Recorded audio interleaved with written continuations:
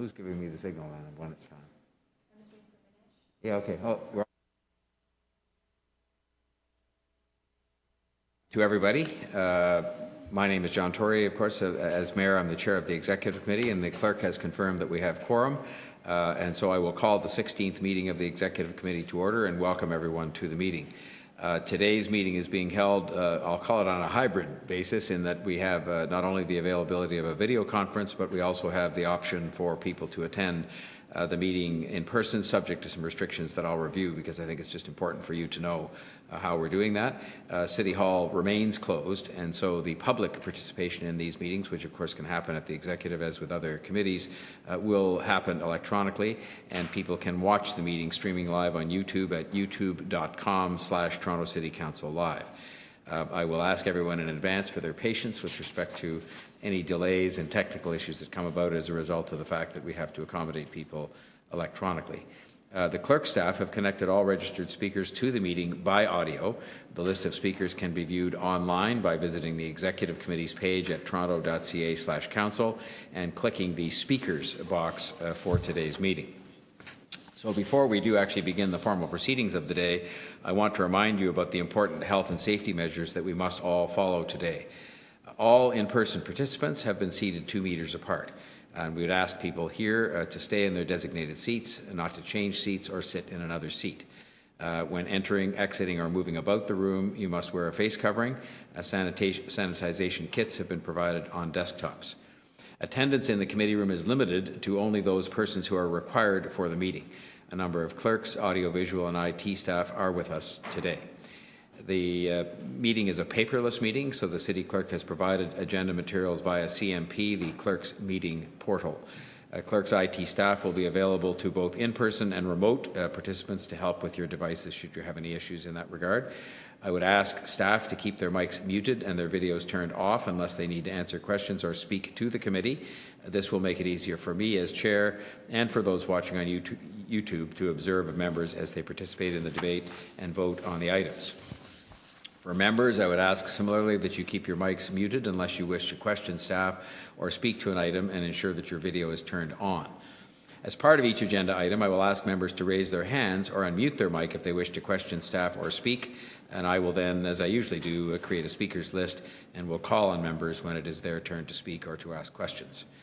When voting on an item or a motion, I would ask that members ensure they turn on their video and raise their hands to indicate a vote. It's manageable here because there's only a relatively small number of us compared to at City Council.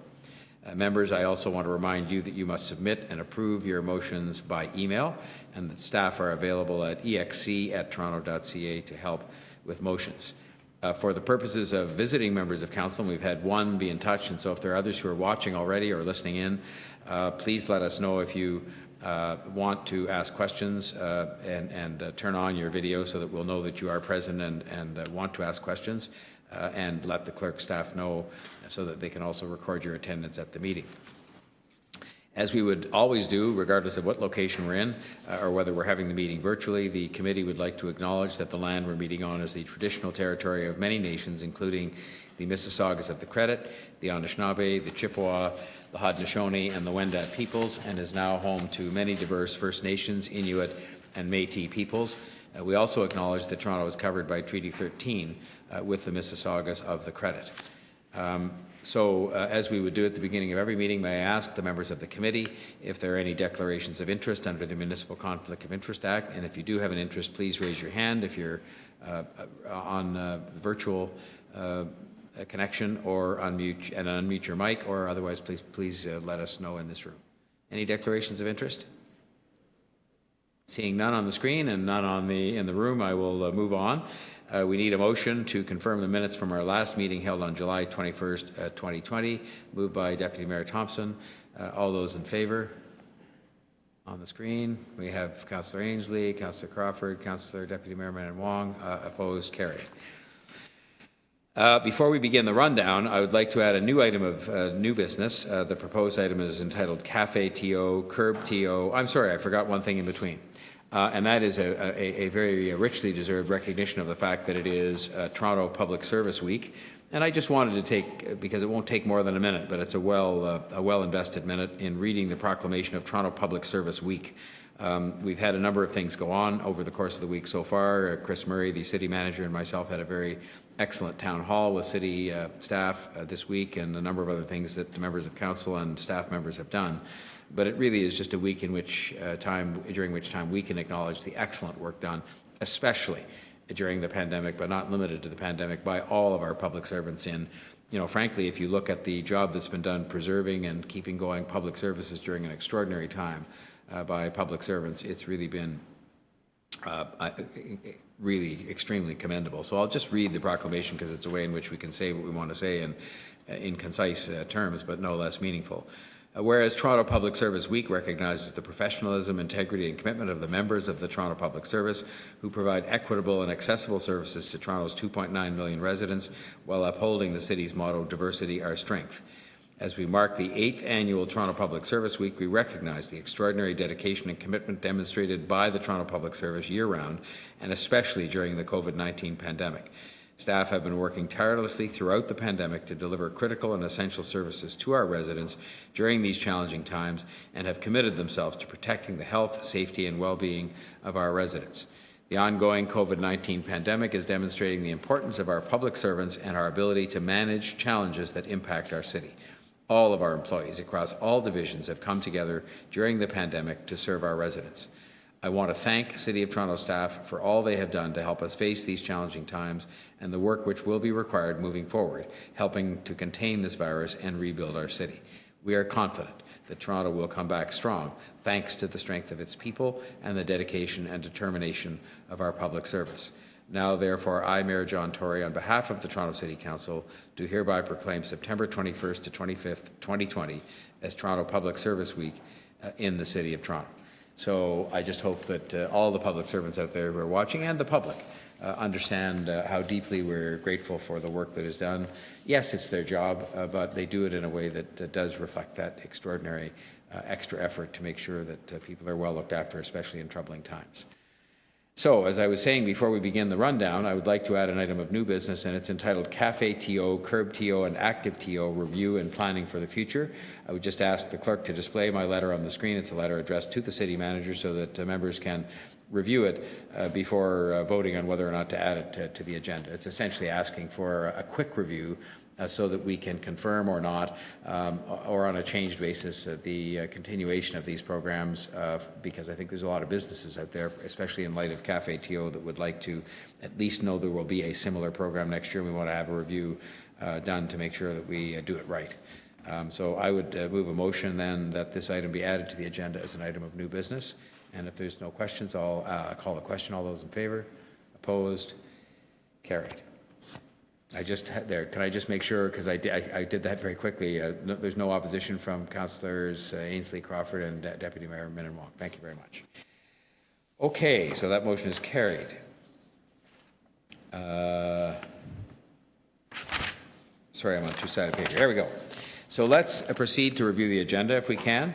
The first item is changes to policing in Toronto, and there is a staff report with a recommendation. We do have a deputant on this item, so I'll hold it down. The next item is item EX 16.2, Toronto Police Service 2019 Annual Hate Crime Statistical Report.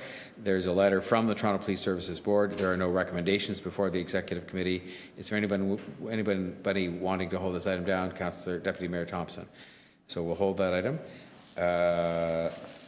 The next item is item 16.3, EX 16.3, responding to the Dundas Street renaming petition. There is a staff report with recommendations, and we have 5 deputants registered on this item, so I will hold it down. The next item is item EX 16.4, Metrolink City of Toronto Master Agreement for the GO Expansion Program. There is a staff report with recommendations. Would anyone like to hold this item down? Deputy Mayor Bailão. Mayor Tory. Beg pardon? Mayor Tory, is Councillor Ainsley? Yes. Oh, sorry, is this being held? Yes, Deputy Mayor Bailão held it, so it is now held, and thank you very much, Councillor Ainsley. Okay. So that will be held. The next item is EX 16.5, Provincial Priority Transit Expansion Projects, Subway Program Status Update, 3rd quarter 2020. There is a deputant registered on this item, so I will hold that down. After that, we have Federation of Canadian Municipalities 2023 Annual Conference and Trade Show. There is a staff report with recommendations. Is there anyone who wants to hold this item down? I'll move it. Moved by Deputy Mayor Bylaw. All those, are there any questions, anything else? Okay, I'll call the question. All those in favor? Opposed? Carried. The next item is EX 16.8, the impact of COVID-19 on 2022 election preparation activities. We have a presentation, a brief presentation from the city clerk on this item and 2 deputants, so we will hold that down. The next item is EX 16.9, operating variance report for the 6 months ended June 30th, 2020. This is a staff report with recommendations. Is there anyone who wants to hold this item down? All right, held by Deputy Mayor Thompson. The next item is EX 16.10, capital variance report for the 6 months ended June 30th, 2020. Again, a staff report with a recommendation. If there's no one wanting to hold that down, we can move the staff recommendation. I can move that. By Councillor Nunziata. All those in favor? Opposed? Carried. Item 16.11, 2019 Development Charge Reserve Fund Statement. Again, a staff report with a recommendation. Anybody who want to hold this item? If not, I'll ask. Move it. Moved by Councillor Pasternak. All those in favor? Opposed? Carried.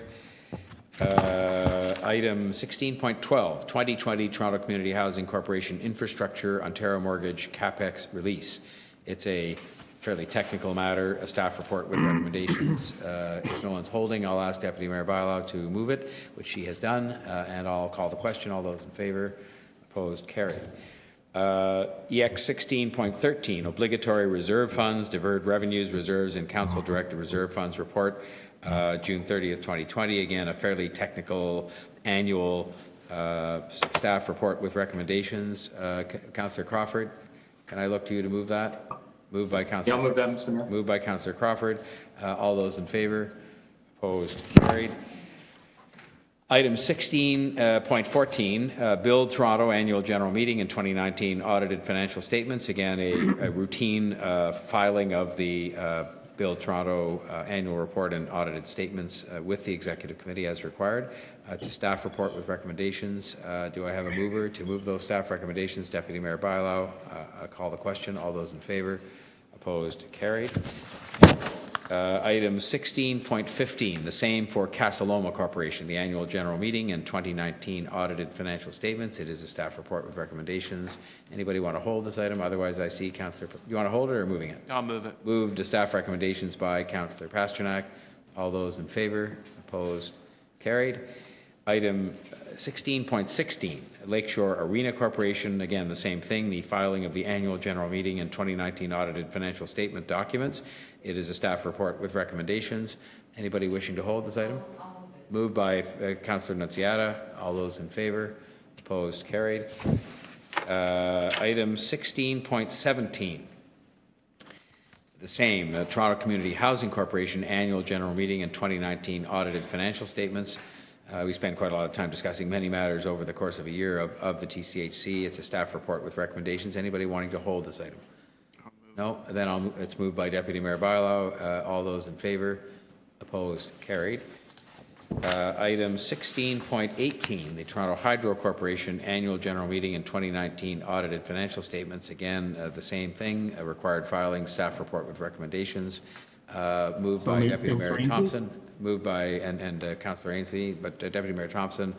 I'll call the question. All those in favor? Opposed? Carried. Item 16.19, the Toronto Pan Am Sports Centre, Inc. Annual General Meeting in 2019 Audited Financial Statements. Same thing, staff report with recommendations. Do I have a mover for that? So moved, Councillor Ainsley. Thank you. All those in favor? Opposed? Carried.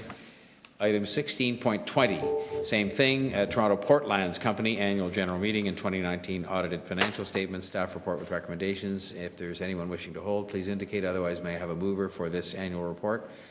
Moved by Councillor Crawford. All those call the question. All those in favor? Opposed? Carried. Item 16.21. This is a staff report, and it is a ratio of full-time to part-time paramedics as a result of a request made at council. Does anybody want to hold this item? Held by Deputy Mayor Bylaw. I was going to call it an old favorite, but it isn't with me, just because of the quantum involved, but I'm sure that it'll be held for a motion. 16.22, the 2020 heads and beds levy on institutions. I think Councillor Ainsley's going to hold that. Well, I have a quick motion, Mayor Tory. It's my annual motion. I don't need to hold it. Okay, well, if you have your annual quick We motion, we voted can every deal with it year fairly on it for quickly. 5 years. This thing hasn't been changed for decades, and it's crazy, but as an editorial comment, I shouldn't make. So do you have a motion? Has it been submitted, Councillor Ainsley? I do. Yes, I do. Has it been submitted to the clerk, Councillor? Yeah, Yes, okay. the clerk Can we has put it. the motion up then that Councillor Ainsley wants to move before we...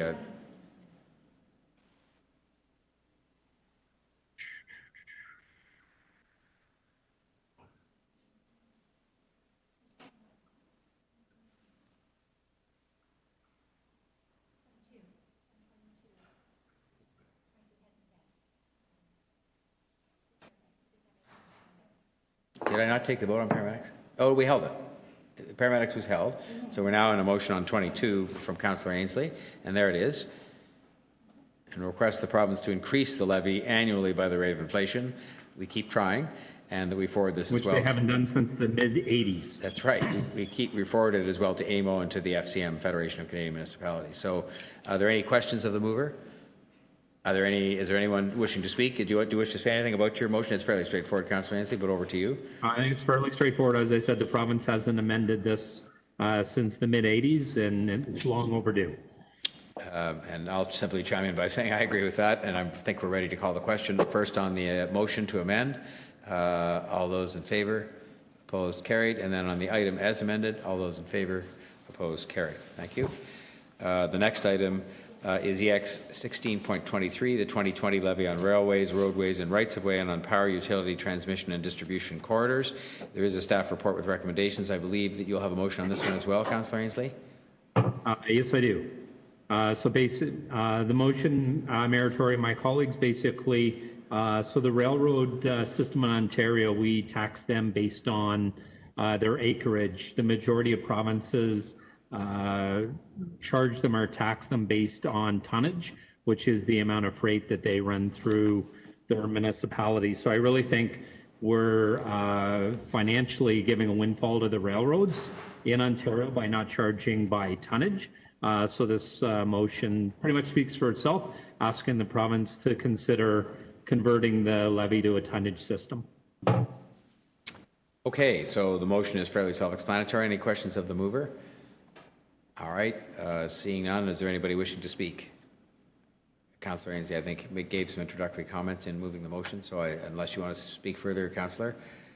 Nope. He's okay. Anybody else? Okay, well then we're ready to call the question first on the motion to amend. All those in favor? Opposed? Carried. And then the item as amended. All those in favor? Opposed? Carried. Thank you, Councillor, and thank you, Bruce. We then go to item 16.24, Children's Services Capital Budget Adjustment for Child Care Centre Projects at Mount Dennis, St. Barnabas Catholic School, St. Bartholomew Catholic School, and St. Roche.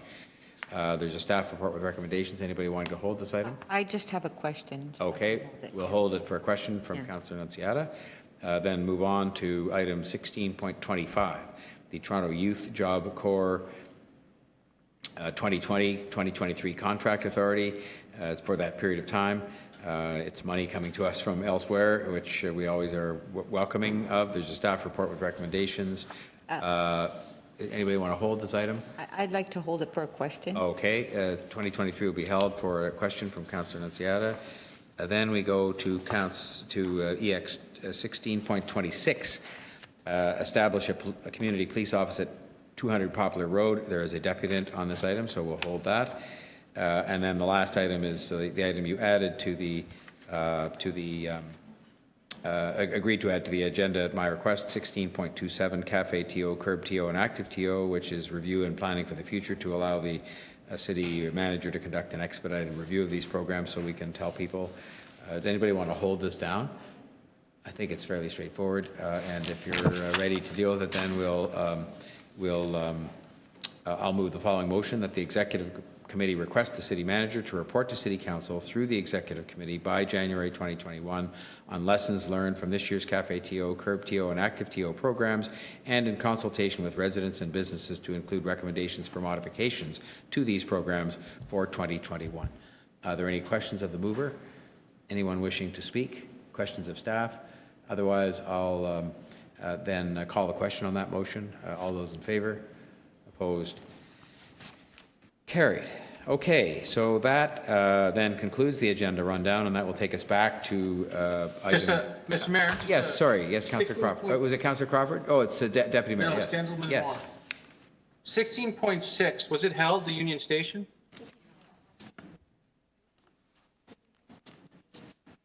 Let me just look here. Well, I'd like to hold it if it hasn't been held, please. You know, did I skip over it entirely? I did. Oh, that's tongue lashing for the chair. May I go back then and did you want to hold it, Deputy Mayor Brendan Wong? Yes. Oh, okay. Well, that Yes, makes please. that I easy. think So you may have skipped over a couple, the prior 16.5 as well. I don't think Did I so. do- I didn't because it's held down for a deputant. So I think we Oh, you just adapt. Okay, great. yeah. Thank So you very it's much. held anyway. Okay. Thank you for drawing that to our attention. I apologize for that. So. That concludes the rundown. Now we're going to go back to the beginning of the agenda and to item EX 16.1, changes to policing in Toronto. And as is our usual practice, we will hear first from the deputants that have asked to speak with us this morning. And the list is here in front of me. And the speaker, the only one registered, and with a submission is Albert Vensel. Is Albert connected, Mr. Vensel, connected to the meeting? Hello, I'm here. Okay, thank you for joining us. And you, I think, perhaps know the rules, which is that you have 5 minutes to speak. I will let you know when you're getting close to the end of your time, and so you can please go ahead with your submissions. Okay, thanks for taking my 5 minutes, and good morning. This relates directly to BLM. The missing person review by Judge Epstein has a recording of my predictions where I accurately predicted George Floyd, the Minnesota riots, as well as Gabriel Wortman, the denturist who did the mass shooting in Nova Scotia. Hello, do you still hear me? Yes, we can hear you. You please go ahead. Oh, okay. I just want to make sure I was in track. And there's an official recording right there, well documented from a trusted source, the missing person review by Judge Epstein. I don't know post-event how they were not able to arrest Wortman or why the event still went down. But the biggest bone I have to pick is with Toronto Police Services. The same scenario. In South Danforth, MacArthur, name, date, and place. Fordham College has all of the information. They picked up witnesses from Ryerson University. The reporter is reporting it to them. No arrest made. Kinsman dead, D'Amico dead, Reese Fallon dead. Charles Falzon, Ryerson FCAD University, a witness. Globe and Mail editor, David Wansley, a witness. They have all of this information in 2011. New information is continuously squandered. It's submitted into Toronto Police by email, all of their email addresses, by 911, by Crime Stoppers, by 311. MP Bill Morneau has the information. Prime Minister Justin Trudeau has the information. No one ever calls me back. No one ever replies. All the victims end up dead. I'm able to come up with new information again. Happy to sit down with anyone who wants the information. At some point, someone will have to deal with it and do something about it. I don't know how it's possible that Toronto Police can have the information in chronological order, never do anything about it. Is that the end of your comment, sir? Well, I could keep going on. I want to add that Colleen Durkach was abducted from Ryerson University and knows how zero-point energy works. Also, this is confirmed by the Globe and Mail. It is confirmed by the CBC. MP Bill Morneau knows about this. It promises me he will get back. Never see or hear from him again. Zero-point energy can solve all your homeless issues, all your oil crisis issues. I'm talking about free energy, zero-point energy. Why can a cosmopolitan city like Toronto not go and get a confession out of this lady? It just leaves your head spinning. And again, when the missing person review comes out, January 31st, 2021, I expect my statement to be in there. I can tell you, we do know for a fact they have put their finger on Ryerson witness inside 40 College Street, warning of in South Danforth, MacArthur. Prior to event, no one calls me back, no one replies to me. They won't start their cruiser to go arrest MacArthur. In 2011, they know it's Bruce MacArthur. Nobody does anything about it. I'm warning about Danforth. I'm warning about Incel. They directly have Alex Minasin will rent a van. He's going to run over Anna D'Amico. The victims' names are included. Nobody replies to me. Nothing. And 911 does not work. The call goes to 911. The same operator I've had them many times, not the same operator. These witnesses should be stepping forward. I have over 200 witnesses, credible witnesses, reporters, the CBC, Ryerson University, the Globe and Mail. They should all be stepping forward and pointing the finger of blame at Toronto Police Services. And I keep giving new information. It keeps being squandered. And I'm happy to answer anybody's questions. I'm not hiding anything. Here's all the information, straightforward. It was right under their nose. Nobody replies to me. Well, we appreciate your submissions this morning, and I'll just ask of the committee if there are any questions for you. Seeing none, I will thank you very much for being with us this morning, and we appreciate your participation in the process. Thank you so much. Would members of the committee then, we would move to questions of staff. Would members have any questions of staff on this report? Mr. Mayor, I'm a non-member. Councillor Carroll, I do have questions. Yes, Councillor, you're first, so over to you. Oh, okay. Thank you, Mr. Chair. My questions, briefly, I just wanted to ask, the report, all it's really recommending at this point is establishing the advisory committee that council's motion anticipated, a confronting anti-Black racism advisory body. But the report also tells us a little bit of an update on all the work happening on the city side with regards to the council's motion. So I wanted to ask about financial impact. The financial impact statement here says there are no impacts arising in 2020 from this report, but I want to make sure that that is not, we don't need versus we can't, so we didn't have any impacts. I want to make sure that nothing is being delayed as in an effort to save money, because this is so crucial and it's really job one right now. I think we can agree based on council's discussion about this. So when we say no impacts in financial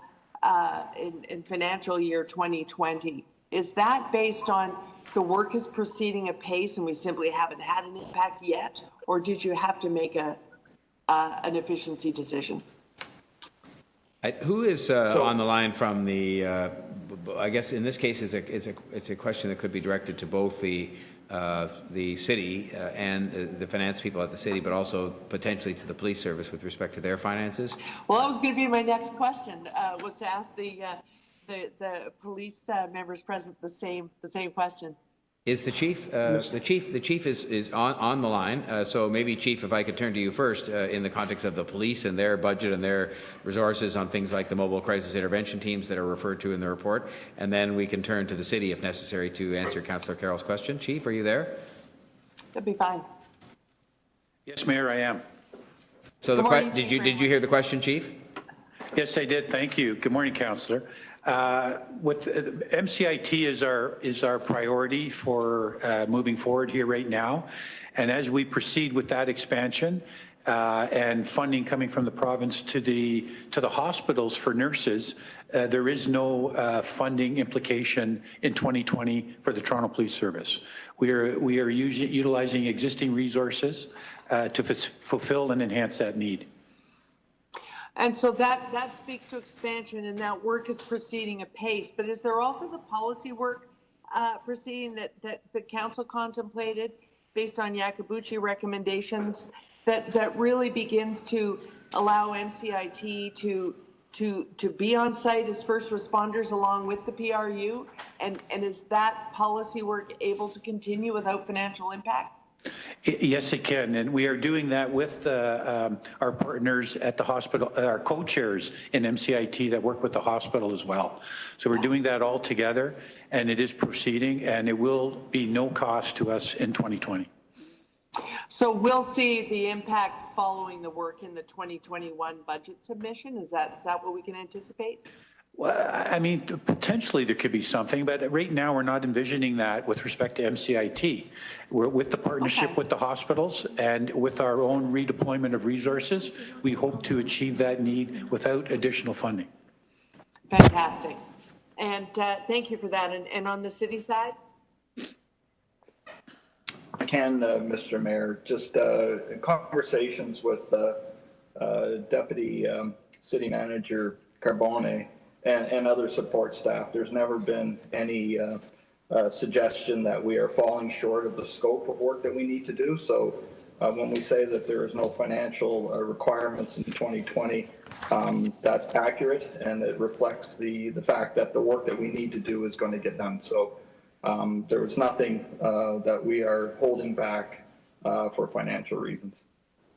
So that follows, I had a briefing with Corey Lynch, who's leading the project, and I think had a big hand in this report. So the work is proceeding apace. The priority that council set on it is taken very seriously by staff. And the work that needs to be done to set the foundation is happening now within this budget. We'll probably see some financial impact on the work proceeding in a real robust sense in 2021. Am I putting that right? Through the mayor, absolutely. I think just as the chief has pointed out, there certainly is that possibility of in our 2021 budget of identifying additional funds that may be required. And we will be coming back early in 2021 as noted in the report. So to your point about this being a priority, I mean, I absolutely know it's a priority of council, and it is certainly a priority staff given who we've assigned to it. So we're all taking this quite seriously. That was your final question. Mr. Mayor. That was your final. Thanks, Councillor Carroll, very much.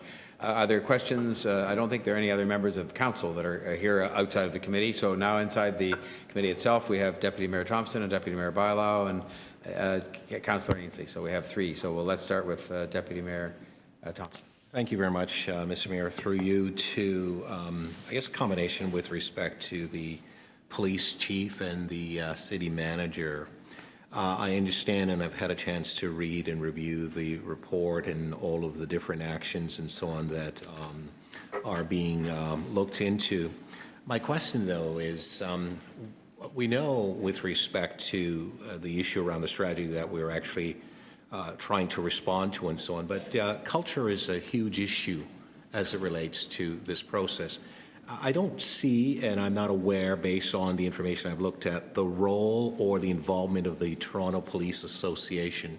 I wonder if someone can help me to understand what their role and involvement is. I mean, I understand the role of the chief of police and the city manager and so on and the ancillary components, but I think the association, in terms of their involvement, I see that as a missing piece here, and I was just wondering if maybe I'm missing something, if there's something else that's taking place. I'd like to understand that aspect of the report. I want to start with the... Hi, Deputy Mayor, through you, Mr. Mayor. This is Ryan Teschner. I'm the Executive Director with the Police Services Board. You're quite right, Deputy Mayor, that the Toronto Police Association is not listed in the recommendations specifically, at least the 81 that came before the board. Although our discussions with them are ongoing on a variety of initiatives. The most recent example I can give you is happening right now, where we've engaged them in consultations about the use of body-worn cameras and the development of a body-worn camera policy. The association remains very much at the table and helping to lead with the chief discussions on the deployment of a new shift schedule model throughout the service, which may not seem like culture change, but I can tell you from the discussions I've been a part of is very much a shift in culture here within the service. So the association is being plugged in by the board and by the chief and the service at various points in time. They're a partner at the table with respect to modernization initiatives, and no doubt they will be part of conversations about alternative crisis response models as we work with the city and the city manager and his team in the development of those. And did you want an answer separate and apart at all? Is that adequate? This is fine for now. Thank you. Did you have any other questions? I don't. Okay, thanks. Next, then, we move to Deputy Mayor Bylaw. Questions of staff here? Thank you. To the city manager. So the work that the city staff is doing with the Toronto Police Services on developing alternative community response models is coming back in January, correct? Through the mayor, that's correct.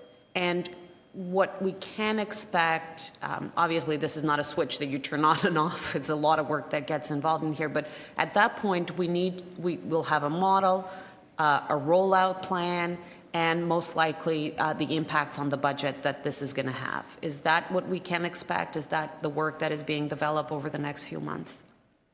Through the mayor, that's exactly correct, Deputy Mayor. And I understand that the city has also contracted and partnered with some of the nonprofits in the city to do some of this work, some of them that have been doing a lot of research in this area. Through the mayor, I can generally say that's correct. If you want to know more specifics, I'll defer to Mr. Lynch.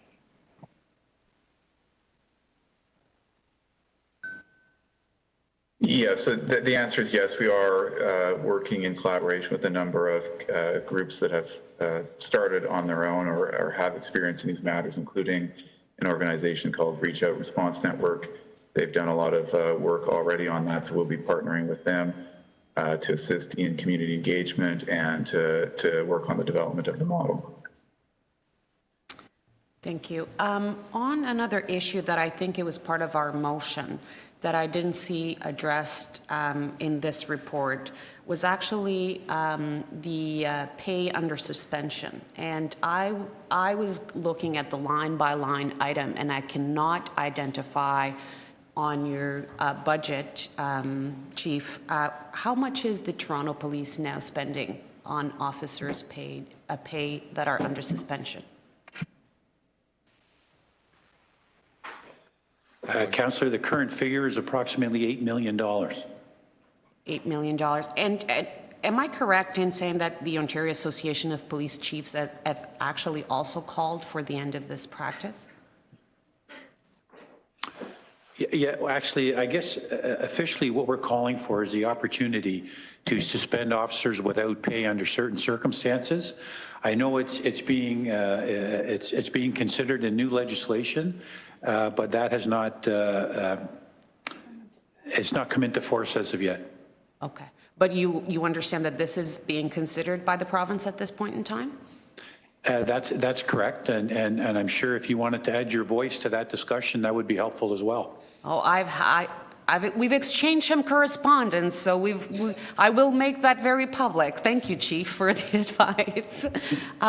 And now, since based on this answer to the city manager, which team is actually starting the conversation about this legislation with the city? I mean, there's obviously going to be the political conversation, but is it the city managers? Is it this new team that is putting together these service models? Is it the intergovernmental group? Who's leading the conversations with the province on some of the changes that, well, a lot of changes that need to happen and that we've asked the province? Through the mayor, I mean, I will be directly involved in terms of the day-to-day work. It would be our government relations people working with Mr. Lynch and his team. In terms of the schedule of those meetings, I don't have that right in front of me right now, but you know, it stands to reason that given the importance of it, that I would be directly involved. And those meetings imminent? They're happening in the near future, or? Yeah, I know that there's been correspondence provided to the province in terms of a detailed schedule. That's something that we can certainly follow up and communicate unless Mr. Lynch has some detail that he can provide right now. Just in addition to that, I can say that there has been some provincial outreach on the bringing into force of the Community Safety and Policing Act, and that was a significant portion of the requests made by council to the province. So that work should be underway shortly. Some of the other requests, as the city manager has indicated, are to be scheduled in the next few months. Okay, thank you. If I can, sorry, it's Ryan Teschner, Mr. Mayor, if you'll permit me to just add to this, if I could through you. Deputy Mayor Bailão, I think I would just want to set out the context. So you're quite right that the current legislation does not allow for suspensions without pay until the whole proceeding is at an end. The chief also did mention that the new legislation, which is not yet in force, does permit some opening for that, but that opening is going to be flushed out through a regulation. And that regulation still needs to be developed. And there were discussions previous to the pandemic with the Ministry of the Solicitor General, where they had tables set up with various experts and stakeholders to talk through all of the regulations that need to be developed in order to bring the new legislation into force. Suspension without pay is one of them. That is not a regulation, as far as we know, that has yet been flushed out. And as the city manager pointed out, we recently received correspondence to resume those technical table conversations. So we're waiting for that. In the meantime, the mayor, on behalf of council, sent the letter requesting a revisit of this issue. And the board yesterday sent a similar letter to the Solicitor General, coming from our chair, Mr. Hart, echoing council sentiments on that. Great, thank you. That's very helpful. Thank you. Thank you. That was your last question. Thanks very much. We go next to Councillor Ainsley. Thank you. Through Mayor Tory to the police. I'm not sure if Ian Williams is available. I was looking for an update on posting of open data to the City of Toronto portal. I am here, Councillor Inslee, and I can speak to that. Just a quick update. I think since the last time we spoke in July on this, we have taken the data sets that you were aware of, which were on our site at that point, and all of those, as of last week, in fact, are up on the city site. So we're 100% on that. So we are aligned. All of our open data is now on the open data site for the city. Our teams continue to work together, the city's open data team and our team here at TPS. And then as we look forward to the reform recommendations, as you know, a number of those pertain to open data as well. And we are working very closely with the city's open data team and the police reform team. We're looking forward to meeting them on that item as well, just so that we can make the alignment around the series of recommendations for open data. And from our perspective as well, a lot of the value add that we see in making this available publicly, as you'll have seen from our site currently, we've put a lot of effort into open analytics to help the public understand using that data, perhaps for those who aren't capable themselves of creating an analytics product, a dashboard or a report. We've been investing in making that accessible as well. And so we're putting a lot of effort into those areas. Okay. And Mr. Williams, when it comes to race-related data sets, when do you expect to have those online or transferred over to the City of Toronto portal? So as you may know, this is the first year in which we have had a formalized race data collection strategy. And so at the end of this calendar year, we will have one full year in which that data has been collected.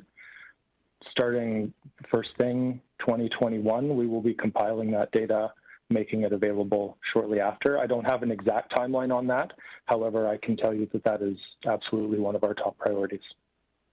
Okay. And when it comes to updating those data sets, will you be doing it quarterly, semi-annually, annually? It depends on the data set. Some of them are updated more frequently than that even. The race data, as per the board's race data collection policy, that stipulates an annual release, which coincides with an analysis the organization undertakes, as well as working with the third party to do an arm's length analysis as well of that data. So we're still working out the specific timing of those, but that is something that we can provide updates ongoing. Those updates go to the board as well quite frequently on a quarterly basis for the race-based data collection initiative already. Those are updated on an ongoing basis at the board, and as needed, they could be provided through that forum. Okay, so sorry, just to be clear, so they're provided to the board on a quarterly basis, but they won't be on the data portal except for an annual basis? The updates about the status of the initiative go to the board on a quarterly basis. Oh, okay, all right. The data is at this point required to be released on an annual basis, which we would expect early in each subsequent calendar year to which the data is collected. Okay, all right. Thank you, Mr. Williams. Thank you, Mayor Tory. Those are my questions. Thank you, Councillor Ainsley. Beg pardon? Yeah, Mayor Tory, I just have one comment, if I may. Yes, Chief. Yeah, I was going to suggest that for Councillor Ainsley, if he would like, we could give him a deep dive briefing regarding our analytical product and the work that we're doing if he is interested in that. Okay. Well, That would be great, Mayor Tory. I'll get my staff to get in touch with Mr. Williams and set up a meeting. Thank you. Thank you for to the everybody. opportunity. Thank you, Councillor. Thank you, Chief. Okay, that I think is the list for the questions of staff. So we could now move to speakers on item 16.1. Pardon me. Councillor Carroll, did you wish to speak? Yes, just briefly. Thank you, Mr. Chair. I asked my questions because I think the main thing that the public needs to hear is that we're not holding anything back. Certainly, we have massive financial pressure, both here on the city side and on the police side, as a result of all the extra efforts that are going on to keep the city safe during COVID-19. But you know, there are ways of dealing with that would allow us to keep this priority going on. And so I simply had to seek that assurance that we're not holding anything back on this important work. This is the kind of work that has to happen now because we know that the responses need to be improved right now. Lives can be at stake. We know that. And so I was happy to hear that the work is proceeding apace. It's being fit into the financial year without delaying anything. And so we proceed. I also want to thank Councillor Bailau for her questions. Mr. Mayor, it must be gratifying to you to hear people focus now on things that the police board has been focused on for quite some time. And the police chiefs, both ours and the Chiefs Association, have been focused on for some time. Changing those things that are a financial burden on police services that are governed by the Police Act and don't give the kind of discretion to chiefs that they need. Everyone talks about the you know, how terrible it is that so many people spend so long on pay and having received a verdict, then receive suspension with pay for the years and years of appeal. And chiefs have long had an opinion on that. And had made some progress in the previous provincial government. We're waiting for regulations now because as deeply consulted and as unanimously agreed upon as the Police Act reforms that happened just before this current provincial term of office, we're now suddenly cherry-picked through and called into question. They're all important things that were perfectly well consulted both inside police services and in the public. And so the regulations that Mr. Teschner talks about, as slow as the wheels of government grind, those are all important things. And that it's becoming public focused, that those things have got to change and be put into practice right now, is all part of saving those dollars in police service budgets that we need to move to be able to create these new types of alternative response systems. So the fact that council is now focused on it, not just the subset of the police board, I think is a message to the province that we know the things we need to change in order to be able to free up the dollars to then allow us to focus on the changes we need to make in culture. We need the province as a partner in all this action. Thank you. Those are my comments, Mr. Mayor. Thank you, Councillor Carroll. Others wishing to speak on the police update report? Okay, you want to speak, Deputy Mayor? Okay.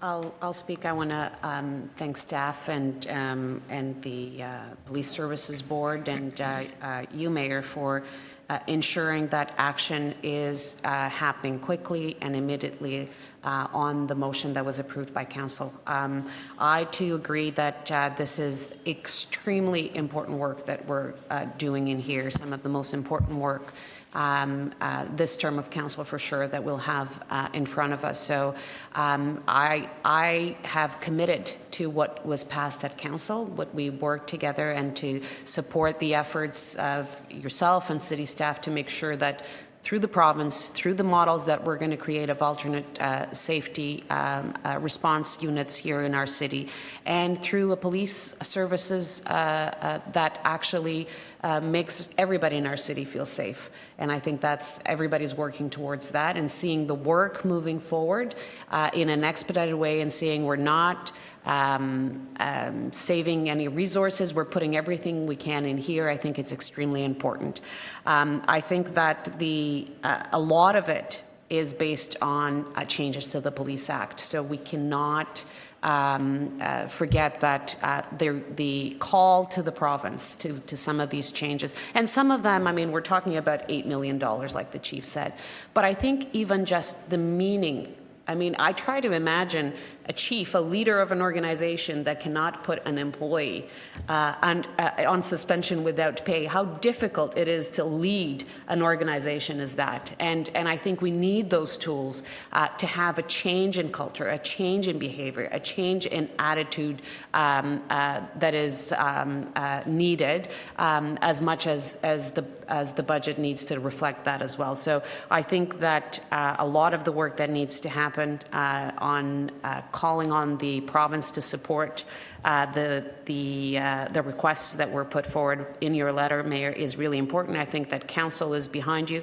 I certainly am committed to this work, and I'm really, really looking forward to this report in the beginning of the year. I think a lot of organizations in the city have been reaching out to all of us, wanting to participate, to contribute, to work in a constructive way to reimagine safety in our city. Because I think that's what we're doing. We're all coming together and reimagining safety in our city. And that needs to happen in a way where every citizen in the city feels safe, no matter if they're having a mental health crisis or a crime has happened. They need to have the appropriate person that will respond with the tools necessary to assist that citizen. Thank you, Deputy Mayor. If I allow others wishing to speak on this report. If not, I'll just make a few comments, if I may. First of all, I want to say thank you to the police chief, to the police board, and to the staff, both at the police board, police service, and also here at the city, because the work has begun. And my comments are really directed more to the public, because people often think that these motions are passed, whether it's by the city council or by the police board or anywhere else, and then somehow they go off into the mist and nothing ever happens again. And I just want to assure people this is something to which I'm personally very committed. I think the members of council are, and I think the members of the police board are, and the members of the police service understand we're at a moment in time when it is possible for us in a thoughtful, considered way to bring about significant change that people want. And while this is an update report that may seem only to deal with the matter of an advisory committee, and people will say, well, you know, the last refuge often of political people or others is to have an advisory committee, it also mentions in its copy other steps that have already been taken in direct response to the motions moved and approved by the City Council and by the police board. And that includes, for example, the report the police chief gave at the meeting last week on the mobile crisis intervention teams and broadening out coverage so that every part of the city will now be covered every day of the week, every hour of the day. There's still much work to be done on improving that coverage, but at least now the principle of saying it's citywide and 24/7 as opposed to part-time in part of the city has been established. We have the budget now posted for the first time online, line by line. It had upwards of 800 views on the busiest days after it was posted, and it led to about a dozen emails with people corresponding with the police service about the budget and asking questions, which is healthy. The budget process for 2021 has been laid out and is going to be done in a way that is much more open and inclusive than was the case before. The use of force policy has been posted publicly again, so it is available for people to review and comment. Letters have been sent, and this is further to the Deputy Mayor's comment about the province needing to be a partner in this. Many of the reforms that were recommended by Council and by the Police Board require provincial legislative change or approval or regulatory approval, and letters have now been sent formalizing those requests from us to allow us to bring about some of these changes. And then there's lots of other kinds of what I'll call policy work that is going on, including, for example, the very important work done being done by both the police board and the city manager on alternate ways to police. Councillor Bailão just used an expression, I forget what it was, a different way to keep the city safe. And indeed, we're looking at all of that. And so my comments are meant really to reassure people there's a huge amount of work going on. It is work that is seized with a sense of urgency.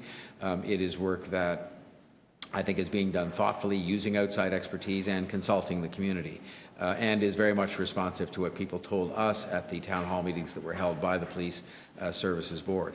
I should just say, by way of concluding comment on the pay without suspension without pay, you know, what is being sought here is something that should have been the case from way back when, which is the discretion on the part of the chief, who is supposed to be the person running these organizations, to exercise his or her discretion on a case-by-case basis as to who shall remain on pay and who shouldn't, subject to certain criteria that I'm sure would be set out.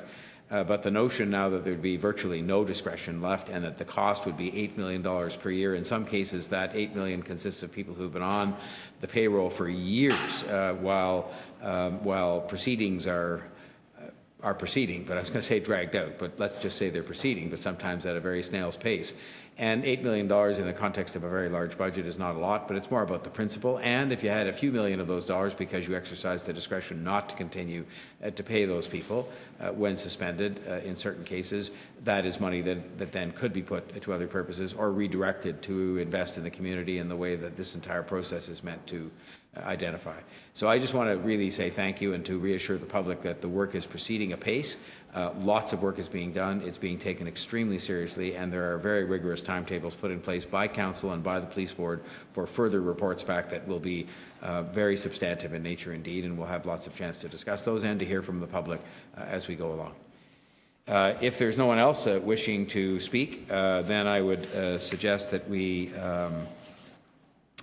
call the question, and I just don't have in front of me the recommendation, but nonetheless, it's to, is it just being received? I just don't have it. No, it's actually... Oh, it's to move ahead on the advisory committee. So there are staff recommendations, and I'll move the staff recommendations, and I'll call the question. All those in favor? Opposed? Carried. 16.2, EX 16.2 is held by Deputy Mayor Thompson. He had to go and deal with an urgent matter briefly. He's going to be back, but he told me, and I'm not sure, Madam Clerk, how we would deal with this, because he told me that we could release it. He was holding it. He's satisfied with whatever he was Mr. Mayor, looking after. I just have questions for staff. Oh, I'm sorry. You did too, Councillor Pasternak. I apologize. I thought it was just no him problem. holding it, and that's fine. So we'll proceed then. We have no deputations on that. We can go right to questions of staff, and we would start then. Is anybody from outside of the committee? I don't see anybody. Councillor Carroll is still on, but not present. So if she comes back, we'll see if she has any questions. Otherwise, over to you, Councillor Pasternak. Yeah, thank you, Mr. Mayor, and through you to the police chief. In May of 2019, so a little over a year ago, City of Toronto passed a hate rally policy, and a number of the recommendations in that policy were directed to police services. And I realize that there's an enormous flow of paper from here to you and back and forth, so you may not have this in front of you, but one of the big holes in having a response to hate rallies was having resources, police resources on the ground that would create incident reports and have them sent to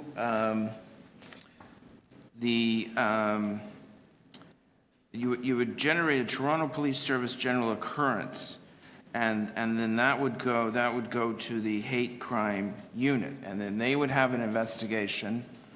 And if it met certain criteria, it would then go up to the Ministry of the Attorney General.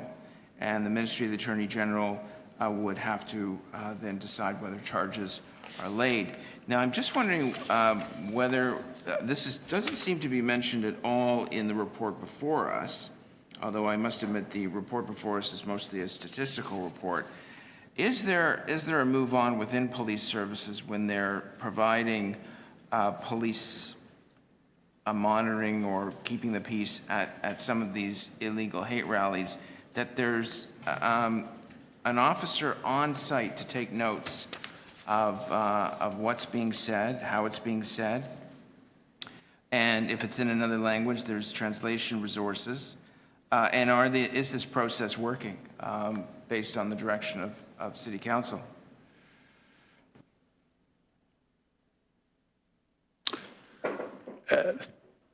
Mayor, it's Chief Raymer. I have Detective Sergeant Scott Purchase here, who oversees our hate crime unit, and I'll have him respond. Good morning, everybody. With regards to the question, our preparation when it comes to demonstrations or protests begins well before the event. We do monitor whether it be conversations or intentions leading up to the event, who's involved, who the organizers are. If there's any indication of sort of a prepared hate rally, which hasn't happened in the City of Toronto, we do take steps to mitigate that in the sense of figuring out or identifying any concerns or any potential criminality prior to. If it is an event that is contentious and may result in a response or a counter demonstration, our primary role at that point is to preserve the peace and make sure everybody is safe at the rally.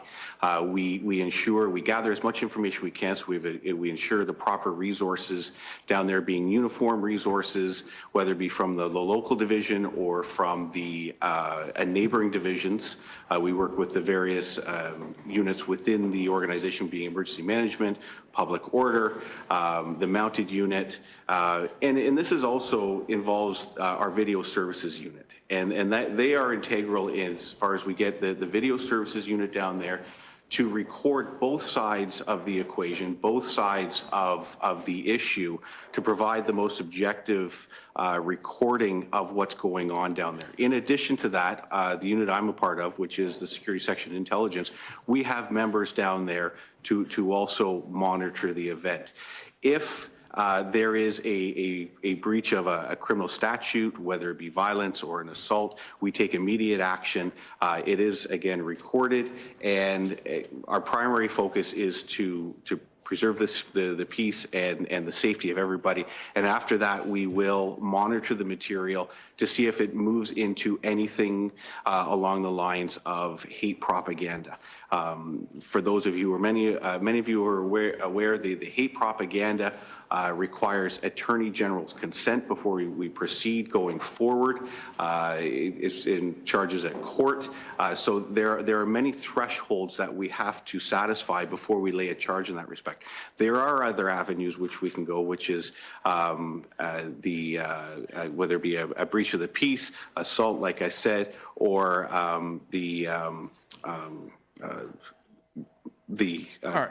what's the word I'm looking for? Yeah, no, sorry, I get the gist. I get the gist of the answer. I might be out of time. No, you are, but I'll give you one more question. Okay. I mean, I can't incorporate my remarks into speaking, but I think the missing link or the disconnect, and you sort of mentioned in passing, is when a superintendent deploys officers to an event, it seems to me from the materials I have here, at least one officer is to record in notes what's being said and what's being done at this event, and then that is what we call the general occurrence, and that is then supposed to be reviewed at the local level by the hate crime unit, and then if it meets a certain threshold, it's to go up to the Attorney General's office. We don't seem to have those the one officer, maybe you only need one officer, at those events to take the notes to generate the first paperwork for an incident report or an occurrence report. And we've asked police services to take a much closer look at that and review its training of officers in that role. So, all right, I'll speak on the item. Yeah. Please go ahead. Okay. To address that, the police response at these events is multi-layered. We do have the uniformed police officers Quite often we have local investigative officers from the division. In addition to, as I mentioned earlier, there are members from the office that I'm a part of, which includes the hate crime unit. We're down there as well. If there is a report of a promotion of hate, yes, it starts with the occurrence, and it begins at the local division. However, our office is since we're a part of the quite often part of the event and the monitoring of it, we're very early on engaged in the investigation. So there is, if the concern is of our office not having the awareness or there is a delay in response, that is minimal, because we're not only involved in the preparation and the planning, we're also present on the ground while the event is unfolding. Thanks. Okay, thank you. Councillor Pasternak. Maybe I could just pick up, and let me reset the clock here, because I think the suggestion wasn't so much that there was a lack of communication between divisions and head office or whatever, but rather the very, very specific granular question of at a time of one of these events where you've done all the advanced preparation you said you did, and I think that's commendable, is there somebody who is specifically assigned, whether plainclothes, uniform, or otherwise, to be taking notes of the occurrence, because it then forms the foundational document, in addition to, I think you mentioned video recordings and so on, the foundational document that can chronicle what was said and by whom, by somebody who's there. Is there such a person at each of these events that you have people at? Yes, there is. And as far as taking notes, we do rely on our video recording. There are officers that do take notes at an appropriate time, and that's added to the occurrence. And then my final question of just the two, second of two, would be just in light of some of the events we've seen very recently, tragic, and there's been no conclusion reached as yet about their connection to hate. Do you have, are you immediately, you and your resources called in the context of a criminal investigation? This is a slightly different topic. This isn't events and rallies, but rather this is a criminal occurrence that happened. Are you called in to sort of bring your expertise and resources to bear to try to identify so that we can know, the public can know, in instances where there might be a criminal act that involves hate as opposed to an event that involves hate? Are you involved, and do you have the resources to come and lend a hand to sort of use your expertise and all the different analysis of social media that you would use to draw that connection or not? Mayor, yes, we do. Like when we look at the mosque murder that just happened the other week, intelligence, the hate crime unit is immediately engaged. We also engaged our provincial and federal partners in the event that there's some other motive behind it, some type of hate crime. And so those assets are advised immediately and are engaged with us and stay with us throughout the investigation until we know exactly what's going on. Thank you, Chief. Those are my questions. Councillor Nunziata. Yeah, that just triggered a question for me, sorry.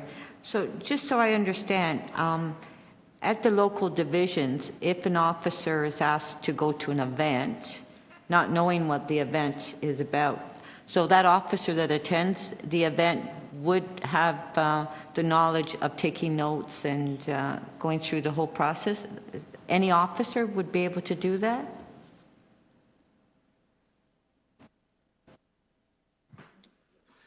Or or a specific officer has to go to this event? Like, how does it work? Because you don't know until you get there, right? Sorry.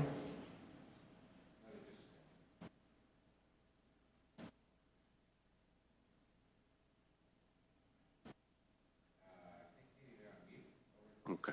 Are they on mute over at police headquarters there? Yes, I apologize. I didn't hit the button there. Scott Purchase again.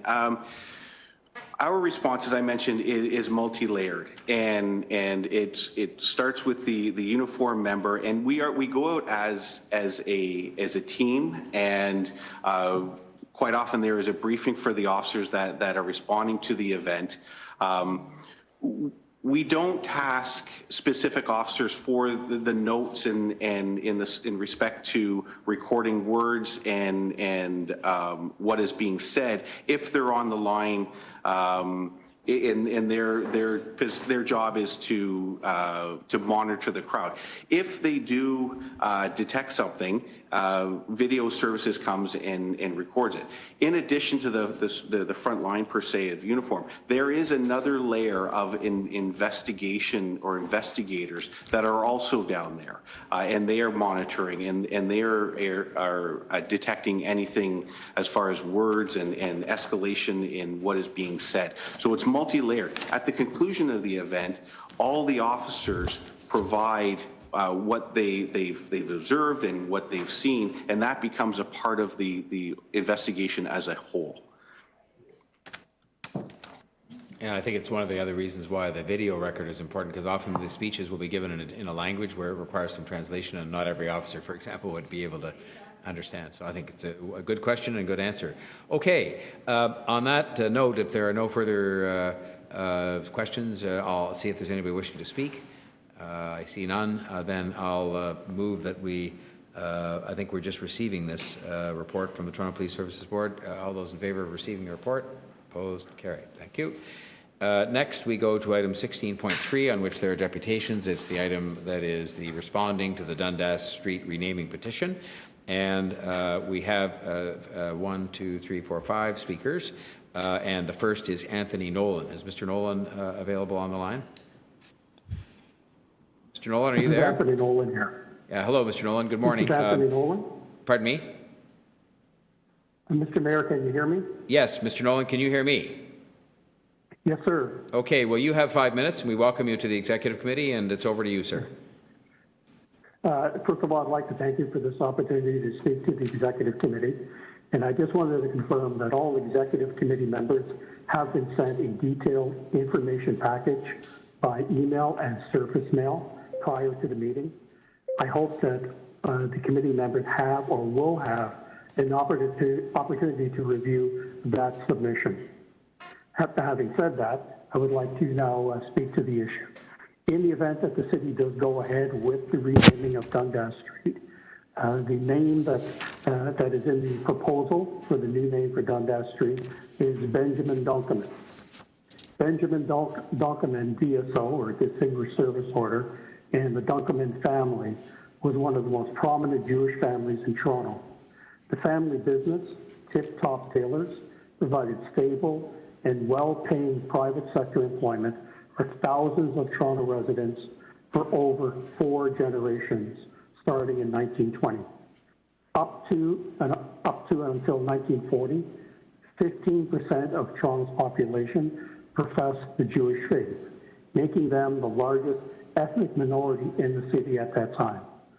Canadians of the Jewish faith have been resident in Toronto since 1817, have always and will always play an important part in the cultural, economic, and political life of the city we all love. It is a matter of note that despite their long residence in Toronto, there is not a single street in Old Toronto named after a Canadian Jew. With the proposed renaming of Dundas Street, this is a wonderful opportunity to acknowledge the life and valor of a truly great Toronto-born Canadian, Benjamin Dunkelman, and the entire Jewish community of which Benjamin Dunkelman DSO was a proud member. By doing thus, we as a community of all faiths can unearth buried and neglected stories within the urban fabric, giving power and voice to those previously who felt ignored and unheard. By definition, culture is an intersection of coexisting identities that together form our unique Toronto narrative. By this renaming Benjamin Dunkelman Street, we can provide a platform for these diverse identities, shaping a new relationship with our collective Toronto history, creating an inclusive urban environment in which we are all celebrated and memorialized. Thank you. Thank you, Mr. Nolan. Are there any questions of the deputy? One. Sorry, I may have missed it, but did you say there's not one street in Toronto? In Old Toronto. In Old Toronto, okay. I was going to mention Morton Shulman Avenue in my ward, but I can't mention too many other examples.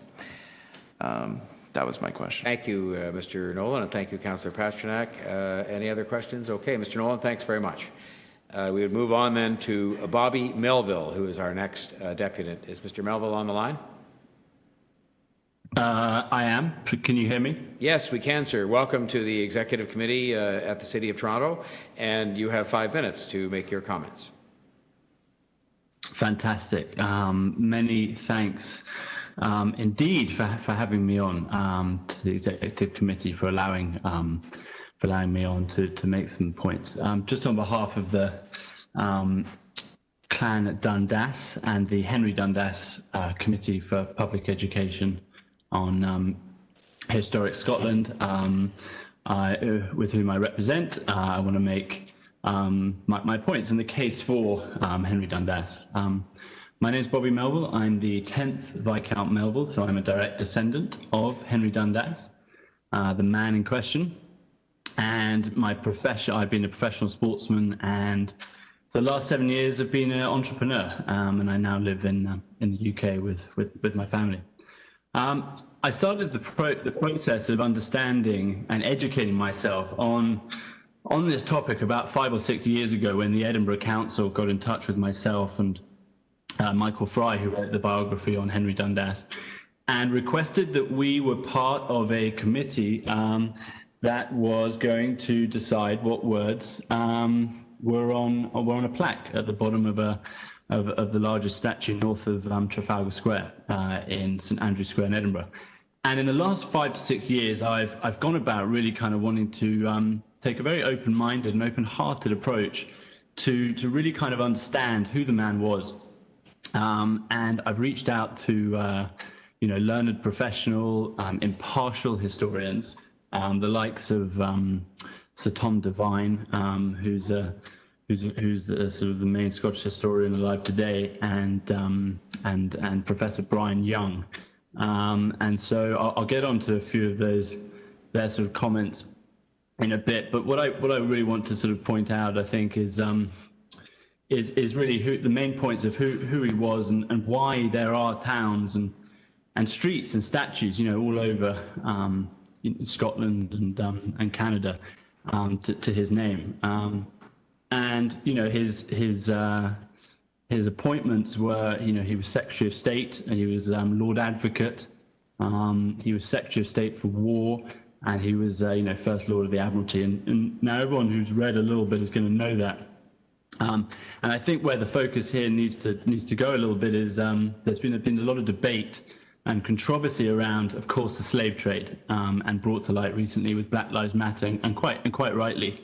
But I'm going to leave that to Jennifer Dundas to talk about his position on abolition. And there's a lot of facts there for why he was for abolition and why he was a realistic abolitionist. But just on who he was and what he did, he was. When he was Secretary of State of War, England and Scotland were engaged in a period of all-out war with revolutionary, and then that turned, of course, into Napoleonic France. And as we know, the French dictatorship that was then was defeated, and he played a massive role in that with the Prime Minister Pitt of the time. So I want that point to be noted. Why are these statues here? Why are streets and towns named after him? This is part of the reason. He gave Scotland efficient and constructive government. He by stopping the rebellion against England that had been going on forever. He preserved the Union, and he strengthened Scotland's place within the United Kingdom, ensuring its parity with England. And he was a great defender of colonized people against corrupt interests. He impeached a man named Warren Hastings and really reframed the East India Company and British India. He was. I think there's a lot of evidence that he was clearly against servitude, in any form. He supported the emancipation of Roman Catholics. And just importantly, he abolished serfdom. Serfdom in Scotland in the 18th century was agricultural, local slaves in Scotland, local rather than not African. And following on from that, the case of Joseph Knight, which I know will be brought up by other people and historians as well, but it was one of his first cases as Lord Advocate, and he defended a black slave, and basically by winning that case, he made slavery illegal in Scotland. The man had sort of no personal involvement or benefit in any way from the slave trade, and when asked by William Pitt to support the abolition, it was his motion that is the reason that millions were spared a part in the horrific trade that was back then, and a dark period in UK history. So, Mr. Melville, we're just at the 5.5 minute mark, and the limit is 5 minutes. So I'll just ask you, I'll give you 1 more minute in view of the fact you've gone to all the trouble from overseas to be a part of this meeting, and we have some of your family that are going to do that. So I'll give you a minute to wrap up, and there might be a question for you. But can you just take a minute and wrap up, and then we'll maybe have a question? Yeah, of course. I think the thing is that history must be viewed and examined, with a full understanding of human civilization at that specific period of time. And yes, he was a controversial figure. Who in politics isn't today or in any century? But I think any attempt to degrade his legacy and change town, street, or statue names, giving people the idea he was in favour of slavery would be, really a profound injustice to a man who did his absolute utmost to ensure that progressive politics in that period were realistically promoted, and the likes of French dictators were fought, and the trade of human traffic was abolished. So I just feel very passionately that we must not and cannot rewrite history, and what gives us the right to decide which legacy should and should not be celebrated. And I guess we can only hope that 200 years from now, our progeny in the future will look back on the decisions we make today, and will be accountable as he was, and will make the right decisions. But yeah, I just wanted to make those points. Thank you very much for hearing myself out, and for including me in being involved. All right, thank you, Mr. Melville. I think there was a question for you from one of the members of the committee, Councillor Pasternak. Thank you, Mr. Mayor, and thank you for participating from Scotland. I have a document in front of me, Henry Dundas and Abolition, the Missing Pieces. Is this something that you worked on, or the people who worked on this? Correct. So there are members of a committee that focuses on public education that have put the pieces within that document together. So historians, journalists, and the person heading up that piece is Jennifer Dundas, who will be, I think, speaking in a minute. So she'll be able to give you more light on that. But as you can see, there are citations and all the rest of it of where each comment and word has come from. So the team that put this together, were they learned people in Scottish history? Were they historians who would understand Henry Dundas and his time, or was this sort of a cut and paste? Absolutely, sir. So there is Michael Fry, who wrote his Henry Dundas's biography, and I don't think there's any man alive today who knows more about the man than him. He was heavily involved, and Professor Brian Young of Oxford University has also been involved in words that have supported and part of that document. So the people behind it, and I've read parts of it before this meeting, and I'm looking at other parts now. Would we consider them scholarly experts in this period, or revisionists, or?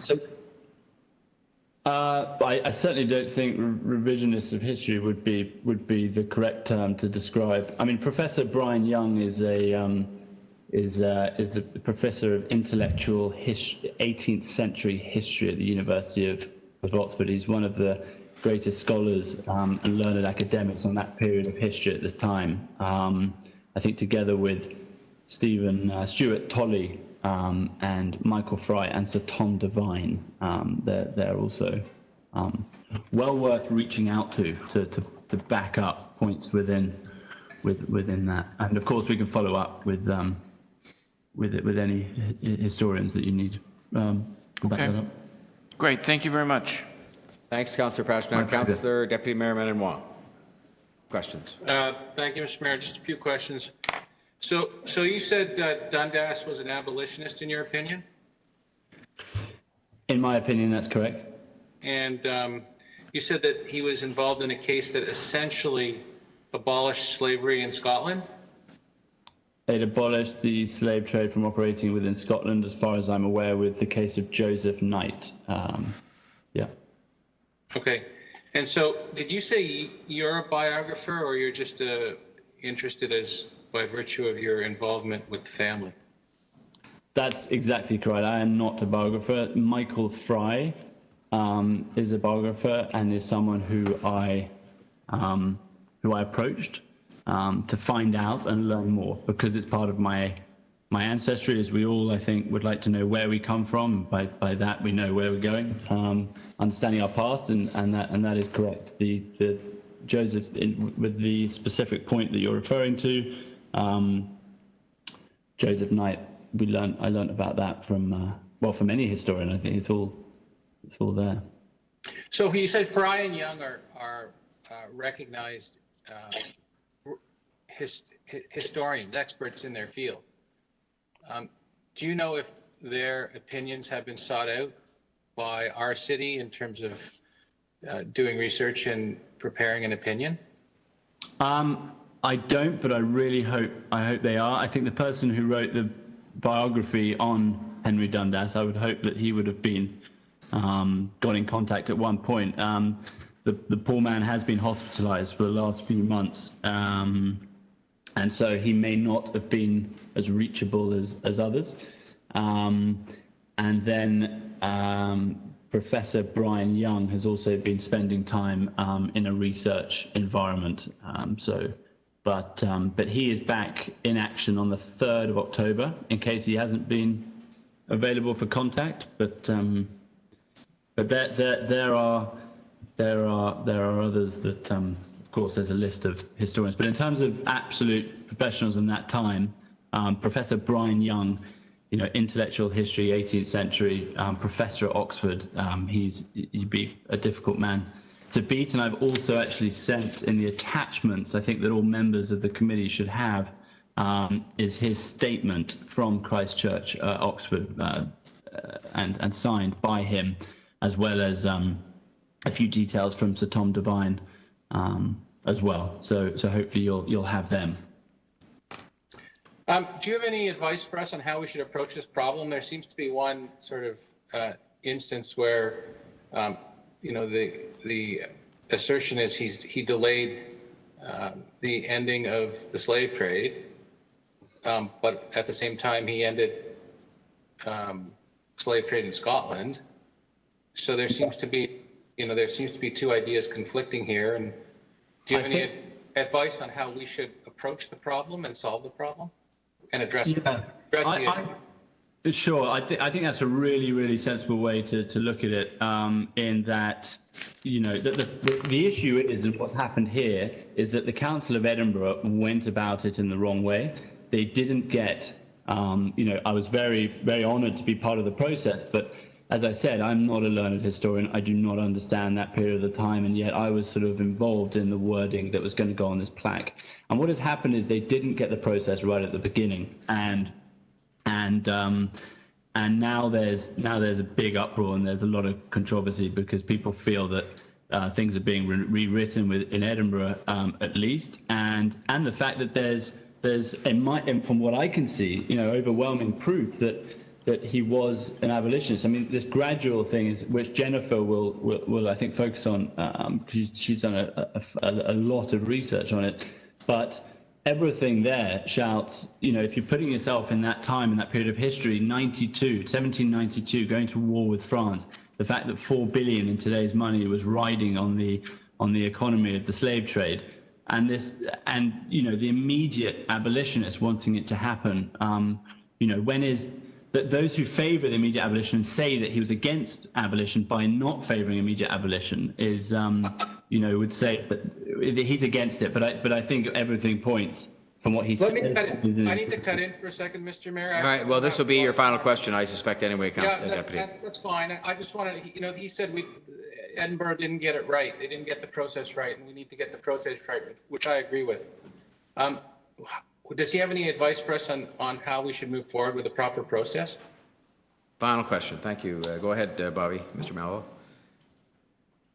Thank you. I would say that a member in the Edinburgh's case, a Black Lives Matter activist who doesn't have professional historian, grading or position, along with two council members, decided what the wording was going to be at the time that protests were going on in Edinburgh and graffiti was going on the statues.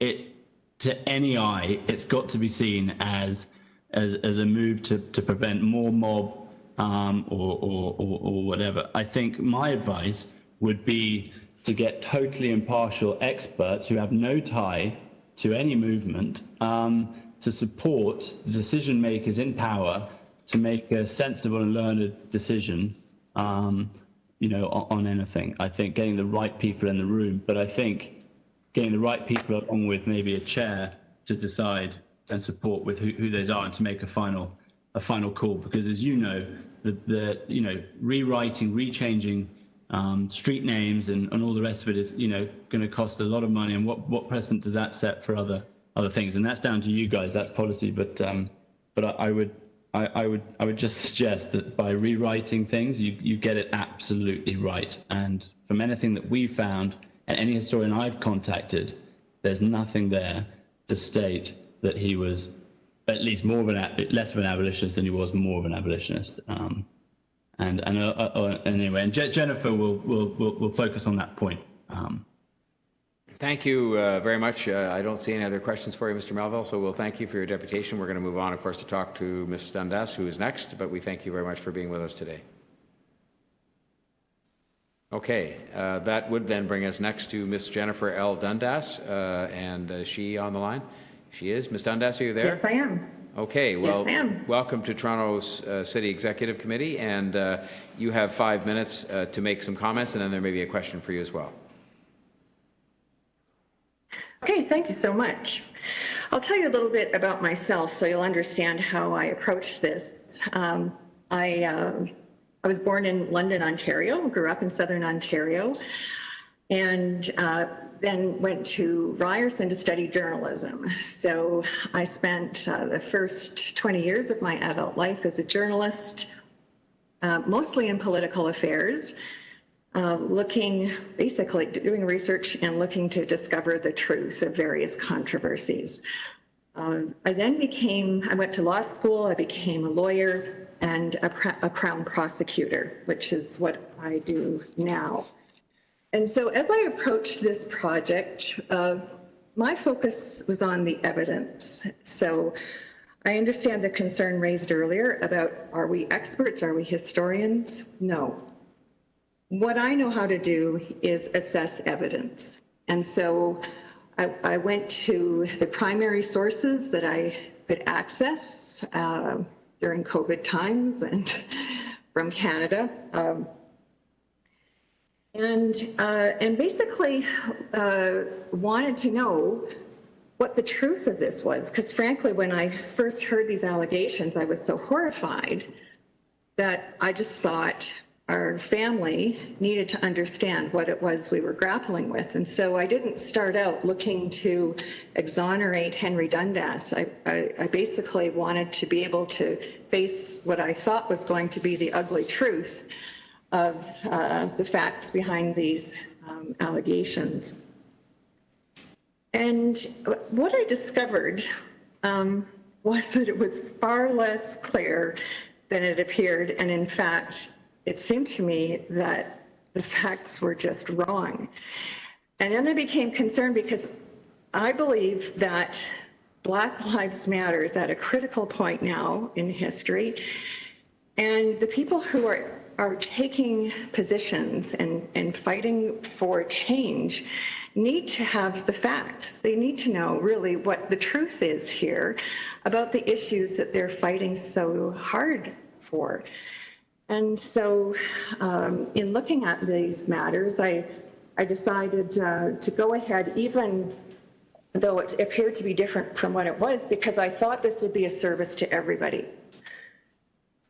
So what I've discovered, first of all, is there is confusion over what abolition was all about. Was it about abolishing the slave trade or slavery itself?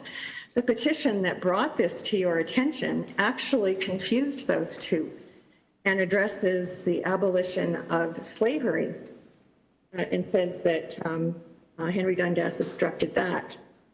There are really important distinctions here that have to be understood before you can understand the history of how things unfolded.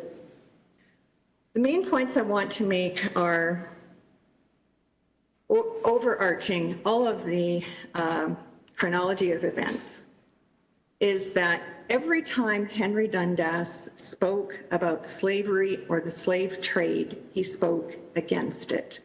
He spoke about it as being contrary to humanity, contrary to justice, and that he had held that opinion for a long time.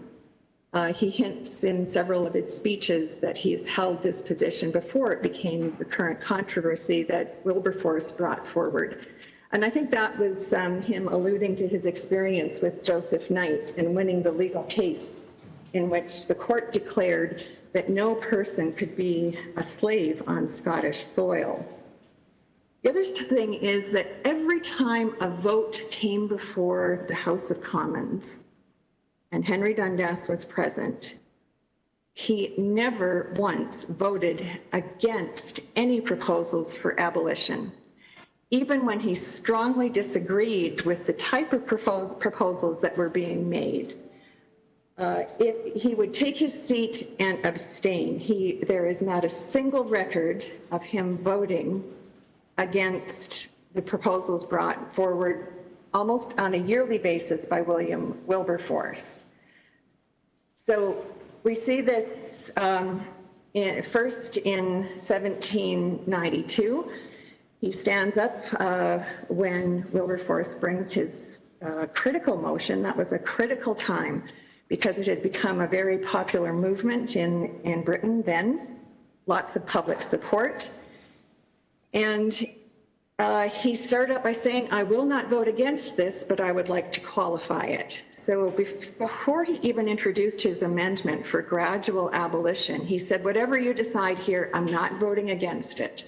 And I will vote for it, but I'm qualifying this by saying I am in favor of a gradual process. And he had many good reasons for that. The primary one being that he didn't think it would work if it went too fast, because the people involved in the trade, being entrepreneurial people, would find a way to do an end run around it, that other countries would come in and fill the void. And so if this was intended to be a humanitarian measure, then it wouldn't work. It would continue, but it would continue outside of British control. Ms. Dundas. He ended up being right about that, because when it was passed in 1807, that's exactly what happened. Ms. Dundas, John Tory speaking here. You're at 6 minutes now, and the limit is 5, and so I let you have 1 minute of latitude. So I'd have to ask that you wrap up, and there may be a question for you, but we just have to have limits here because there's many people that want to speak on different matters. Yes, okay. So I'll just go to the very last point I wanted to make, which was that after he had died, the abolition movement revived itself in 1823 with the Society of Anti-Slavery. At that meeting, the patron of the group, the Duke of Gloucester, said to them, and it shows in the minutes of their meetings, Henry Dundas was right, that they should have sought the abolition of slavery and the slave trade together, not just the abolition of the slave trade. He told them that in their meetings with him, and it turned out that here they were in 1823 and 1825, and the slave trade is still, or slavery is still flourishing in the British colonies. And they regretted not following his advice. So that's what Henry Dundas was saying behind closed doors to abolitionists. He was giving them his best advice about how to achieve their ends. And that's the legacy, and that's what they remembered him for 20 years after the anti-slavery bill did pass in the British Parliament. All right, well, on that note, I will thank you for those submissions, and I will see if there's a question for you by any member of the committee. I see Deputy Mayor Denzil Minnan-Wong has a question. Please, Deputy Mayor, go ahead. Yeah, just one question. You said that you were interested in finding the evidence, some of which you presented today. I'm assuming you've read all the material that's been prepared by the city, and my question to you is, do you believe all the evidence is fairly and accurately reflected in the material that the city has prepared so far? Thank you for that question. I think there are actually some factual errors in the description of the critical events here. Yeah, I think there's some work to be done. It says that Dundas, on page 5, for example, it says Dundas's amendment to end slavery on a gradual basis.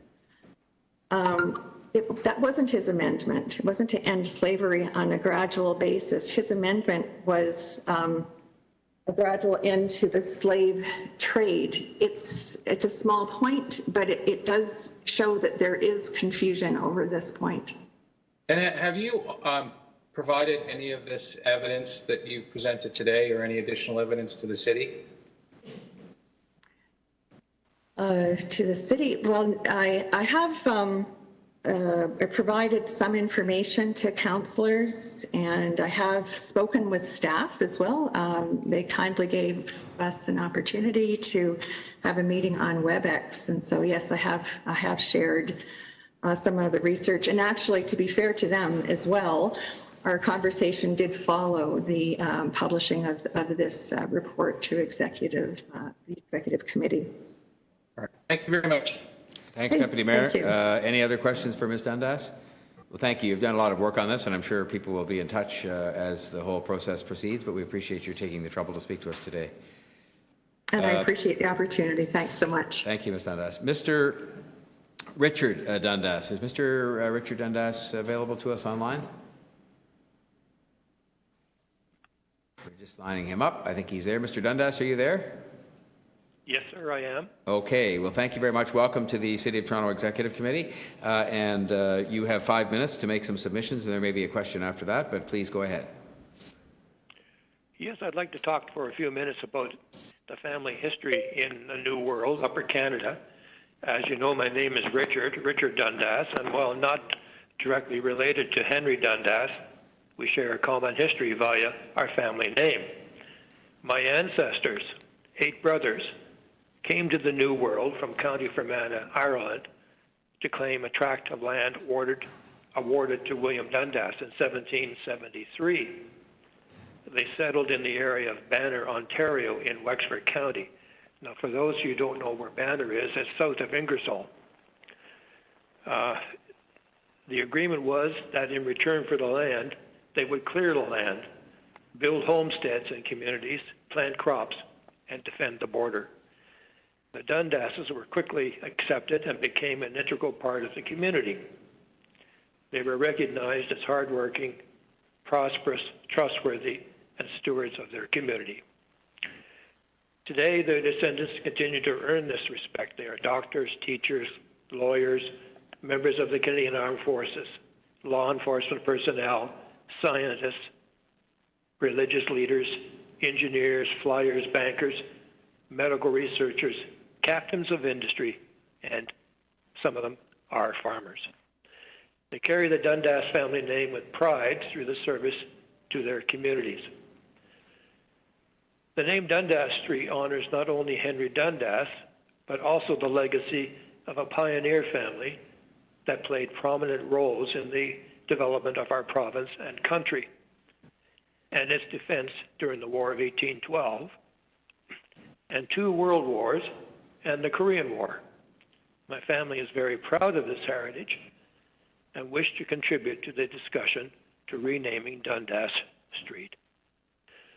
I intend to demonstrate Henry Dundas's efforts as a politician brought about the end of slavery in the British colonies by building consensus in the British House of Commons, considering the impact of political grandstanding on those individuals at greatest risk, his perseverance in the face of enormous opposition, and personal risk to achieve the abolition of slavery in the British Empire. During the 18th and 19th centuries, the British churches spawned clear-cut beliefs on morality and sin. Slavery was immoral and had to end. The public pressure for abolition was reportedly high and relentless. The elected MPs sitting in the House of Commons found themselves in a difficult dilemma: pass a bill to eliminate slavery and have to endure the wrath of the House of Lords and the King. At that time, it was King George III. Lose their investments in the plantations and be directly responsible for the collapse of the British banking system. Or do nothing and lose their elected seat in the House of Commons. It was a difficult era to be an elected official. Fortunately, and to their relief, there was a man within their midst who was a strong leader with impeccable skill sets, a parliamentarian who had the respect of the members of both the lower and upper house, and a known abolitionist. Henry Dundas brought the two camps together and eventually brokered an understanding that satisfied their demands to end slavery. Now, that's the Dundas family story on history. Would there be any questions? Thank you, Mr. Dundas, and I'll see if there are any questions, but we appreciate that context very much, and it'll be put as part of the record as we move forward on this matter. And I don't see any questions, so I will thank you very much for taking the trouble to speak with us today, and we'll, of course, have your information on record as to how to find you, so thanks so much. You're very welcome. My pleasure. The final speaker for today is Andrew Lochhead, and is Mr. Lochhead on the line? I am. Okay, Mr. Lochhead, you have 5 minutes, and we appreciate your being with us today, and so over to you, sir. Thank you so much, Mayor Tory, and thank you for allowing me the opportunity to address the executive this morning. As you might imagine, being the creator of the petition to rename Dundas Street, I have a particular interest in seeing this process move forward. I'd like to take my 5 minutes this morning to speak in support of the City Manager's report and subsequently the outlined process contained therein. The City Manager's report, in my opinion, lays out a strong, clear, and transparent method for consultation and consideration of the issue at hand, the renaming of Dundas Street. The report also reflects a strong reliance on consultation with Black and Indigenous voices, voices that I believe must absolutely be at the forefront of this process. And as well, it also posits a reliance on sound historical scholarship. The report has, in many ways, exceeded what was called for in the original petition, and that is by proposing amendments to the process by which civic honors are bestowed, and including the potential for a review of all municipal assets, monuments, awards, and honors, a move that I also unequivocally support. We've heard some contrary evidence today. However, the case for renaming Dundas Street is, in my opinion, a very clear one.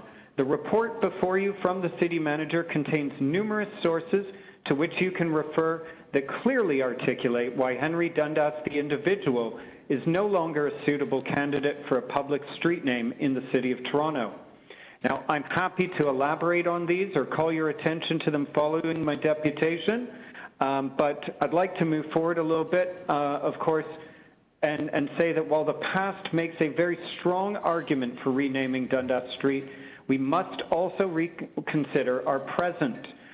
To view this concern as primarily about the actions of a person from over 2 centuries ago would be absolutely wrong. It is about beginning a process that allows us to confront systemic racism and to begin dismantling colonial power structures that exist today in our city's environment. Black and Indigenous voices have been telling their fellow Torontonians and Canadians clearly through words and direct actions that these names are harmful. It is my belief, and that of over 14,000 other petition signatories, that we have an obligation to listen to those voices and act decisively. Renaming Dundas Street will not erase history. Rather, it gives us the opportunity to illuminate our past and create new public narratives that celebrate the city we are and the city we wish to be in the future. The plan laid out by the city manager gives all citizens the opportunity to participate in this project in a manner that is considerate and I feel respectful. It's my hope you'll accept the report and move it on to City Council with a recommendation to see this process through to Phase 4 and the eventual renaming of Dundas Street. I welcome any questions you might have on my reasons for supporting this particular initiative. Thank you. Thanks very much, Mr. Lockhead. Appreciate your concise submissions, and I'll just see if there are any questions for you. I don't see any, and it's really just because I think we're at the beginning of a process that you supported, and I think we'll see how it transpires in terms of the Executive Committee and the Council, but we appreciate your weighing in on this at this stage, and I expect we'll be hearing from you as the whole thing goes forward. So thank you very much for your participation today. Well, thank you very much, Mayor Tory. Thank you. Okay, that ends the deputations, and that would move us then to questions of staff. Are there questions of staff? Councillor Nunziata. Yes. As far as the policy for changing a street name, am I correct to say that when we go through that process, that all the residents or businesses or that live on a particular street where you're renaming is petitioned, and then there's a poll sent out to these to the public? Is that what the process has been? So if I can, through you, Mr. Mayor, I have on the line with me Cheryl Blackman, who's our Director of Museum and Heritage Services. So Cheryl, if you can address that question specifically.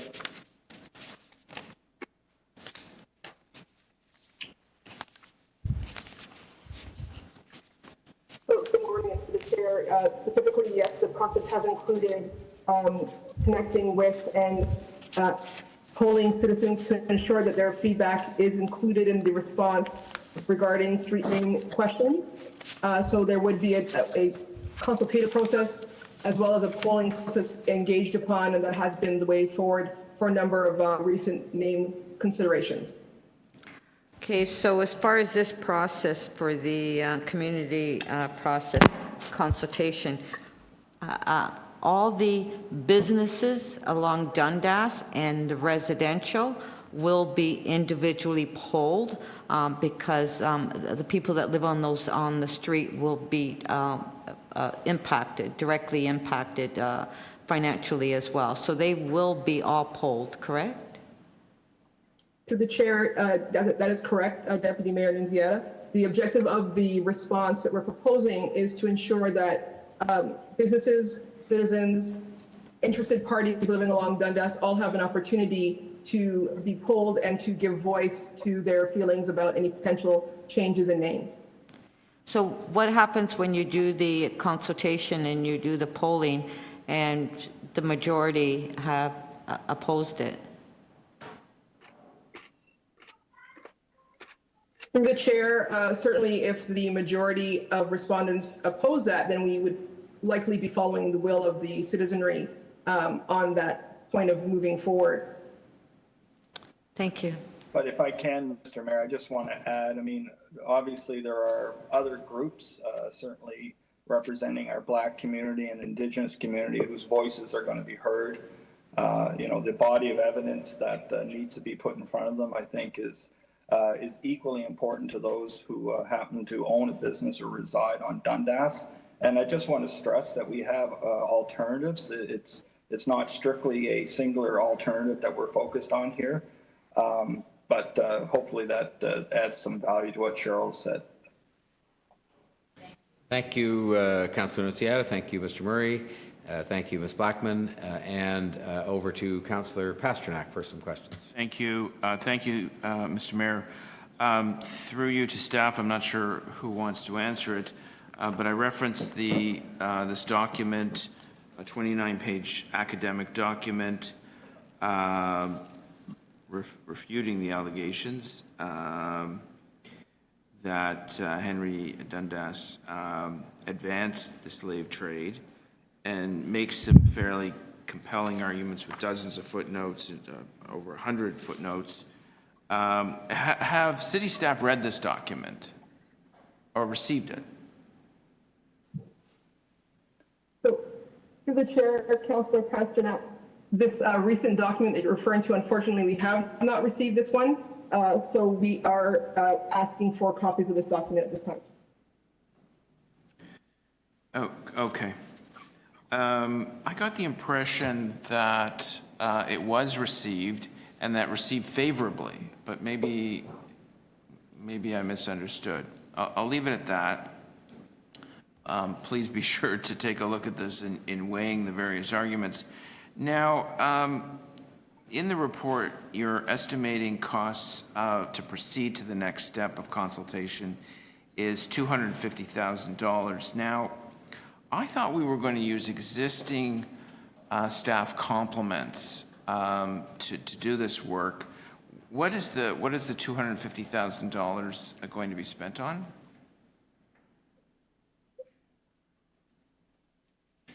Through the chair, Councillor Pasternak, the $250,000 is intended to be spent on consultative program, so basically developing a structure for consultation with the community.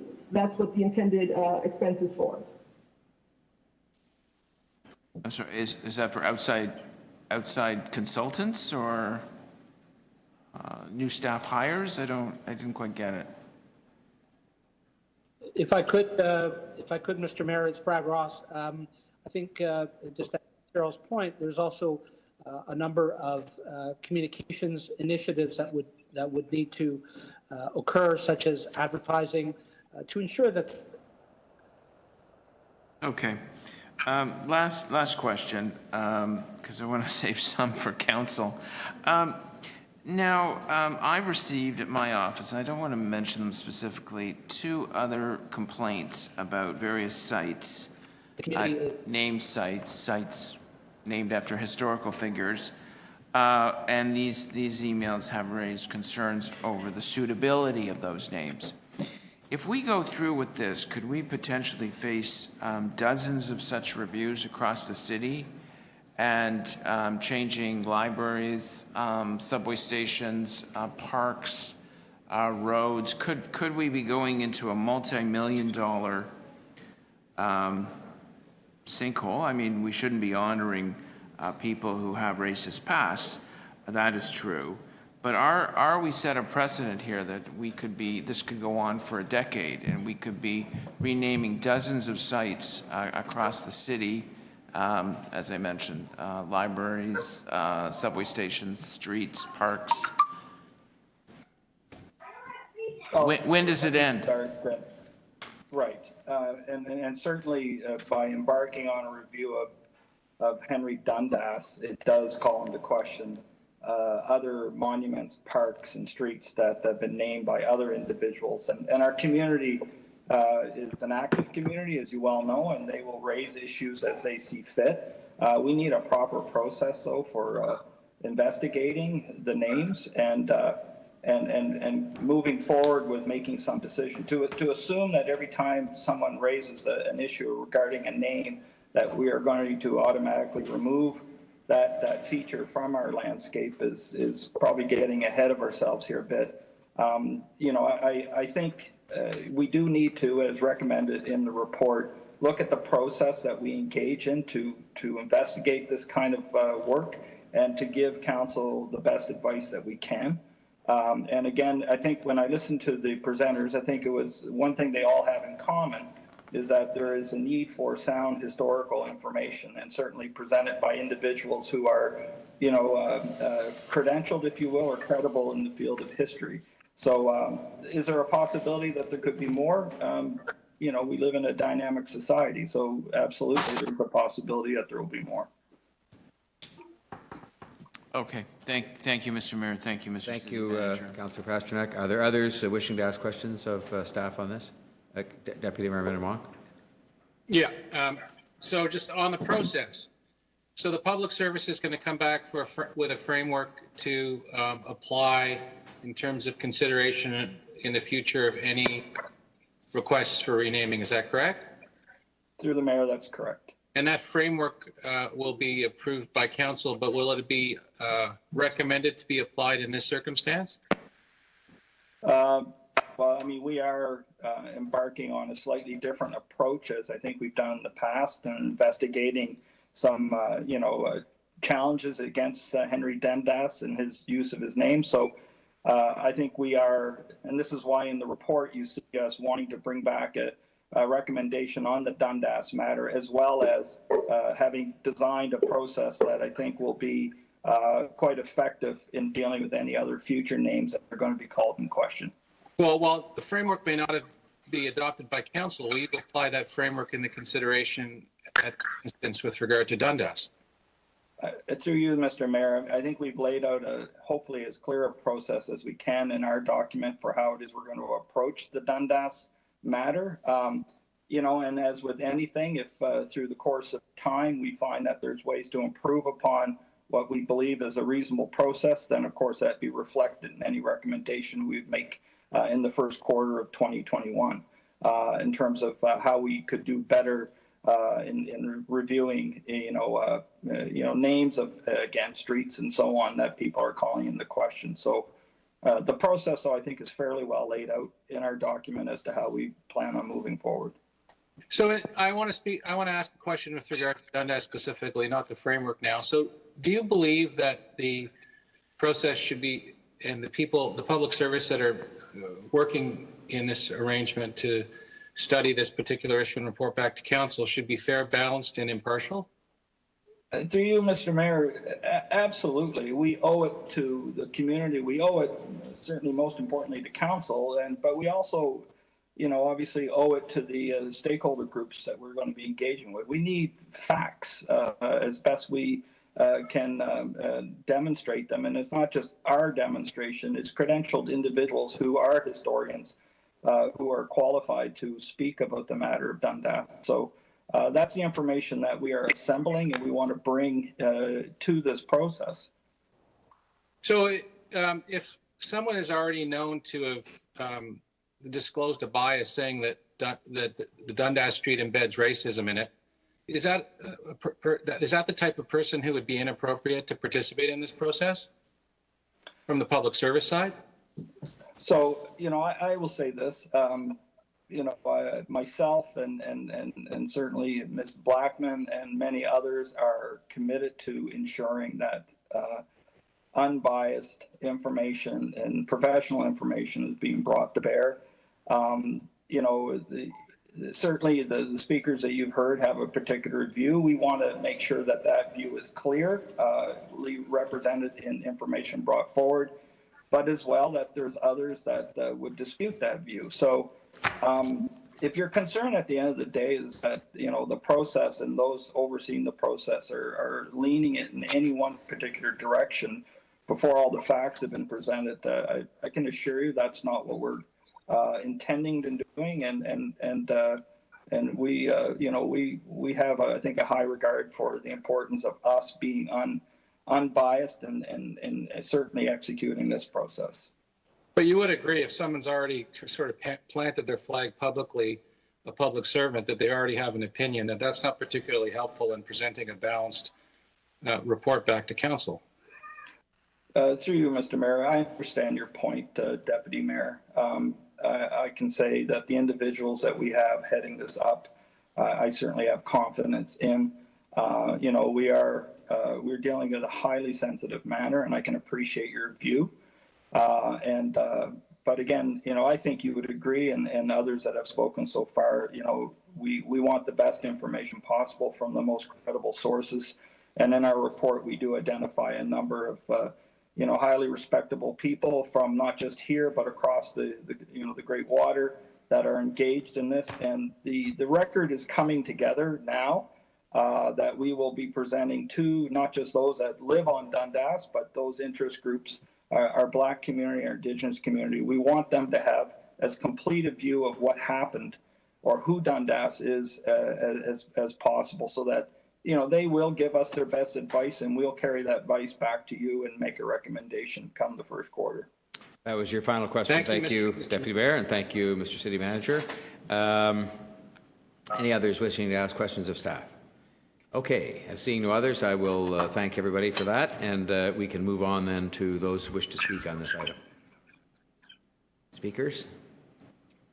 Any speakers? Okay, I will then, if there are none, we have in front of us a, did you want to speak? No. Oh, speak at council, yes, we're going to have this discussion again. Yeah.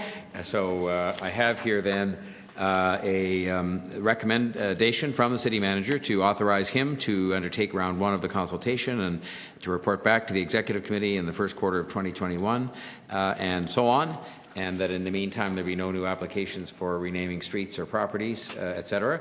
And so if we're ready for the question, I'll ask all those in favor. Opposed?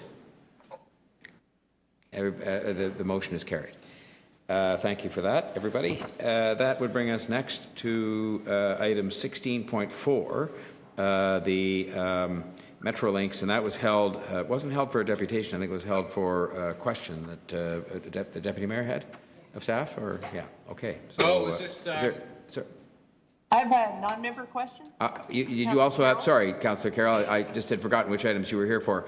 So do you have a question, because you would get to go first normally? Yes, thank you. I'd like to ask questions of staff, and I wonder, do we have people here from Metrolinx as well, or I would just ask your city staff? I do not believe we have people here from Metrolinx, but I stand to be corrected. Tracy's saying no to that, so we have city staff here, so you can direct your questions there. No. Okay, Ms. Cook, I'm asking questions about the Richmond line, which is mentioned in this this agreement only as it's part of the electrification program, and so there may be impacts later on that one. But I'm wondering if any discussion has happened between yourself and Metrolinx with regards to the Richmond line stations inside the City of Toronto, namely Oriel and Old Comer, and the future relocation of the Oriel station. Through you, Mr. Mayor, I'd actually like to ask our project director, Shalin Yaboa, to answer that question for you. She knows this project like no one else, and Shalin should be on the line. Okay. Where are you, Shalin? I'm hoping the clerks can see her.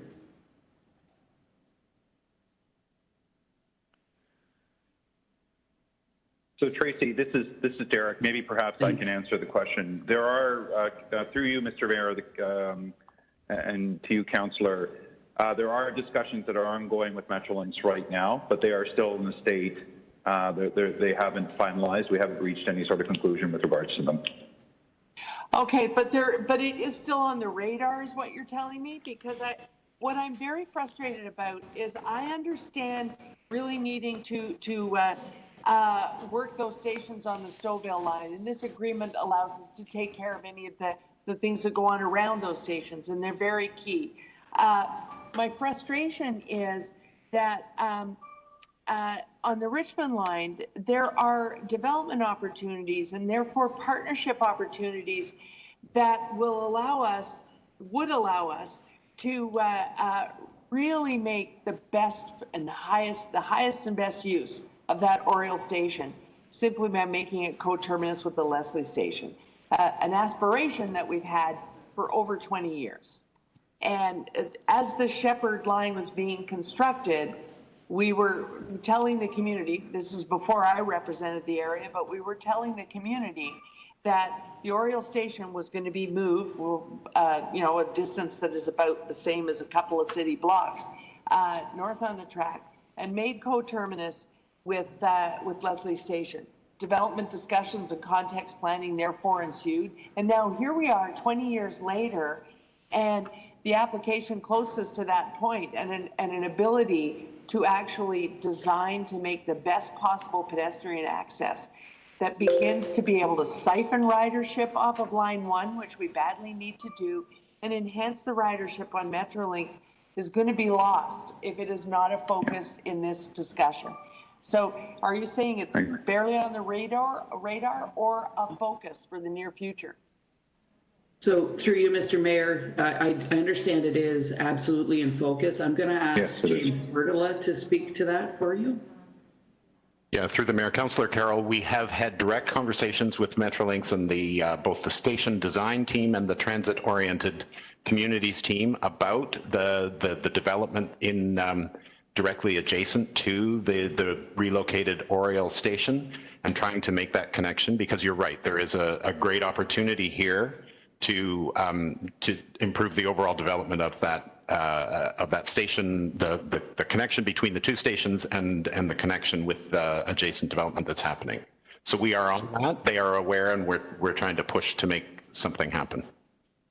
Okay, so the agreement that's before us really just looks at the most immediate steps where the costs have to be incurred on our side, but it also leaves the door open that we continue to look at these things. So there are the things where we're now going to cost share, but the discussion doesn't close. The discussion continues.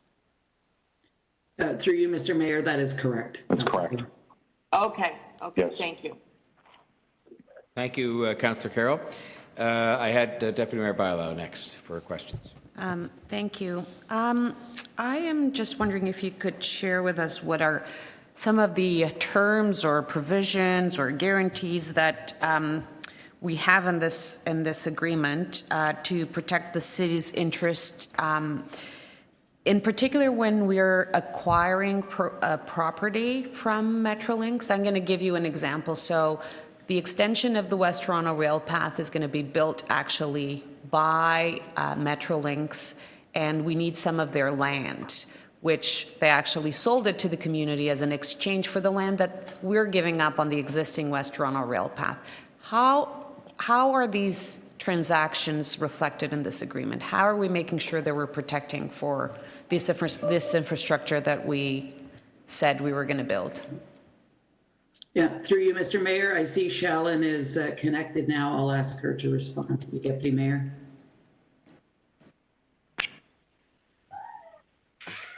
We had her.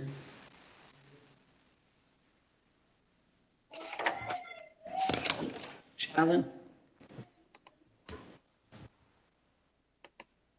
As it relates specifically to property, we have the required, stipulations that allow us to purchase land from Metrolinx and to have Metrolinx purchase land from us, specific to the land related to the acquisition of Phase 2 West Toronto Rail Path. We are actively pursuing this acquisition through our existing license agreement that is also dealing with Phase 1 of the West Toronto Rail Path. And so, as you are well aware, Deputy Mayor Bailao, for the past year and a half or so, we've been negotiating the terms of that agreement. We are using the same approach further down the line when we go to negotiate future land acquisition agreements with Metrolinx. We will certainly be using this license agreement as a template, if you will, to ensure that our acquisitions go smoothly. But how have we secured the land evaluation? Have we come to an agreement on how Metrolinx is evaluating this land? So Metrolinx is, as a provision that the province uses, they value land at market value.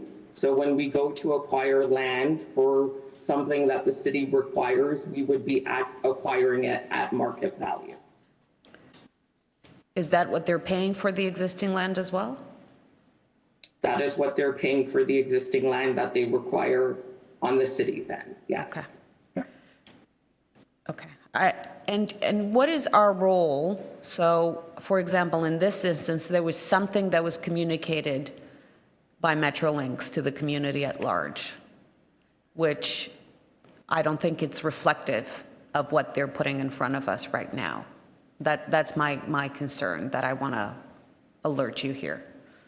So we'll continue that conversations. I do want to ask some questions around the St. Clair Station and the St. Clair Transportation Master Plan and how that coordination is done, and if this agreement covers for that. So the St. Clair Master Plan will be covered in the Smart Track agreement because most of the elements, there are elements specific that will be delivered with the station. And then there's the pieces that have to do with the master plan proper. And so we will be coming back next month to discuss that station specifically and the elements that are related to the master plan. But they were adding track, and didn't they have to move the bridge already to add that track? For the GO expansion, they had to add track to that lane. So they didn't, there was nothing that could have been coordinated with the work that we were doing. So I will have to, Ashley, are you on the line?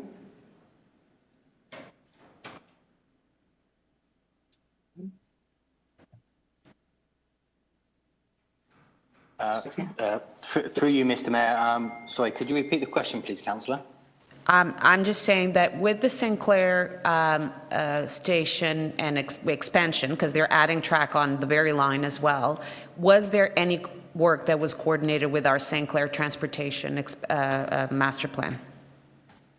There have been ongoing discussions with Metrolinx about coordinating delivery of the TMP through the Metrolinx work. Yes, Councillor. Okay. Or if you had one more, if you wanted to squeeze. Can you? I didn't understand. Can you repeat that answer, please? Yes, through the Mayor, there have been ongoing discussions with Metrolinx about including the St. Clair TMP components. So how does this agreement the Metrolinx reflect work. that? Okay, so how does this agreement reflect that? So through the Mayor, if I understood Shannon correctly, she said that that would form part of the Smart Track agreement, which I understand is coming subsequently to Executive and Council. Thanks, Deputy Mayor Barlow. Other questions on the GO expansion program? Deputy Mayor Thompson? Okay. Thank you. I just wanted to understand a little bit with respect to the real estate. On page 9 of 12, it talks about the expropriation process and so on. It talks a little bit about the lands that would be relocated program and or replacement program with respect to city lands. Would we be getting, what would be the values that we would acquire for the lands that would be selected for expropriation from the city?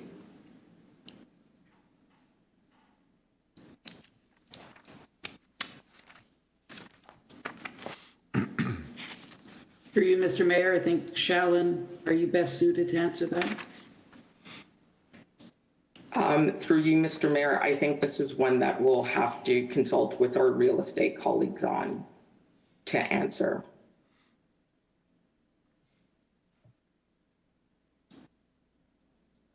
Does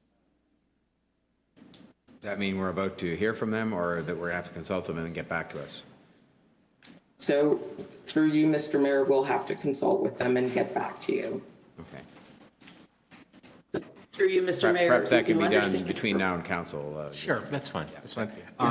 Through you, Mr. Mayor, that was good. Be my offer. You can come back. Tracy, Pat Matoso's on the line. Great. Okay. So is Pat Just answer? a second. I heard someone said Pat Matos is on. Sorry,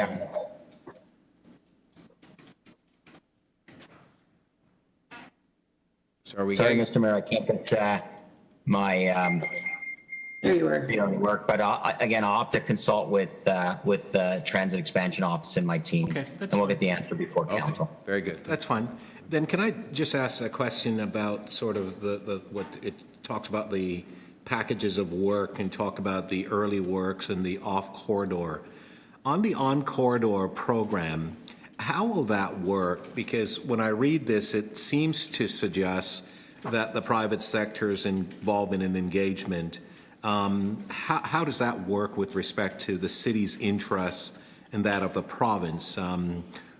It says about the winning team and design will operate and maintain the new infrastructure for the 25-year period, and obviously the multi-billion-dollar undertaking and so on. So if the city had issues, is there an agreement that really speaks to how this arrangement would work on the corridor? Because I didn't notice that. Through you, Mr. Mayor, and to you, Deputy Mayor. As you're aware, this project, the Encore project, is going to be delivered through the use of a P3 type arrangement. That P3 type arrangement will set requirements from both the province and more specifically the city that the project company will need to address as part of the overall, both the capital build as well as the long-term operations. So they will need to be, we will define a set of requirements that we expect them to manage and to adhere to. And we will be working closely with Metrolinx to make sure that they actually meet those requirements over the course of the concession. Okay, thank you. So through you, Mr. Mayor, just to add on to what Derek provided, Deputy Mayor, we are actively working with Metrolinx right now to ensure that city standard and requirements are reflected in the procurement documents. This is our opportunity to ensure that the city's interests are adhered to and maintained throughout the term of the contract with the eventual contractor that Metrolinx will be hiring. Thank you very much for that. Just one final question, Mr. Mayor, through you to staff. With respect to grade separation location, particularly the progress grade separation, if there is a need, and I realize the relationship in terms of the cost sharing for the grade separation development and so on, but with respect to the acquisition of land and or expropriation of lands, if that's required, is the city required to also compensate the landowner as well, or is this an exclusive Metrolinx expense? Through you, Mr. Mayor, Deputy Mayor, my understanding is that the requirement to compensate the local business owners is exclusively the responsibility of Metrolinx. Thank you. Thank you, Mr. Mayor. Thanks, Deputy Mayor. Any other members of the committee wishing to ask questions of the staff here? I don't see anybody. Okay, well, that's fine. Then we can move on to speakers, those wishing to speak on this matter. Seeing. Mr. Mayor, Councillor Carroll. All right, Councillor. Thank you. I asked my question because, I mean, obviously I'm asking about the impacts on those Richmond Line stations with the electrification of that train, making it more attractive, and because it's in the ward that I currently represent. But I'm really bringing along a legacy issue and hoping that it really stays front and center on the table going forward, especially in the immediate next couple of years. We've all been concerned, all of us are concerned of the impact on Line 1 of the province suddenly prioritizing the expansion of Line 1 up into Richmond Hill. And that's going to be a fairly disruptive amount of construction, and so the Richmond Hill GO line is going to have to meet some commuter service because constructing that line will be very disruptive. But there is also an opportunity at hand right now. Oriole Station sits almost under the 401, so it technically in Councillor Robinson's ward, directly north where the Shepherd subway stops at Leslie. There is an opportunity to put both of those things in the same location. And if people have not for a long time been up to Shepherd Avenue, then they're not aware of the magnitude of the density, because while the Concord neighborhood that's being built there used to be nicknamed by council the Canadian Tire Lands, seemed like it would never come to fruition, and yet now it is. Really, all the phases are being built out as quickly as they can to meet housing needs, the community center, the library, the childcare, the building that will include employment, the Catholic school for sure, the public school as soon as they get funding. There is a lot of population hitting an already very populous neighborhood. And the idea that if we don't proceed with the co-terminus project of putting the GO and the TTC location in one place that's walkable and easily accessible for all of these people, we're not only loading more cars onto the street, but we're loading an impossible number of riders onto Line 1 on Yonge Street. And if we do that and we miss this opportunity, then the province is dead wrong to be promising Mayor Scarpitti and his colleagues that we can extend Line 1 and hope to fit everyone on it. This is a line that not only improves the ridership for GO, but it allows us to siphon some of the pressure off of that Line 1 on Yonge Street. And so where the development opportunity brings construction right to the top of that station, a goal we all have, intensifying over stations, we need to form that partnership with the applicant now and make sure that we don't miss this opportunity. And so whenever I see the co-relationship between our own Transit Development Office and Metrolinx coming to an agenda, I have to remind council and remind all of the parties involved in those discussions that opportunity is right now. It's not 5 years from now. And if you miss it, you've missed an opportunity for tens of thousands of riders to have real options that we need them to take. Thank you. Thanks, Councillor Carroll. Okay, members of the committee wishing to speak, Deputy Mayor Byler. Thank you, Mayor. And I'm going to focus on a lot of the local issues, as you heard by my questioning, that my community has been dealing with Metrolinx. I mean, we in Ward 9, we have a very close relationship with Metrolinx. We have Eglinton Crosstown in the north, the Barrie Line, the Kitchener Line, Davenport Diamond, which is a 1 kilometer, 8 meter high bridge being built, 3 stations. So I could go on and on. So as you can imagine, I have been working with our staff and a lot of these on a lot of these Metrolinx projects. I do, however, want to raise that these agreements are extremely important because it concerns me when, for example, projects like the West Toronto Rail Path, which have been delayed to, work in collaboration with Metrolinx to ensure that the GO expansion can happen, and then we can have our beautiful West Toronto Rail Path expanded. When we have conversations talking about land swaps and land exchange for the benefit of the community, and then we hear through the grapevine that land that Metrolinx bought a couple years ago for $10 million is trying and being, proposed for the city to buy at $20 million.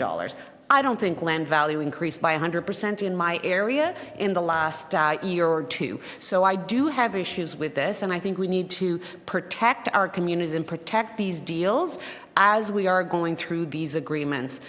So I'm happy to continue the conversations with staff, but I really, really ask that these agreements really focus on the city infrastructure that we're also trying to build in here. Our stations, our Sinclair master plan, the extension of the rail path, the renovation of the existing West Toronto rail path. These are important city projects. And transit is important, but city building is at the end of the day what we need in here. Transit needs to be put together and done together with community and city building. And I think the fine print in these agreements is crucial for that to happen. So I really ask that staff help us to make sure that we're city building, not only transit building. Thank you, Deputy Mayor Barlow. Others wishing to speak on the GO Transit agreement, master agreement? Okay, well then... Mayor Tory, it's Councillor Ainsley. I'm sorry, Councillor, I didn't see you there. Okay. That's okay. I do have an amendment to this item that the clerk should have. It basically deals with one of the crossings that Metrolinx is looking at upgrading or changing in my ward, just to ensure that it's dealt with properly. Okay, we've got that up here. Designated request Metrolinx provide an update in timelines and so on. So it's asking them for an update. and some other things that, to do with separation list. So are there any questions of the mover? Okay, if there are none, then I will, if there's any speakers, I was calling for speakers on the overall item, not just on the amendment here. And I had, Councillor Ainsley spoke and put an amendment. Did you? Yes? No, I'm sorry. Of the mover. No, if it's a question of staff, no, we've moved on from that. I'm sorry. I watch you be speaker, and the only way we get these agendas done is to say, no, we've moved on. So you have to eat a bit of your own cooking with great respect, Speaker. Okay, so we're ready to call the question then on the amendment, and I'll call for all those in favor of Councillor Ainsley's amendment. Something else that I... Okay, in favor? Okay, opposed? Carried. Then on the item as amended, all those in favor? Opposed? Carried. Okay, that would then bring us next to item 16.5, which is the Provincial Priority Transit Expansion Project Subway Program Status Update, third quarter 2020, and we have one deputant on that, Shelley Klein. Let me see if we can get Ms. Klein on the online. Hi. Are you there, Ms. Klein? Hello, it's Shelley Klein on the line. Can you hear me? Hello, Ms. Klein. Thank you for joining us. You have 5 minutes. Thank you. Good morning, Mayor and Executive Committee. My name is Shelley Klein, and I am the Riverside Leslieville lead for the Lakeshore East Community Advisory Committee, representing hundreds of families who live in proximity to the Lakeshore East GO Rail corridor. And here today, representing our community on Queen Street East of Riverside Leslieville. Mayor and Executive Committee, our community is infuriated with Metrolinx and asking you today to hold them to account to the Ontario-Toronto EX 9.1 agreement they signed last October 2019. I'm here today to go on record to tell you that despite the amendments you passed, specifically 19 and 20, amendments that would ensure the province would investigate underground options for our neighborhood, and more importantly, put the Ontario Line route underground should reasonable mitigation measures fail. Despite this, Metrolinx has no plans to investigate underground alignment, nor any intention to put the Ontario Line underground in Leslieville. During the pandemic lockdown this past May the 13th, our CAC members met with Metrolinx to get an update. When we asked about their underground alignment investigations, we were promptly told by them that they had no intention of investigating underground alignments or routes and have no plan of doing this going forward. Amendment number 27 states that Metrolinx will ensure robust community consultations with communities through which the new lines will be constructed. Metrolinx, during your community engagement event in our neighborhood on January the 28th, 2020, at the Metropolitan Community Church, our feedback to you was clear. Over 800 people showed up, as well as demonstrators with signs telling you that the above ground section will devastate our neighborhood, and we want it underground. You have ignored our feedback then, in your planning, and you continue to do so now. Last Thursday, September 17th, Metrolinx released a draft environmental conditions report for the Ontario Line. And we can see from the areas surveyed that they have never considered underground options, nor any other locations for the stations. The design plan was made early on, and the decisions have been made not to alter it. Metrolinx has also launched the Metrolinx Engaged website to gather feedback on this report from our communities until October the 17th. However, they have not released the chosen route or the station locations for Leslieville, only the conditions along the surveyed general areas. Metrolinx, if the alignment, the route, and the stations have already been decided by you, what are you asking our community to consult with you about now?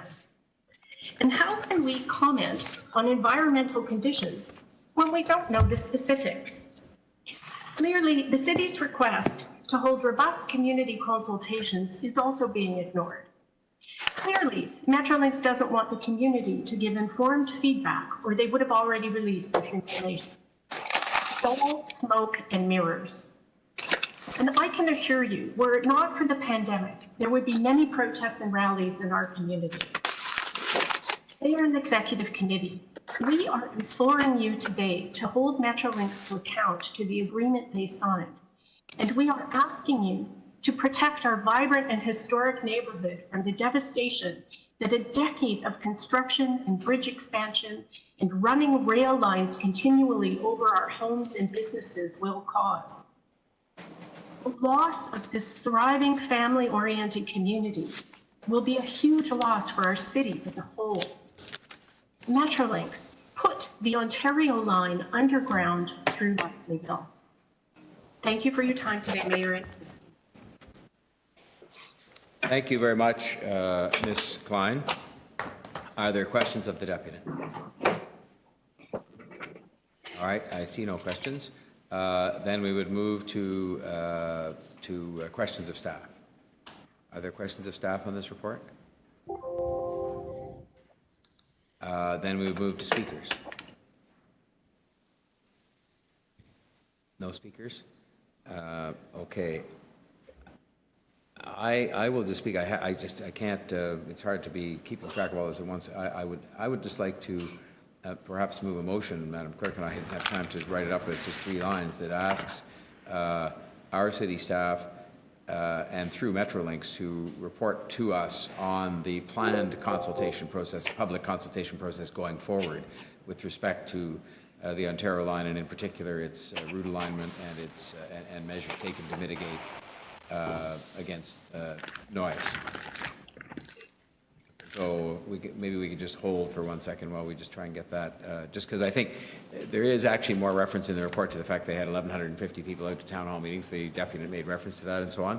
And then there's a 1 paragraph that says they considered, but the underground alignment, but that above ground has been proven to be successful elsewhere, and it sort of just deals with it that way. But I certainly am mindful of what the deputy had said about future public discussions, say about noise mitigation measures. And I think that was a very fair comment, and that we should know more about that. And that's not referred to in the report at all. I presume there'd be some things that would be relevant to the environmental assessment process that would happen anyway, but I just think if they were to give us a report through city staff on what their planned public consultations were going forward as this project goes into its next stages, that would be a useful and fair request. Did you pick up on, so. We can come back and just finish that if we want in a minute, because I know it's unfair. I was looking for a piece of paper to write it out, and it's, why don't we just put that to one side for a moment then, because there's no reason we can't move then next to, I didn't have on my list, yes indeed I do. The next item that's been held down by Deputy Mayor Min Wong is the Union Station Enhancement Project, Package 1, update on Metrolinx expropriation, design and construction. I think you held that for a question, Deputy Mayor? I did. Thank you, Mr. Mayor. I just, Mr. Mayor, I was looking at this and and I had some questions. When did we start this project? I'm thinking we started it back around 2000, 20 years ago? Through you, Mr. Mayor, it's Pat Matozzo, Deputy Mayor. USRP project started in 2009. The actual construction project? No. When did we started, when was Osmington involved? Mr. Mayor, I'm going to defer that question to my colleague, Marco Cuoco, because that was before my time with the city. So I'll ask him to provide some history on the project. That in itself is a story. Through the mayor, Deputy Mayor, Osmington became involved in 2009 when the USRP project was approved. The city reacquired Union Station in 2000. Yeah. So we didn't do anything between 2000 and 2009. The station, through the mayor, the station was operated by TTR through that period of time. Okay. And in 2009, the city took over the day-to-day management of the station. Okay, so we've only been, instead of being at it for 20 years, we've only been at it for 11 years. Through the mayor, that is correct. And what was the original project price back in 2009? Through the mayor, deputy mayor, the Union Station Revitalization Project, the original project budget was $640 million approved in 2009. This report is in reference to the Metrolinx project, the Union Station Enhancement Project, which the city is supporting. So it was, sorry, you said it was, how much did you say it was? 640 million in 2009. Okay, so now we're north of 800, right? Could I, Deputy Mayor, just before we go much further ahead, this is to do with a narrower, this report is to do with a narrower aspect of this, to do with the city and Metrolinx and some agreements back and forth with respect to construction. So, I'll allow you a certain degree of latitude with respect to the overall project, but I think we should try, and just in the interest of keeping moving here, to have most of the questions and comments pertain to this report that's on the table today. I'll be done in 120 seconds, Mr. Mayor. Okay. And I looked at the report, and we're still clocking around 2025. Are we going to be done by then? So through you, Mr. Mayor, specific to the USRP project, we will reach substantial performance at the end of this year. The project that's before you in the report is a Metrolinx project that they'll rebuild, that they will be reconstructing the south end of the station to connect into our station. So we'll be done, substantially performed at the end of this year with total performance at the end of January. So for all intents and purposes, the city's project will be done, and then Metrolinx will take over and do their work. Okay, Mr. Mayor, I'm just asking this within the context of, I think you know where I'm going with this, is, where is this going to end up financially, and when can the taxpayers... Yeah, but Deputy Mayor, with respect, you obviously can ask any question anytime, but that is not what's on the table here for discussion, and I think there will be an update on the Union Station project generally on the table. This is a very specific, narrower project with Metrolinx, but so look, you can ask that question, and we can get into a full discussion of the Union Station, the revitalization, and there are lots of questions to be asked there. I ask them all the time, but if you want to ask one more question, you have time, and go ahead. And, If there's a report upcoming, Mr. Mayor, with regard to the whole ball of wax, I'd be interested. Yeah. Through you, Mr. Chair. Yep. Deputy Mayor, I'd be happy to send you the report, and Mark and I'd be happy to meet with you to go through the report and do a presentation for you. Okay. I'll just say by way of concluding comment, Deputy Mayor, it's not an overall happy story. It's a story that lasts far too long, but I think we're making more progress now than we were before on actually seeing the end in sight. But having said all that, you'll judge that when you meet with the staff people and hear the report they have to offer. Thank you. Mr. Mayor, the only other question I had was, how long in comparison to the pyramids did this take? Okay, Deputy Mayor, on that note, are there other questions of staff that people wish to ask about this? Yes, Councillor Nunziata. Yeah, I just have one question with the recommendation 2 and recommendation 8. Recommendation 2 is to add funding for 2 full-time city staff. A conditional that Metrolinx will cover the cost for those 2 additional staff. And then on recommendation 8 is to increase the 2020 approved operating budget conditional on 2 positions as well. That would be an additional 2 conditional that Metrolinx provide funding. So are we going to have confirmation from Metrolinx that they will be funding these positions before we hire and before we add it in the budget? Through you, Mr. Mayor, Councilor Nunziata, that is in the design construction agreement that they have to fund the city staff that will form part of their project team, as well as they'll fund any third-party consultants that we need to look and review their drawings as well. So the answer is yes. Okay, thank you. Thanks, Councillor Nunziata. Are there any other questions of staff? Councillor Ainsley? Sorry. Councillor Thompson, Deputy Mayor Thompson was first, and then you're next after that, Councillor Ainsley. So go ahead. Thank you. Through you to staff. Just for a little bit of clarity with respect to the question that Councillor Nunziata has asked regarding the 2 full-time city staff, I'm presuming that these are not two new hires. These are staff that are working full-time with the city that would be assigned to this project. Is that correct? So through you, Mr. Mayor, Deputy Mayor, we'll see if we have qualified staff. The staff we're looking for are staff that have engineering backgrounds in transportation that will have a minimum of 10 years experience. So we'll most likely look within the city, but based on the technical expertise Metrolinx is looking for, we'll have to also consider looking outside the city as well if we can't find that expertise in-house. Okay, that's helpful, but if we were to hire these two staff members to become member of the city civil servants, at the end of the project work, do we then assume them as staff members full-time for the city, or is that the cessation of their contract and or agreement? Well, through you, Mr. Chair, it will be a contract based on the life of the project. Then we'll determine at the end of the project whether or not, we would still require them based on the number of projects that come up in the next 5 years. Okay, thank you. Councillor Ainsley?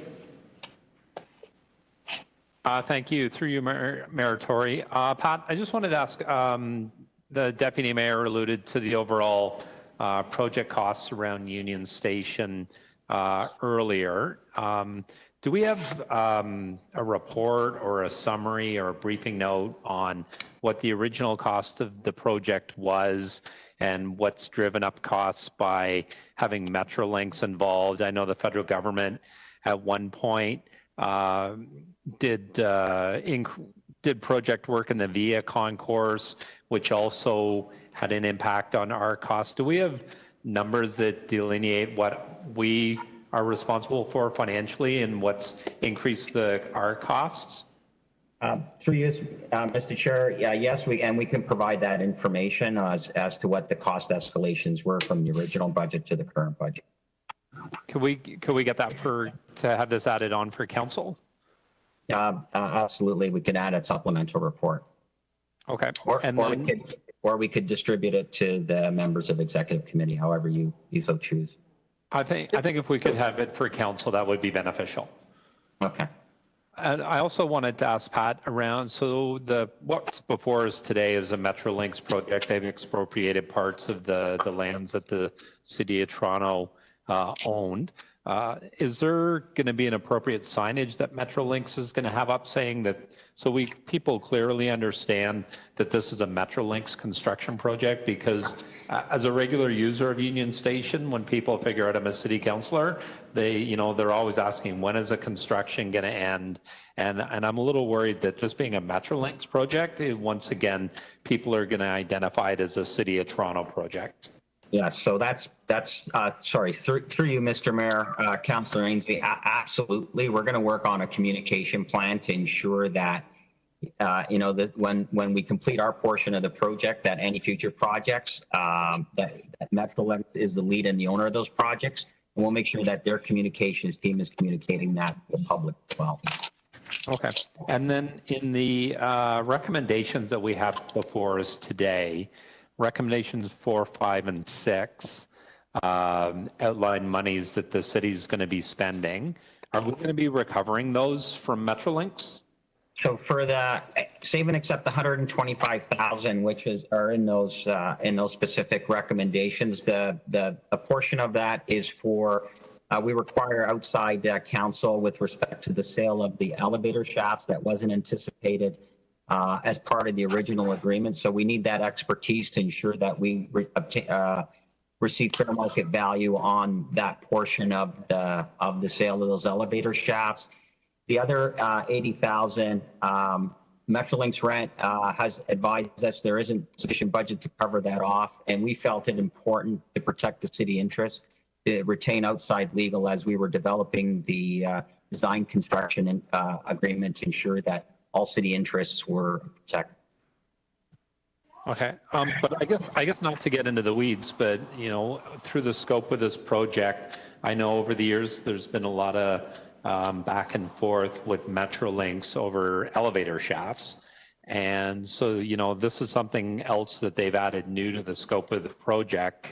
So I don't really understand why we wouldn't be asking them or demanding of them the $125,000 to cover our legal fees. And along those lines, in number 4, recommendation number 4, I also don't see what the monetary cost is going to be to the city in number 4, recommendation number 4. Through you, Mr. Chair, on recommendation 4, we're still waiting for the registered plans from Metrolinx before we can assess what the value will be, and then we can hire our appraisers and have our appraisers look at what their intention is on the art plan, and then we'll report back on what that cost of that sale is. Okay, and then Pat, the other $125K around the elevators, Metrolinx has added that into my recollection, but we're still bearing a cost for them changing the scope of their projects. Is that correct? So no, in this particular case, the elevator shafts are on track 20 and 21, which will form part of the construction of the south end of the station, and those 2 elevator shafts actually lead into Metrolinx space. So they've come to us and asked if they could purchase that airspace so that they can build out stairwells down into their portion of the station. So yeah. But I mean, they've changed the scope of the project, and last question. There's a cost of $125,000.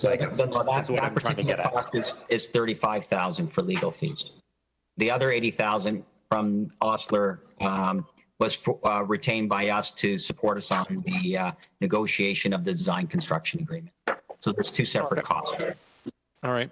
Thank you, Mayor Tory. Thanks, Councillor Ainsley. All right, we then move to speakers on the Union Station Enhancement Project. Are there any speakers?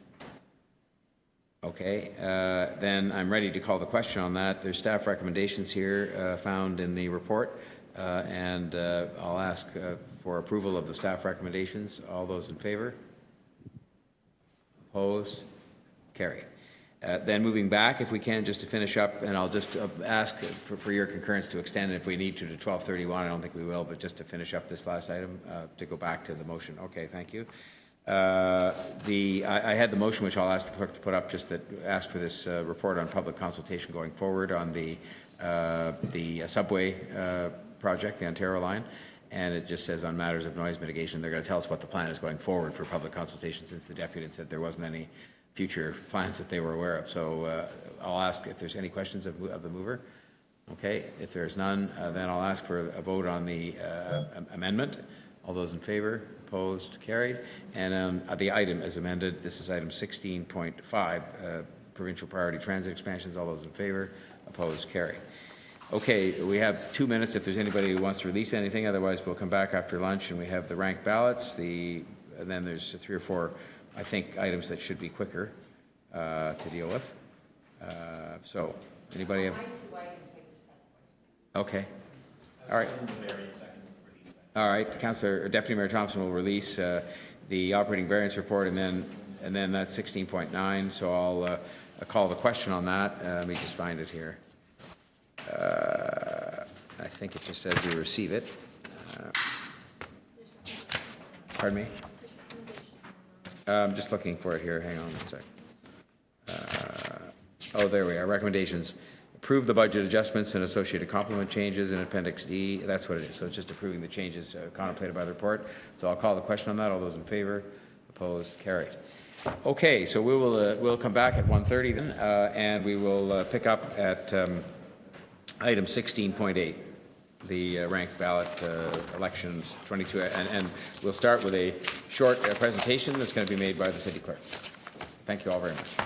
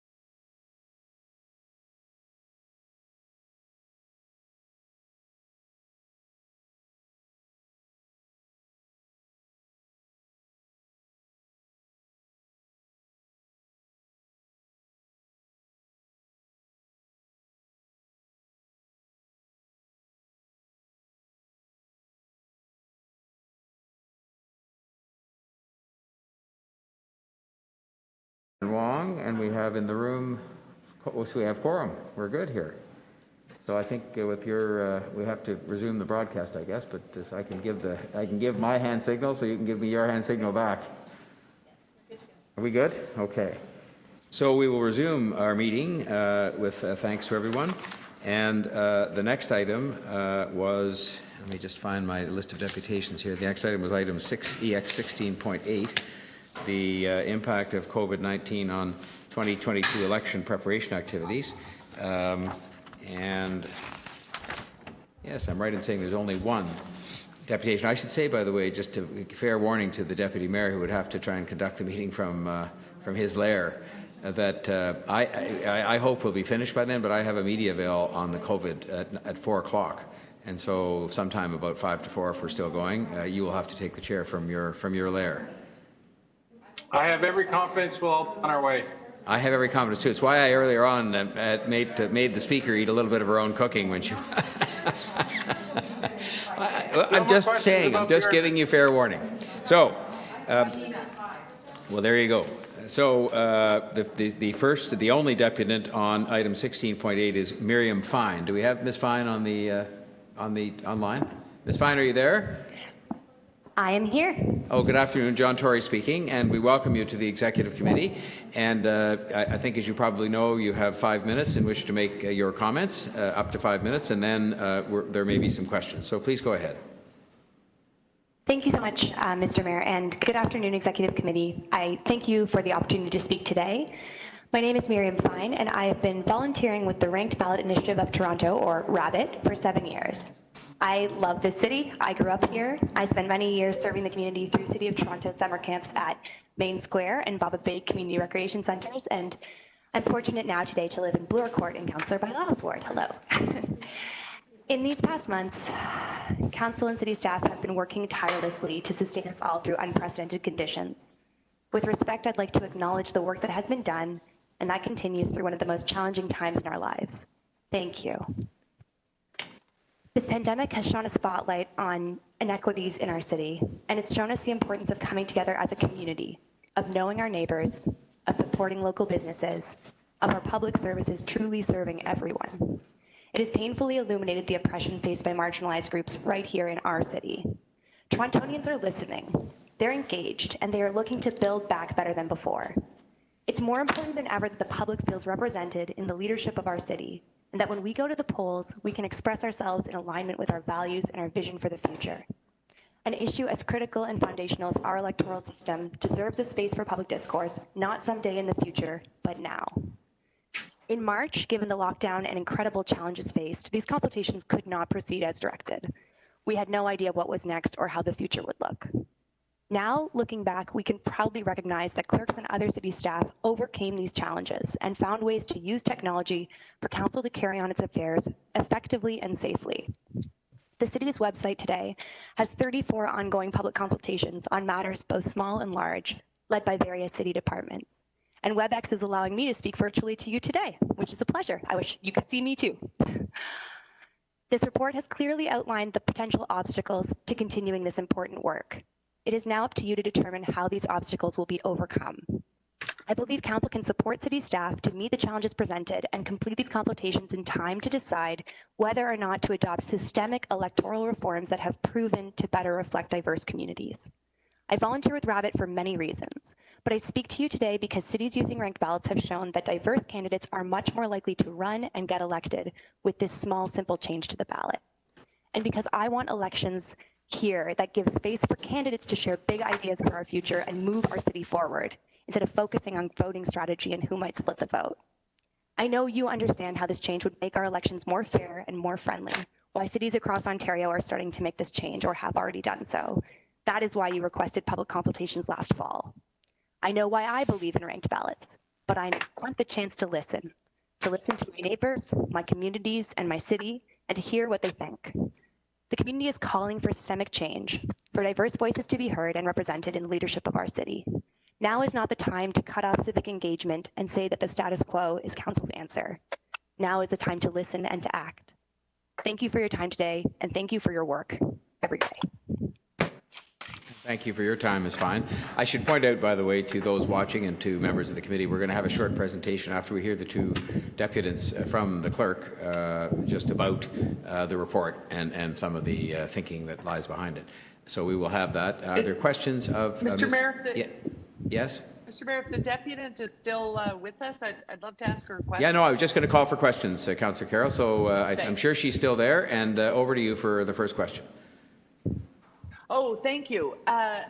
Miriam, I have a question because you work with Rabbit. Yes. We've been talking about this since back in 2013, but then again we had delegations to the Special Governance Committee in 2019. Is the membership, the data list, whatever you want to call it, Rabbit's reach out into the community? Are you confident that there are enough people who are still committed to this, that if in order to do this by 2022, we were going to incur additional costs, that might cost taxpayer dollars, is that still a priority for the community? Do they still see that the benefits outweigh that? I would say absolutely, of course, acknowledging that when I'm speaking with our community and the people who are excited about this potential change, that's who I'm speaking to. So acknowledging that I have not done my own public consultations or sought out necessarily those diverse opinions. But I will say that I've tabled at numerous public events over my past 7 years of volunteering with Rabbit. I've had the opportunity to meet many Torontonians in different parts of the city. And I will say that when I talk to people about this, they go, yes. They say, I understand that this will change the way that I walk into the voting booth. I understand that it will change the candidates I see on the ballot, and it will change the discourse. And if there's anything that I hear, it's that we are just waiting for an election where we can talk about what's important to us and not what divides us, and where we can go in and vote with our hearts. And I think that is what this very small change will have such a big impact that it is worth the trouble, it is worth the time. And I believe it will be very smooth and simple. Thank you. Thank you. Thanks, Miriam. Thank you, Councillor Carroll. Thank you. Those are my questions, Thank you, Mr. Chair. Councillor Carroll. Are there other members of the committee wishing to ask questions of the deputant? Councillor Pasternak. Thank you. Thank you, Mr. Mayor, and thank you to the deputant for participating today. So I'm just reading over the analysis of London, Ontario's experience with ranked ballot when they introduced it. And to be frank, it didn't do any of the things that you say it will do. Their analysis was it had ranked balloting had little impact on the results, that the 14 ward races and one mayoralty race had no change to any outcome through the ballot counting, and that 31% of people who went into the voting booth just picked one candidate anyway. And they also said it was the most acrimonious election they could remember. So I'm just wondering whether you've looked at the London situation and whether you can kind of explain the disconnect to what you're promising Toronto and their experience. Absolutely, and I will say that there are members of our body that I think would be able to speak to this much more eloquently than I will. I will openly admit that I'm not always the best at remembering these things off the top of my head, and this is my first deputation, so I'm learning here. But what I will answer, a few things that come to mind is that we know that there were candidates who expressly said that they would not have joined the race if it were not a ranked ballot election. And this included newcomers to the ballot who were young, gay, Black, and Indigenous. And in fact, we have Ariel Kayabaga, who did get elected, and she is a Black woman who did say she ran because it was a ranked ballot election, and she was successful because it was a ranked ballot election. So I think we're probably reading different reporting here, or perhaps interpreting that reporting differently, but to me that speaks volumes. And in terms of whether or not it makes a big splash in terms of the counting, what I would say is that it's really not just about the counting. This is about the way we present politics. This is about who sees themselves as a potential candidate, who gets on the ballot, and who runs and shares their ideas with the community. And seeing a huge bump either way in the numbers, to me, that's not really what I'm focusing on. I'm focusing on on who is running and what is the discourse. And if it was more acrimonious, I mean, I'm not a political science expert, but I would hazard a guess to say that when you make a change, people get scared and they do what they can to try to navigate a new system. And it's not maybe going to be instantaneous that you see the kind of systemic change we're talking about. What it's about is building a better foundation. And as people come to understand how a ranked ballot election is different, I believe that you will see the shift that we described, because it has been demonstrated in other cities across North America and in fact across the world. Now, I can only speak to my ward, and I've got probably in the vicinity of about 10,000 constituents who do not speak any English, and they have enough trouble with our current system. I've seen examples of what the ranked ballot looks like. I'm just wondering how you would reach out to these people who have struggled with our current system, and how you would get them to understand the choices before them, and explaining how the process works, and having multiple translation options at each of the 1,400 polling stations. I'm just wondering logistically how you would suggest we do that. I think I would agree with you, Councillor Pasternak, that education and outreach is absolutely critical, that it's really important that voters in Toronto understand how they're voting and how to vote for the person that they want to vote for. And I know that with colleagues who have traveled to cities like Minneapolis to observe their elections and directly spoken to voters of various diverse backgrounds, this has been, proven to be a simple proposal that folks can understand regardless of their language barriers. And in fact, anecdotally, in my own social circles, when I speak to people who've immigrated to Canada, they are often shocked that we are still using first past the post at every level of government. They're going, what the heck? Like, I thought we were moving into a more democratic society here. So just this morning, speaking with my colleague from Bosnia, who said, he thinks that this is going to give people such a range of choice, and that feeling that my vote's really going to count in the way that he's used to from living in 5 or 6 European countries. So I think we're going to see that, in fact, hopefully people feel more committed to understanding their ballot because they understand that they have a wider range of ways to express their views. And I would definitely look to city staff and experts in electoral reform to advise us on how best to educate and outreach to the public about this. Okay, thank you. We'll leave it at that. Thank you so much. Thank you very much, Councillor Pasternak. Deputy Mayor Thompson.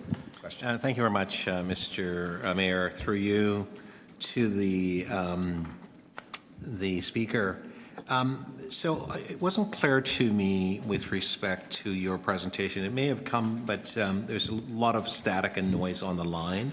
So I just wanted to clarify. We're not talking about whether or not the city is, has taken a position to do or not to do ranked ballot. It's something that we're looking at moving forward with.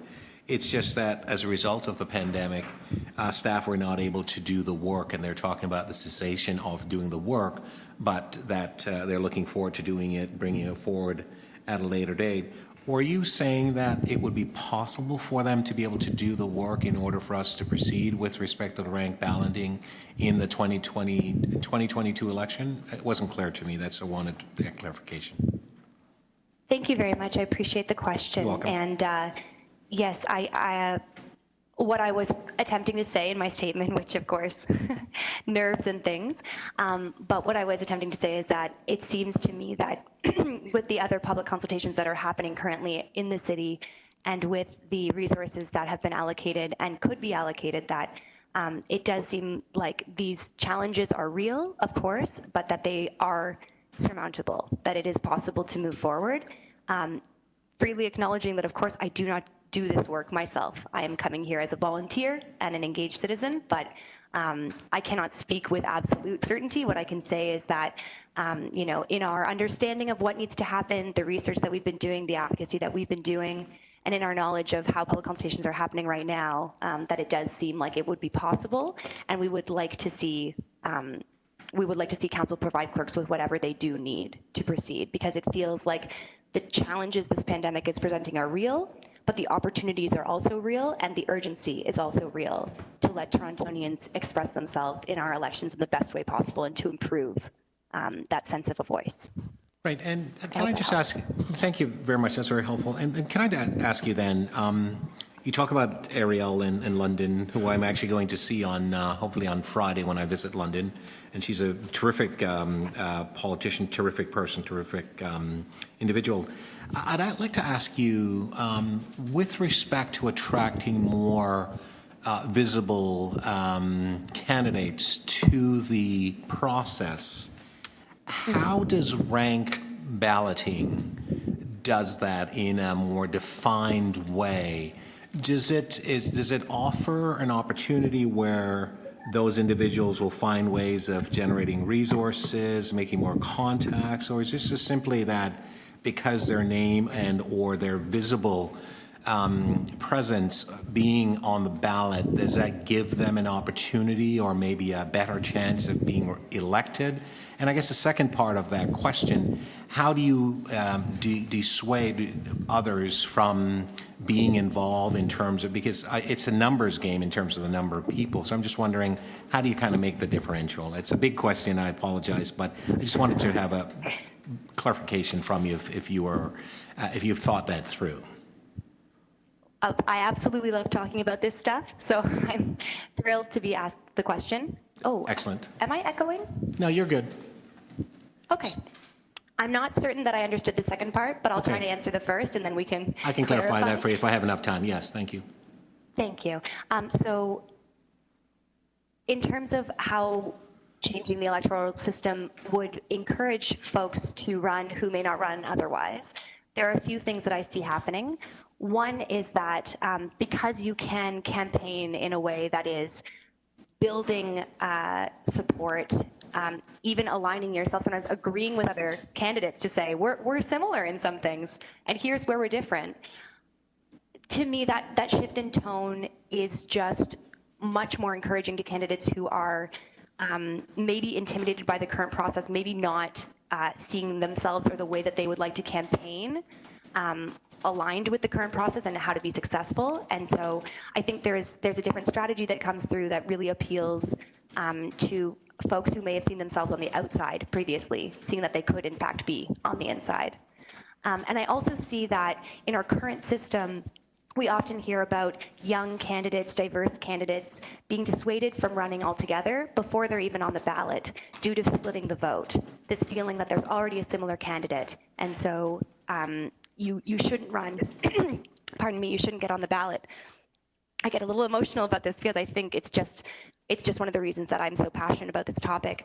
We don't even know who could be on the ballot if they weren't being convinced not to run in fears of splitting the vote. And I'm just thrilled to think about a future where we can be seeing the full spectrum of who might run, who might want to represent their community if they could not be dissuaded. Thank you. Thank you, Deputy Mayor Thompson. And are there any other questions for this deputy? Okay. Well, Ms. Fine, I'll thank you very much for your deputation and for your answers to those questions. And I was mistaken. There's actually a second deputy that just was over the page here. And I don't know if Jesse Bark is available. Jesse Bark, are you there? Yes, sir. Okay, so over to you. You have 5 minutes. We welcome you to the Executive Committee to make your submission, and then we may have some questions for you. Please go ahead. I appreciate that. Thank you, Mr. Mayor. My name is Jesse Barquet. I'm from Ward 13, Toronto Centre. It is evident that the COVID-19 pandemic is here to stay. As our city acclimates to this new normal, it's important that we find ways to move forward and keep on with our day-to-day lives as much as we can. It's been 6 months or so now since we've been adapting and carrying on despite the pandemic. The simple fact that I'm addressing council remotely via a mere web link rather than in person is a good example of this adaptation, as it ensures that we tend to our obligations and things that matter. Throughout this pandemic, we've unfortunately also witnessed increasing polarization in cities across North America and the world that have led to unrest in several instances and demonstrations everywhere, including here in Toronto. This is a critical moment to engage in public conversations. It was just a couple of short months ago that you, Mr. Mayor, along with health and city officials, presented data that unequivocally showed that Black, Indigenous, and other people of color, along with those with lower income and larger households that also tend to be racialized, by the way, are more afflicted by the coronavirus.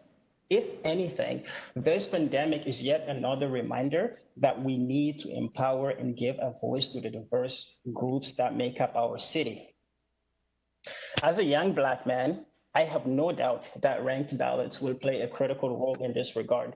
When this inevitable eventuality comes to Toronto, this is sweeping across nations here in North America and cities here in Canada. We're tired of excuses. We're tired of being overlooked, and we are tired of inertia. What do you have to lose by merely following council's wish to pursue a public consultations? Do we just not care enough?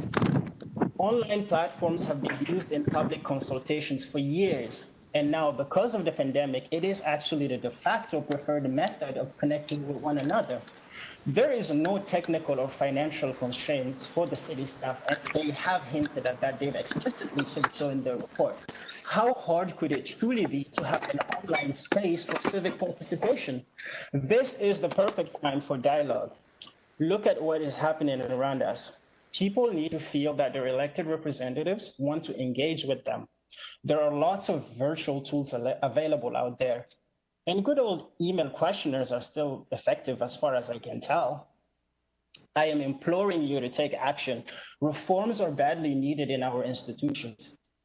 You know, it's often said that the common denominator for progress is people. This is not the time to pull away from Torontonians. I urge Council to use this opportunity to reaffirm its commitment to this public consultation without any delays. Thank you. Thank you, Mr. Barkey. Are there any questions of the deputy? Okay, well, on that note, we'll thank you so much for your patience and for participating online with us today. So that would move us, and may I just remind members, obviously you'll ask whatever questions you want, but we're not having a complete discussion of the merits and demerits of ranked ballots today, but rather we're receiving and dealing with a report which has some recommendations about the timing of some work to be done. So I'm sure there's lots of questions to be asked about that too, but that is what's on the table today. So are there questions of staff on starting with Councillor Carroll? Thank you. Sorry about that. Got a little... You've just... Oh, there we go. I think you've gone back on mute there, Councillor Carroll.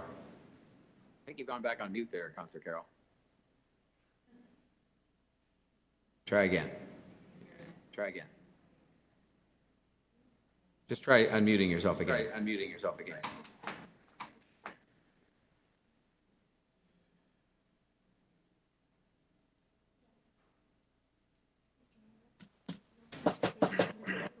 Pardon me? You know what? I've forgotten all about that. You know what? While we sort out, Councillor, while we sort out the technology, the clerk was going to make a presentation, which I'd made reference to, and I just forgot about it. So Councillor Carroll will go off and sort out the technology, and the clerk will make a brief presentation to us. So, Madam Clerk, thank you for being with us, and over to you.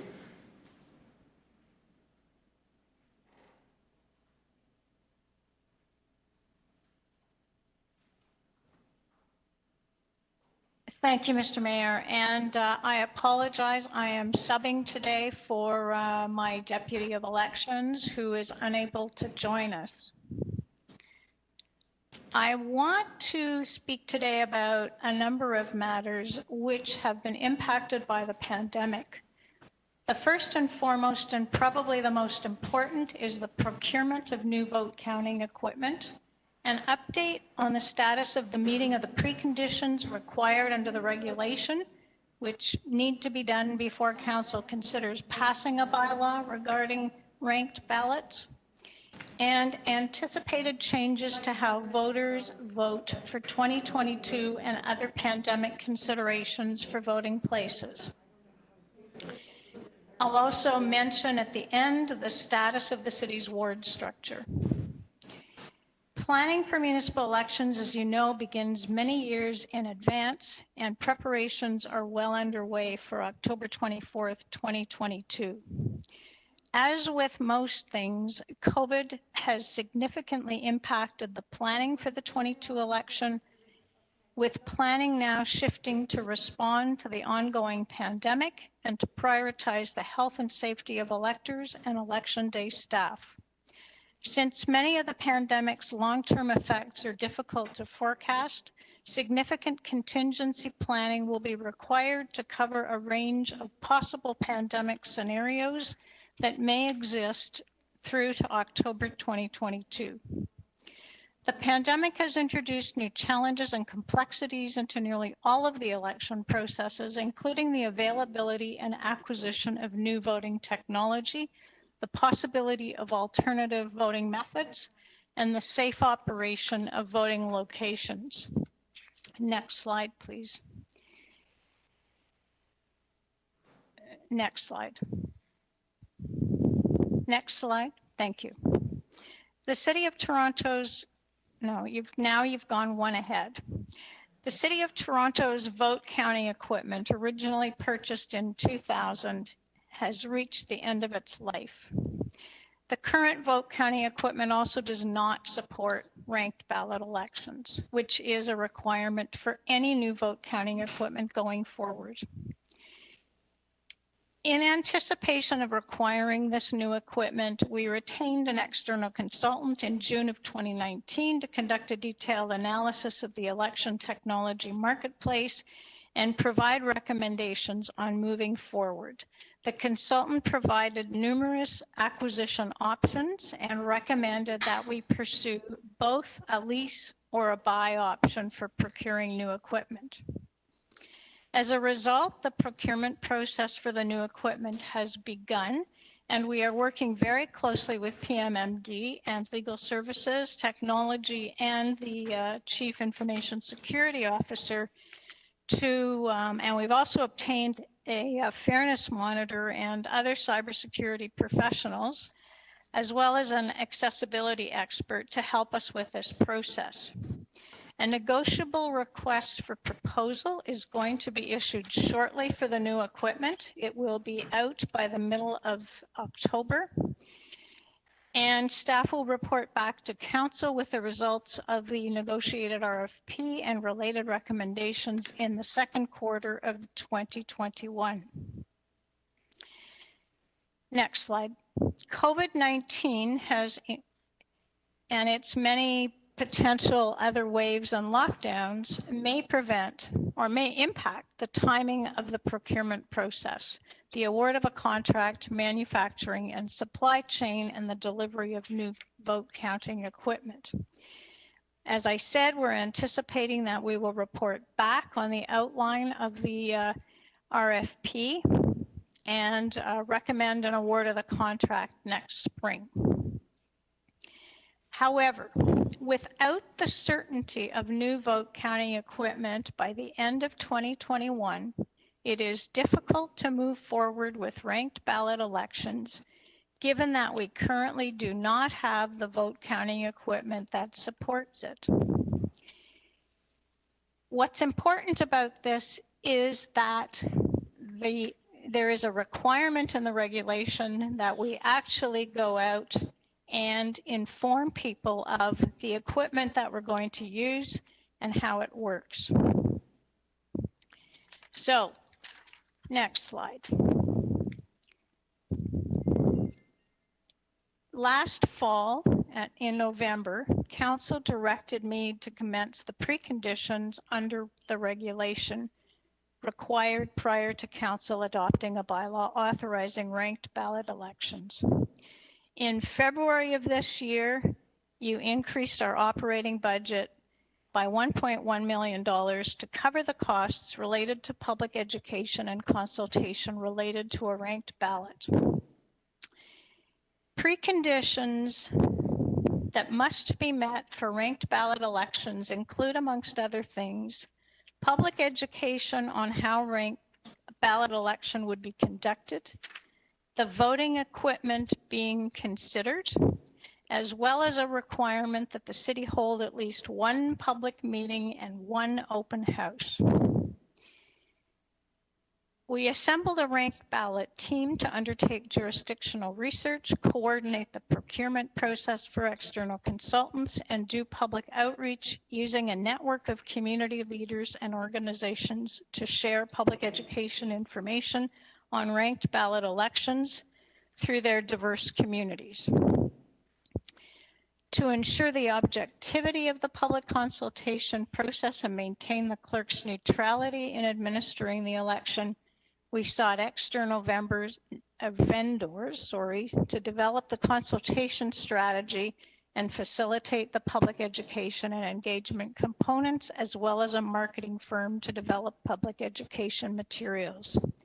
A marketing firm was retained in early March 2020, and procurement process was underway, requiring the applicants to propose a detailed consultation strategy that included multiple methods of engagement and outreach that would generate meaningful input, reflective of the city's diversity. The contract was to begin in April 2020, with broad outreach and education initiatives occurring through the spring and summer, and in-person public consultation meetings held throughout the city in September. We anticipated reporting back to the November cycle. Next slide. The pandemic and consequent lockdown delayed moving forward with the education and outreach consultation. The pandemic also created delays in the procurement process for the new vote counting equipment and may continue to impact the ability to secure it in time for 2022. Without the new vote counting equipment, it is not technically possible to support a ranked ballot election. The deadline for council to pass a bylaw authorizing a ranked ballot election for the 2022 general election is May 1st, 2021. With the pandemic remaining a significant public health concern that will likely be with us for many more months, it is difficult to move forward with outreach and consultation and meaningfully engage the public. Public participation in public outreach and consultation may well be impacted as the public is currently focused on the pandemic, the economic downturn, and concern for future waves or caseload increases, as we've already begun to see. Public outreach and consultation that is solely virtual will not generate appropriate participation on such a fundamental change to voting, as not everyone has internet access. Not all phones support engagement platforms and tools, and not all engagement platforms and tools are accessible. Given the uncertainty with securing new vote counting equipment that supports ranked ballot elections and the limitations to outreach and consultation due to the pandemic, staff are recommending that council consider ranked ballot elections for 2026. Next slide, please. Staff are also examining, next slide, please. Or sorry, no, you've got it. Staff are beginning to look at ways that the election needs to change in order to be conducted through a pandemic to ensure elector safety within the voting place and in providing alternative voting options. Work is underway to reimagine voting places with social distancing, reduce touch points, and to determine what personal protective equipment or other tools may be needed. Online voting continues to represent significant security vulnerabilities and technical challenges, and we've discussed that fully with our CISO and the Auditor General, who brought these issues to your attention some time ago. There is no fully accessible internet voting service that can guarantee security, ballot secrecy, and voting integrity, and is not an option for 2022. Preliminary research has identified mail-in voting as a potential alternative voting method to consider, and research is underway to determine its feasibility. The last point I wish to raise, if you flip the slide, please, deals with our favorite legislation, Bill 5, which has been challenged and which challenged the Supreme Court of Canada has agreed to hear. A decision, however, is not anticipated until late 2021. In addition to the pandemic and its impact on election planning, the outstanding Supreme Court case means that planning for the 2022 election must also be based on both a 47 and a 25 ward model, adding yet further complexity. So, Mr. Mayor, that's the presentation, and I'm happy to try to address any questions that you will have. Thank you, Madam Clerk. I think it was short but very thorough in terms of the different things it covered. And I will now turn, as we were going to do a moment or two ago, to questions of staff, which could or could not relate to this presentation, as you wish, Councillor Carroll, and who's now in the room with us for those who are following our meeting. Somebody's got their phone open there, and they're. Yeah. It's either the wind or heavy breathing. I hate to say, but anyway, if somebody could just put things on mute, that would be great. And over to you, Councillor Carroll. Thank you. Hi, Yuli. I have a lot of questions, and I apologize for that. I tried to get in touch with Ms. Murray yesterday morning, but my call wasn't returned, so I have a lot of questions. First of all, with respect to the current machines not being able to accommodate a ranked ballot, we did actually have them do a ranked choice count in a few locations during the participatory budgeting pilot at the city. Is the issue they're being at their end of life, or that we don't have a number that can do what a few tabulators did? Is it the volume that would be required if we were to have the ranked ballot election and for some reason ended up having to use the old equipment?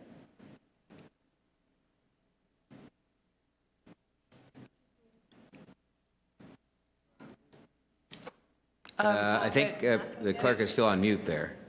Uli, you just have to be on. Can I get that time back?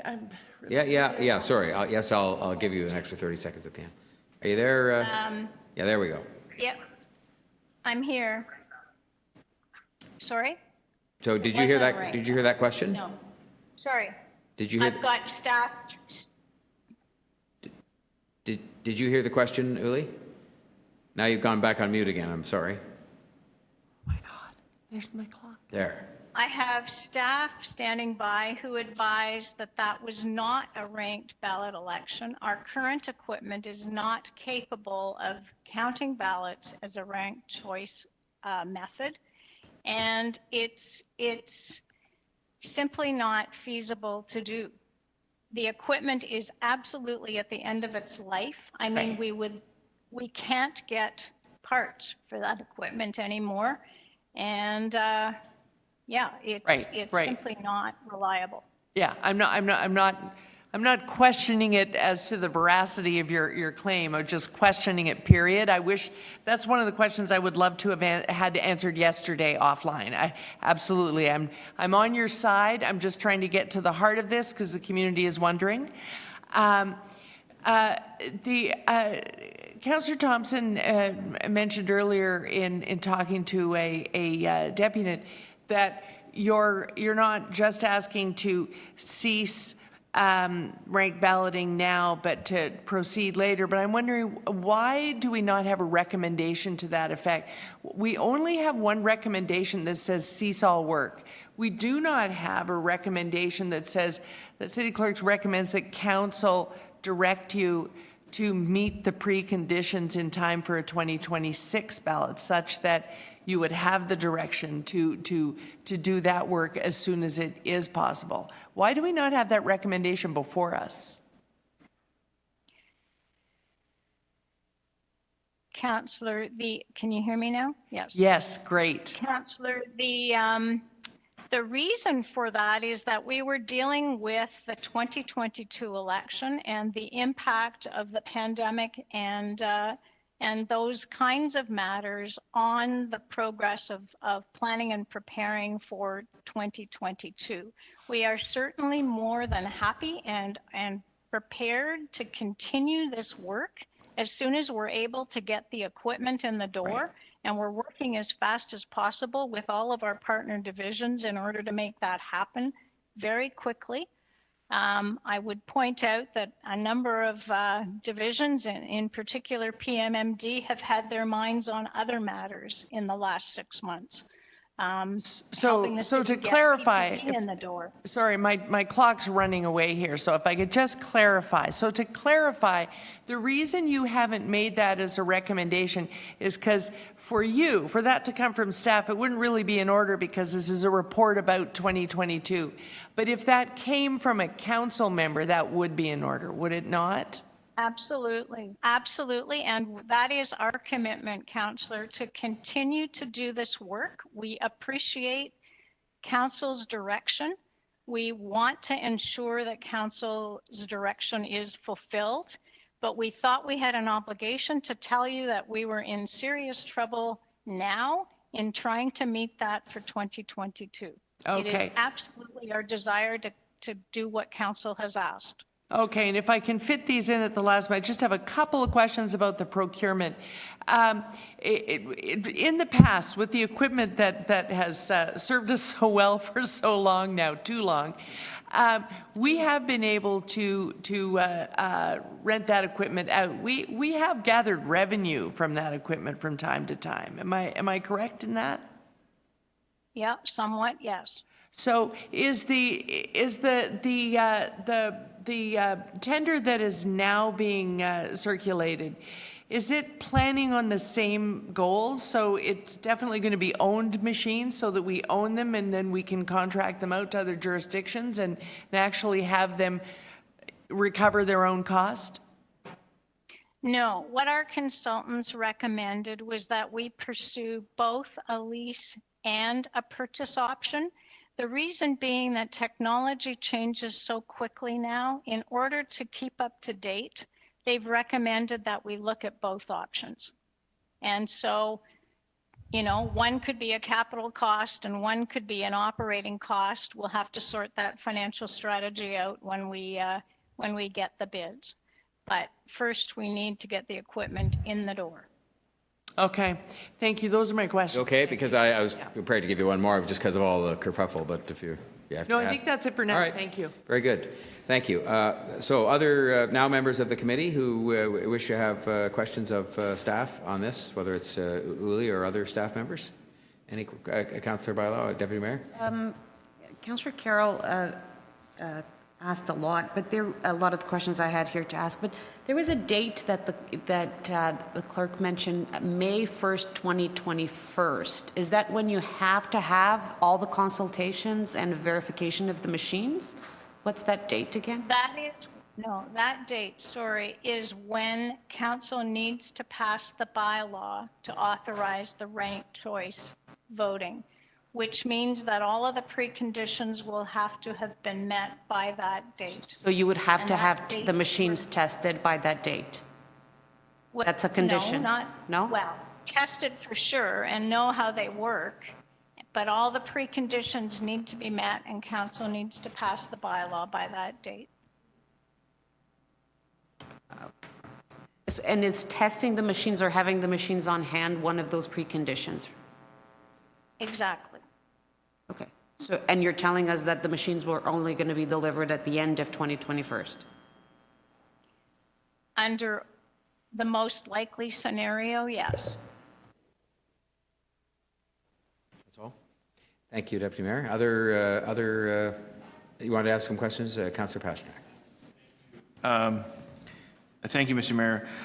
Through you to staff, back in, I guess, 2015, City Council was reviewing one of your reports about a refurbishing initiative. I think refurbishing the equipment was an option. And is that what you're referring to when you said the procurement process was stopped when the pandemic hit? No. No, Mr. Mayor, what we were talking about there is not refurbishment. We were refurbishing with the addition of new modems, which had by that point become out of date. What we are talking about now is issuing an RFP, a negotiated RFP, to acquire new equipment. This equipment has, as Councillor Carroll put it, served us very well for a very long period of time, and I believe she said too long a period of time, and I would agree with that. So between now and May of 2021 is 8 months. Your feeling is that getting in new equipment, programming it, testing it, doing all the public consultations is, would your word be unrealistic Yes. or impossible? I think it's unrealistic and it verges on impossible, because we know, and the proponents who have spoken have indicated, well, why don't you just go do this consultation virtually? And for the reasons that I've already given, namely the digital divide in our community, the incredible impact of COVID on the same communities that we know we need to reach out to, we do not believe that a virtual opportunity in and of itself is sufficient to do this.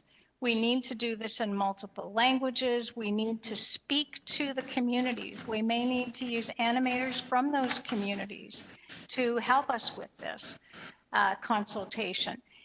It's too vital when, as an election administrator, I know I am dealing in the only asset that voters have, frankly, to participate in their government directly, which is their vote, and not thoroughly explain to them how their vote is going to get counted.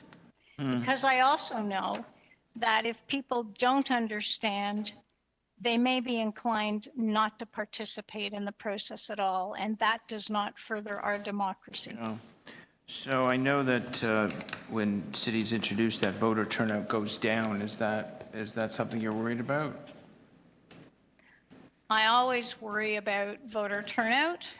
There isn't a whole lot I can do about it, but I owe it to electors to at least explain to them in full how their vote is going to get counted. And that means, as the regulation says, I need the equipment in place to show them how it's going to work. They're going to need to understand a little bit about algorithms and how they work, and they're going to need to understand that they should vote. Yeah. It's just that in jurisdictions where this has been introduced, voter turnout goes down because they're frustrated with the process, the general electorate. I don't know if we could turn to the Supreme Court decision. When do you think, now we've been granted a right of appeal to the Supreme Court, when do you think we would get a decision on that? Our legal partners have advised that they expect that will happen, but not before the end of 2021. So we're looking at least another year is their best guess. And is there any inclination, or maybe this is a question for legal, that they would restore the 47 ward model or come up with other solutions, or we don't know? Don't know. This is Ward Earl from Legal Services. I think it's an open question. It's an open question. Okay, that's fine. Thank you very much. Dr. Pasternak, and are there other members of the committee wanting to ask questions of staff on this? Yeah, Councillor Crawford. I'm sorry, Councillor Crawford, yes, go ahead, Councillor. Yeah, thank you, Mr. Mayor. So just, Yulia, just to clarify, you haven't made any decisions on whether or not you're going to be, well, first of all, the life use of the machines we have right now is pretty much done. We wouldn't be able to use them for a 2022 election, whether it's ranked balloting or not, or do we still have the potential of using them? My best advice is that we do not use that equipment. We had some glitches with it in 2018 that are a tad concerning because we cannot any longer get replacement parts. And we've had to, frankly, bluntly, cannibalize some other equipment to make the rest of it work as well as it did. So I would not recommend using that equipment again. Okay, so you haven't made the determination if we're going to be renting or leasing. That's something that you'll be determining coming back to council. And what sort of, so I'm thinking if council, for whatever reason, says and they want to do ranked balloting for 2022, does that change the sort of the decision whether you do rental or leasing or ownership, or how will that determine on whether you lease or own? That will be, the specification to do ranked ballots will be in the RFP itself. It'll be a basic requirement. Okay. It will not impact the decision of whether we lease or we own, other than to say if the spec isn't met, we're not going to be accepting the bid. Okay. Okay, thank you. That's all my questions, Mr. Mayor. Thanks, Councillor Crawford. Okay, other members of the committee wishing to ask questions of staff, of the clerk, or any other staff member? Okay, then we can move on to speakers. Who do I have that wishes to speak on this? Councillor Carroll. Oh, sorry, yes, of course you go first. Thank you, Mr. Mayor. Well, I often in conversations with constituents find myself in a position where I have to say the answer is because COVID. And here we are again. This is one of those situations where that's what we're hearing from staff. The procurement got delayed, consultation was difficult. But I do actually share the view of one of the deputants and have experienced that this new form of consultation needn't be as complicated as we think. And I'll use my own most recent example. We put out through a postal drop, a notice of a virtual consultation meeting. And as often happens, the postal walk system is difficult. And so people did not receive until Friday a notice of a proposal that could happen in their neighborhood, and that there would be a virtual meeting about it on Tuesday in one location and one location only, and no choice of time. And this is really only circulated to a small neighborhood of about 400 houses. And because they were the impacted homes, and 80 people were on that call 3 days later. So I don't think we should ignore the fact that virtual consultations, the ability to reach out and to have a conversation that pulls everyone together, particularly in some of our citywide issues that we're contemplating here, we don't necessarily have to figure out how we're going to get out far and wide to the classic 4 jurisdictions. We have to figure out how we're going to engage people who don't feel comfortable engaging, who might feel that certain people can dominate a virtual meeting and I'm lost somehow. People are getting very, very good at doing that. And so I'm not really ready to give up on the consultation, and I'm not really ready to give up on the procurement being able to happen in as efficient a method as possible either, because there are really only a few good people who are dominating the market here in Canada and providing these electronic tabulators. This newfangled digital way of counting things is hard to explain to the public, but it's very well understood in its sector. And so I think that we really can do the procurement in a very efficient way. So I haven't entirely given up on 2022. Like the deputant, I wish we could take another look at trying to meet the preconditions, at trying to get this thing through and using virtual technology, getting a broad consultation done. But I will caution the executive committee, council is committed to this. In 2013, you saw a majority vote. In 2019, you were part of a majority vote. We are in a term of office when we have a mayor who is supportive of this and has been since day one. And those are great circumstances in which to make a change that the public has been telling us since 2013 they would like to see. I must be reading different articles, because when I read about San Francisco, I look at jurisdictions our size. What I understand is that in successive elections, ranked ballot does not actually impact turnout. In the first one you might, but most analytics scientists won't say definitively ranked ballot caused your voter turnout to go out, to go down, because so many factors are a part of that. an open mayor's race. If we look back to when our last and highest and best turnout was when Mel Lastman retired. That was a wide open race and a high turnout. All those types of factors are brought to bear on turnout. Ranked balloting, what we know it does, if you set turnout aside, because that's not all we set out to achieve in an election. What we know is this. We use that opportunity to also have the discourse that will propel the city forward. And through the mayoralty campaign and the televised debates, that conversation starts. But with ranked choice voting, that discourse can happen in every ward and in every race, because it becomes, as Miriam said in the beginning, not so much about vote for me because I'm not him, but vote for me because these are the things your neighborhood is facing, and here's the approach I would take.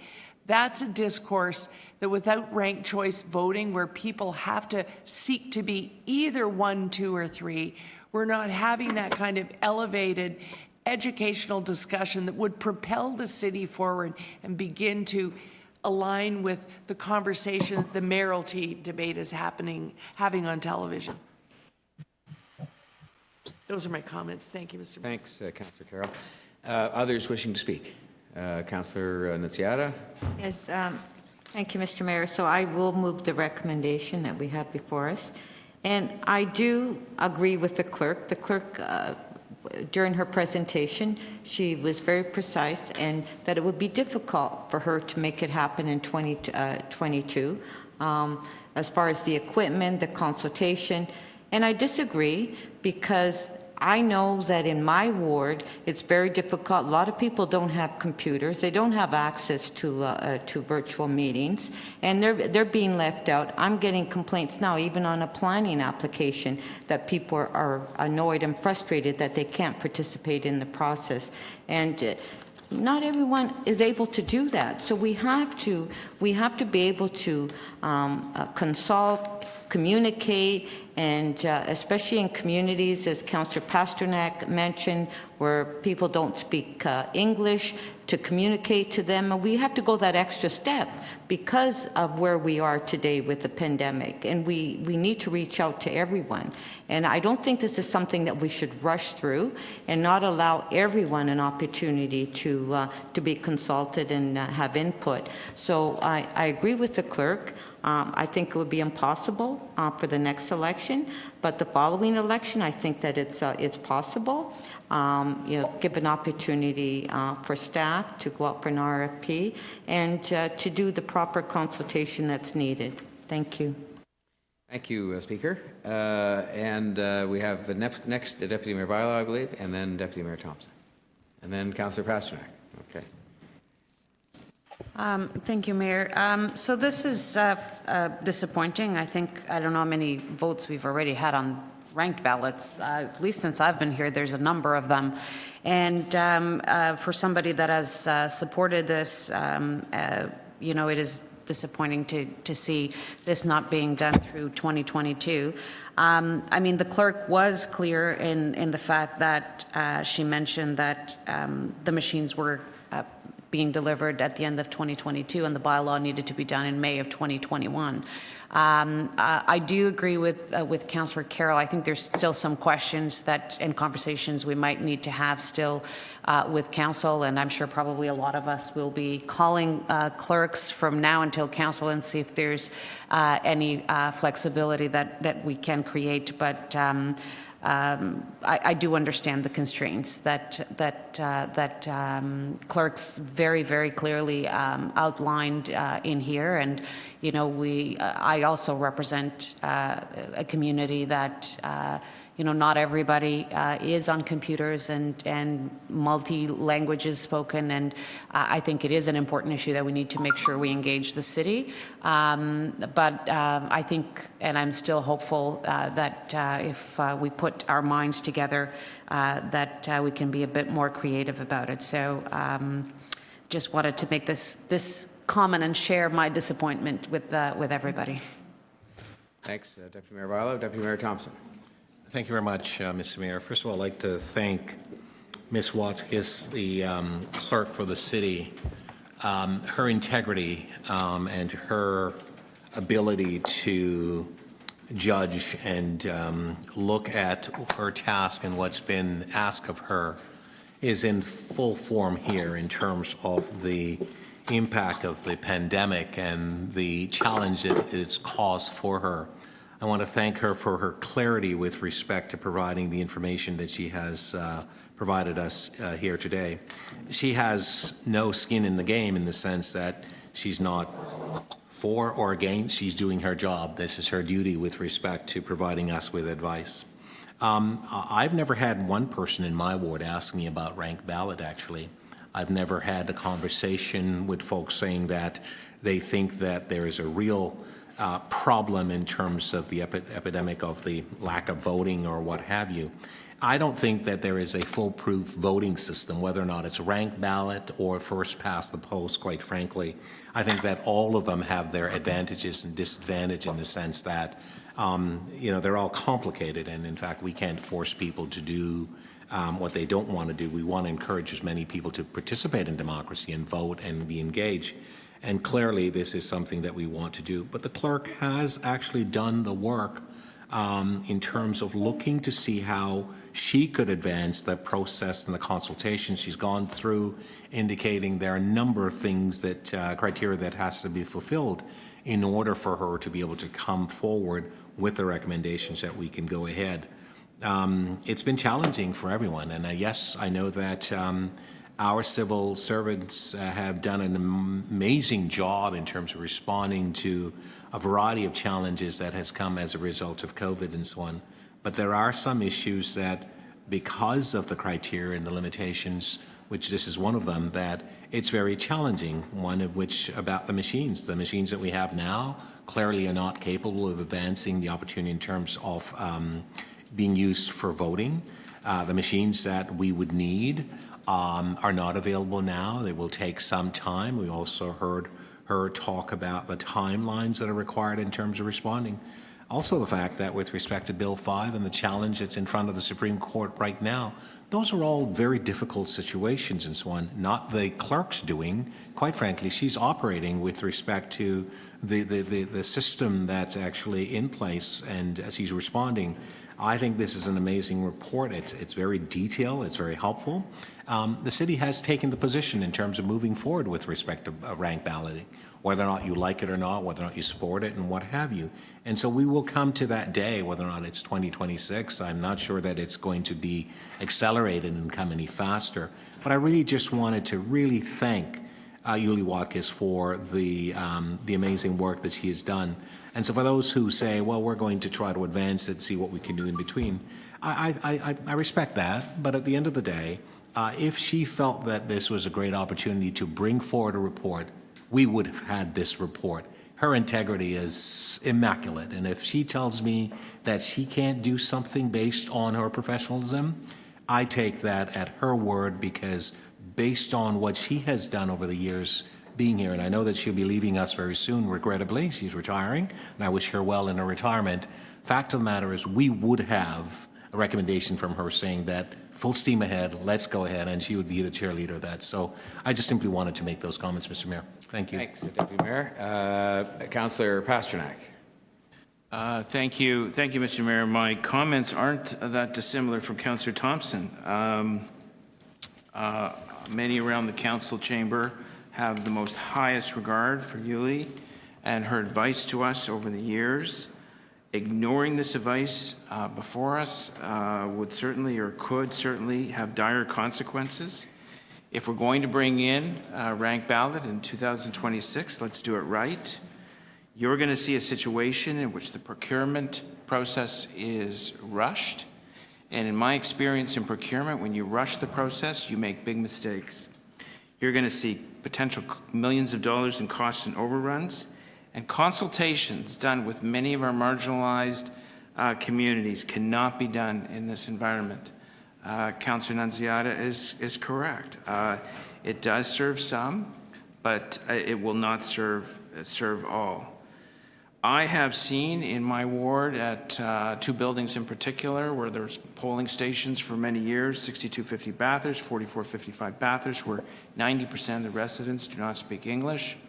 We have problems there every year with trying to explain how the balloting process works, how to work the ballot.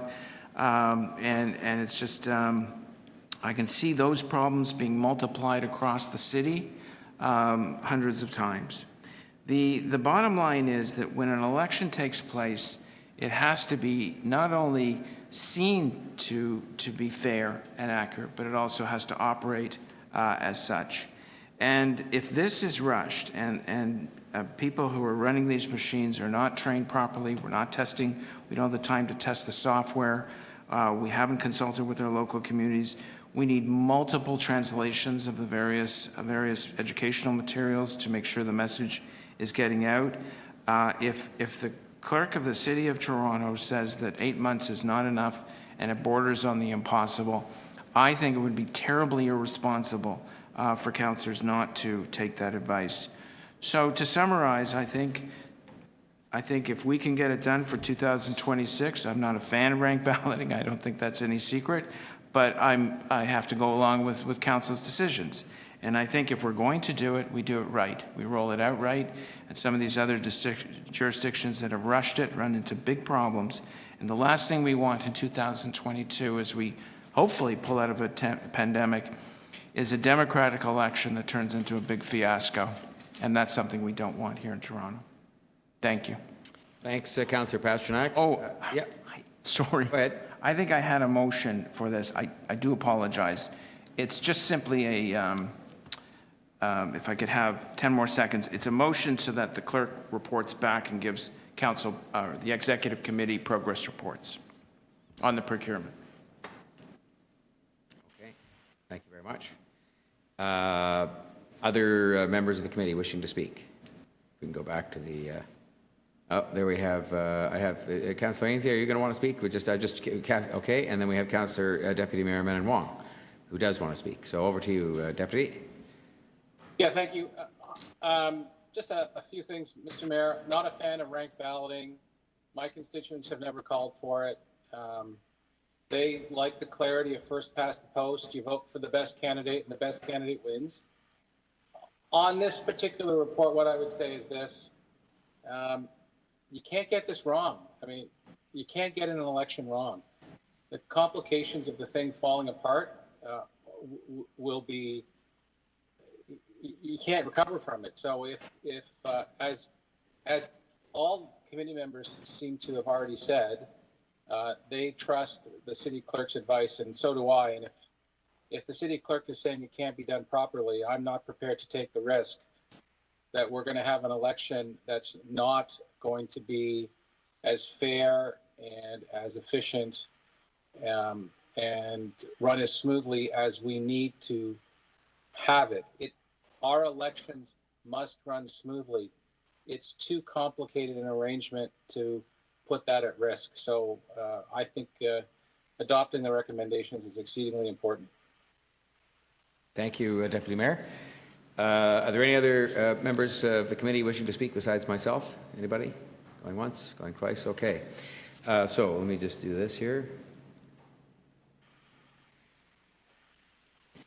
So, first of all, I had written down here, Councillor Deputy Mayor Thompson, and you've stolen my words exactly. I mean, I think the hallmark of this clerk's advice has been professional, practical, and advice of integrity, and so I start from that proposition, that she and her team would not write a report to us that was not consistent with the actual situation as they find it.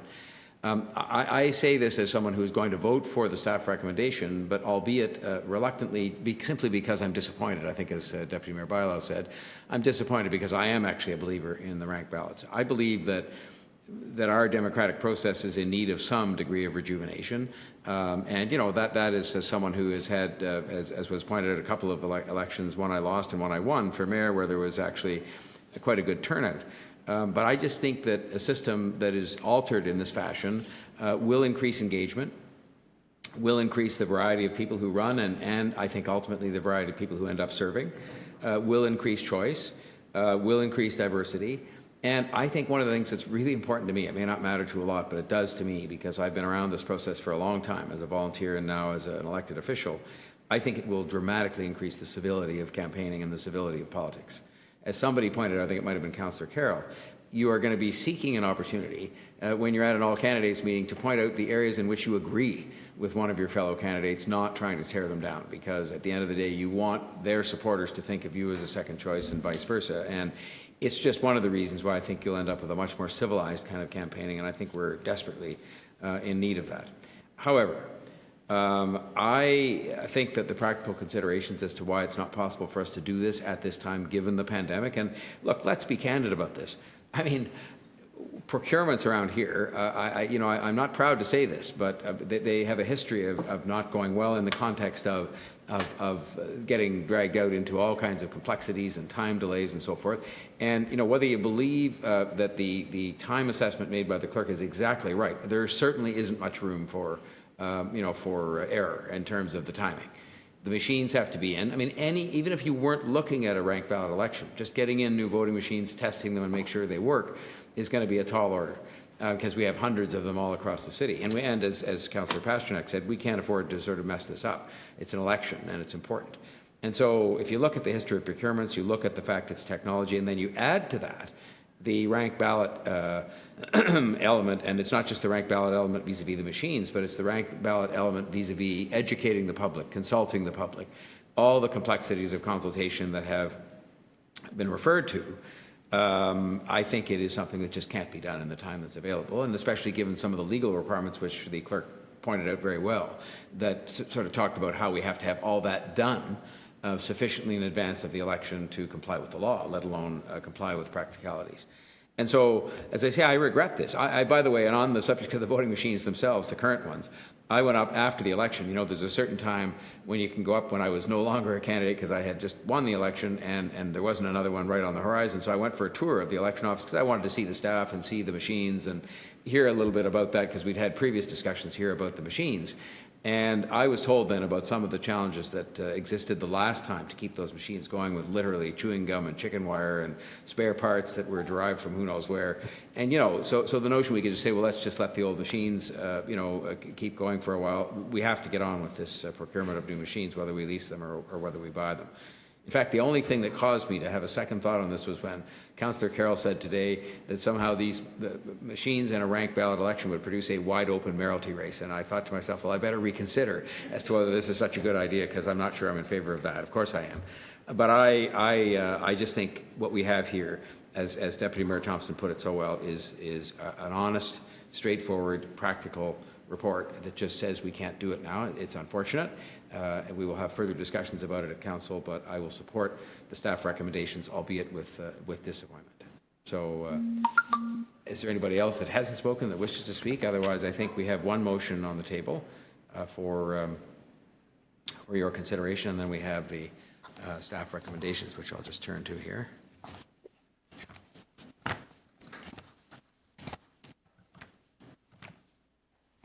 Here we are. So the motion from Councillor Pasternak is in front of you, and it is self-explanatory. I'll call the question on that. All those in favor? Opposed? Carried. And then the staff recommendations here are to direct the city clerk to cease any further work on ranked ballot and request... Point of a recorded vote? Yes, for sure.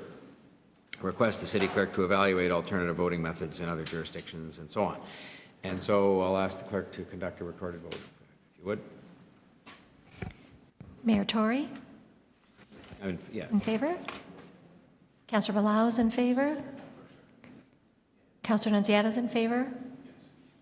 Councillor Pasternak, are you in favor? Yes. Councillor Thompson in favor? Councillor Crawford is in favor, and Councillor Ainsley, are you in favor? Opposed? You're opposed? It carries. Thank you. All right.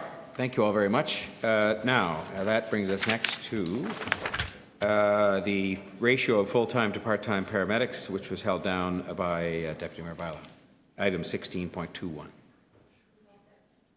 You did. Councillor Deputy Mayor, I'm sorry, I thought it was you speaking, Deputy Mayor. And I can call first. There's no deputants. So I can call first for... I'm sorry, did I miss something? Mr. Mayor, Yep. Yes, Deputy Mayor. the last vote. What was the result of the last vote? It was What- all recorded. I'm sorry? The last vote on the balloting Yes. was a recorded vote, and I was waiting to get called, and I never got called.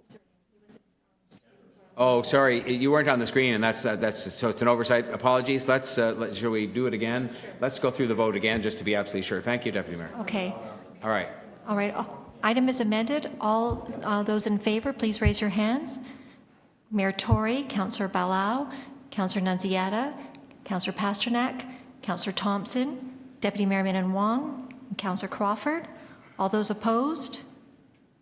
Councillor Ainsley, that carries. Thanks for bringing that to our attention. You just weren't on the screen at the time, so she didn't see you. Okay. Pardon me? All right. So we have the ratio of full-time to part-time paramedics, and it was held down by Deputy Mayor Bailão. Are there questions of staff first? Questions of staff? Yes.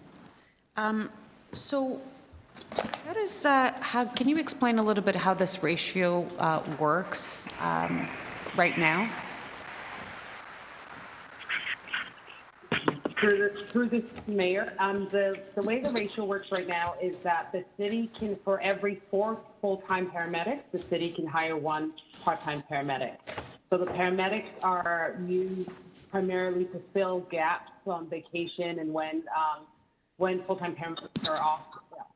So how many part-time paramedics do we have now in the city of Toronto? Gord, to answer that question?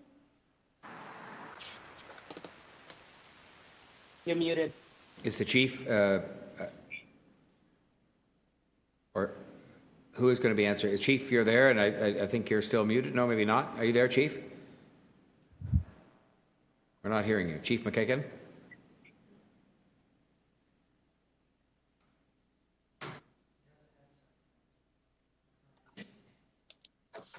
We're still not hearing the chief.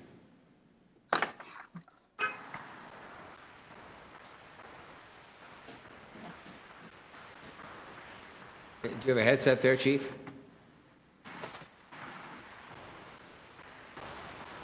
Okay, I can answer it. There are 212 part-time paramedics. Okay. And those paramedics are part-time and they're allowed to work other municipalities, other kinds of jobs, correct? That's correct. So are the full-time paramedics as well. Can you repeat that again, Uma? Yes, so are the full-time paramedics. Both the full-time and part-time paramedics are permitted to and do, in some cases, work at other services as well. Okay. Wow, even full-time. So this report was done in consultation with our chief public office, chief medical officer, correct?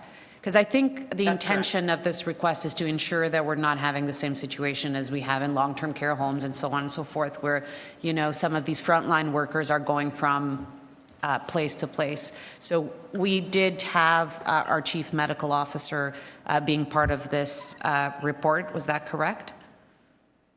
That's and we correct. seeked Yes. advice on The that? chief medical officer was, yes, she was consulted as part of this report. And the situation in long-term care homes and retirement homes, there was actually a regulation that prevented people from working at multiple homes. That was not imposed in this case, as it was not deemed necessary. And we did consult in preparation for this report, and no concerns. The medical officer of health was convinced that the protocols that are in place are adequate to protect public health. Okay, thank you. Thank you, Deputy Mayor Bailão. Are there Deputy Mayor Thompson? Thank you very much, Mr. Mayor, through you. Can someone tell me, please, what steps and measures are being taken now to address the issue? I'd heard from some saying that with the needs of the EMS with respect to part-time attendance, that there's a need for more full-time. Is there a process now that's being undertaken to address this issue? I am not aware of there being, and the chief is really trying to get his audio working, I'm not aware of there being a need right now. All I can say, though, about this issue is that this issue is currently the subject of interest arbitration. Okay. And the city has tabled a position, as has the union. So we expect that we will be getting an arbitration decision that will determine whether or not the ratios should be adjusted. So that's part of what we've indicated in the report, that this issue should be addressed through arbitration. Well, thank you, because you've extended that. That was part of my extension of the question, so you've read my mind. So thank you very much. Thank you, Mr. Mayor. Thank you. Are there any other questions of staff on this matter? May I just see the screen again to make sure that we don't have Councillor Crawford, Deputy Mayor, and Councillor Ainsley? None of those people are indicating a wish to ask questions. Okay, so are there any people wishing to speak? Okay, I think we just had the questions for, that was what you said, you wanted some questions. All right, so on that basis then, let me just have a look here. I think it was just receiving this report, if I'm not mistaken. Yes, that we received this report for information, so may I accept a motion that we received for information from Councillor Nunziata? All those in favor? Opposed? Carried. Next, we had the EX 16.24, Children's Services Capital Budget Adjustment, and this was held down by Councillor Nunziata, who had some questions, I believe. Yes, I just have one question on both items. Just for the Mount Dennis Daycare Center, I just wanted to ask, approving the additional funding into the budget, that's not going to delay the building of the center? Through you, Mr. Mayor, it's Shanley from Children's Services. No, this approval of additional funding is not going to delay the project. The project is on track, and we don't expect any major delays. Okay, so for the additional funding, and I see that the rationale for it, but wasn't that part of the original project, in the amount in the original project as far as the number of spaces in that? So there hasn't been any changes, correct? There hasn't been any changes to the original size of the project. However, as we went out to the excuse me, as we went out to the tender to the tender process, it is a complex project. It's going to be the City of Toronto's first owned net zero building. There is not a lot of comparators in terms of other buildings in the industry. So, you know, certainly there's a cost to going first and being innovative, and the tender process came back to reflect that additional cost. Okay, thank you. That's all. All right, thank you, Councillor Nunziata. I'll just move the recommendation. All right, I'll ask if there are any other questions or comments anybody wants to make about this. Okay, if not, then Councillor Nunziata has moved the staff recommendations on EX 2016-24, and I will just have a look there. So it's just really authorizing the adjustments, various in-year budget adjustments, and I'll call the question then. All those in favor? Opposed? Carried. And then finally, I think this is our last item, is Toronto Youth Job Corps 2023 Contract Authority, and that again was held by Councillor Nunziata. Yes, thank you. And I just have one question. So in the report, it mentions 4 agencies. And I looked through the whole report, and I couldn't get the information I needed as far as where the agencies, the names, and where the agencies are located. Do you have that information handy?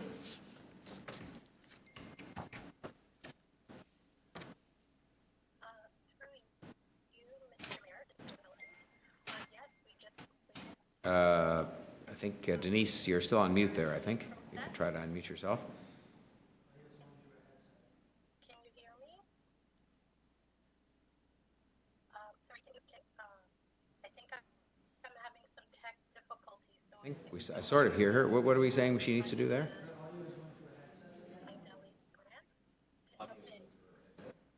Audio is going through your headset, they say. Denise, can you hear me?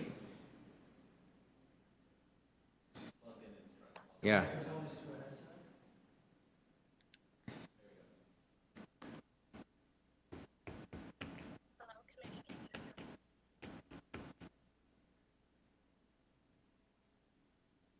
It's okay if we can't get it. I'll get it at council.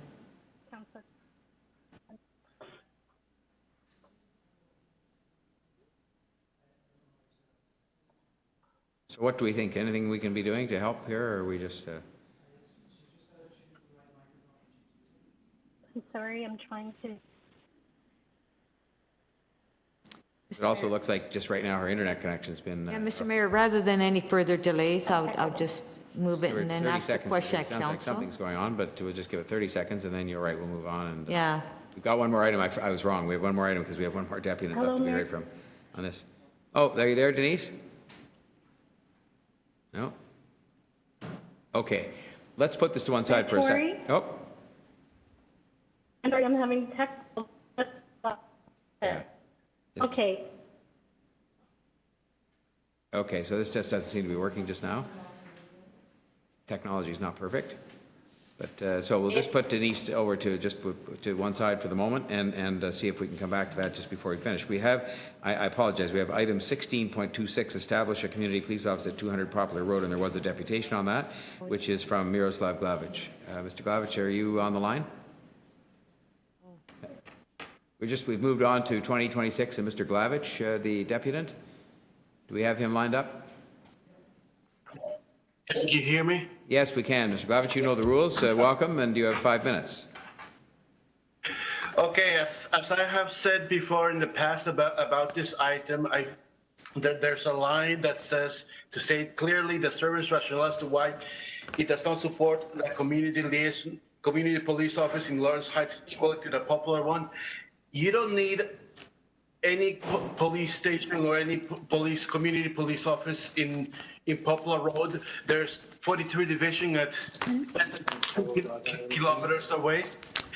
And yeah, that's it. It's kind of saying having a second city hall at Young and Queen when you're at Queen and Bay.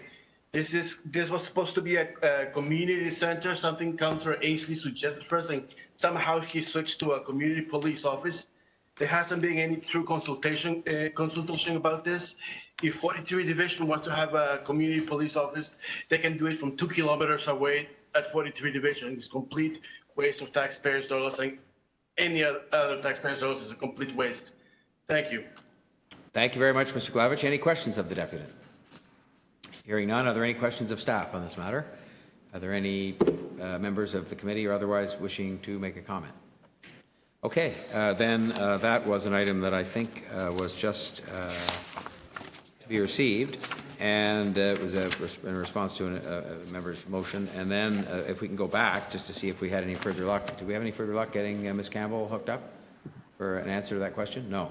It's okay. Okay, well, Councillor Nunziata will deal with it offline, and I think we're just receiving, that was Poplar Road, and I think this other one was the, where are we here? Youth Corps, and it was a contract authority, so I'll call the question then on that matter if I can, unless there's any other comments. All those in favour? Opposed? Carried. I think that brings us, Madam Clerk, to the end of our business for today.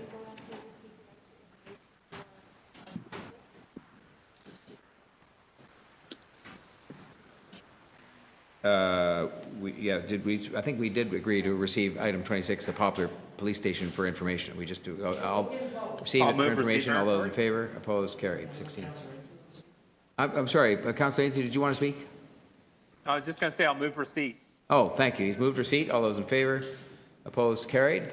If that completes our business, unless anyone has anything else, so we'll have a motion to adjourn. All those in favor? Opposed? Carried. Thank you, and we'll see you at council, if not before. 3 o'clock, too. That's well done.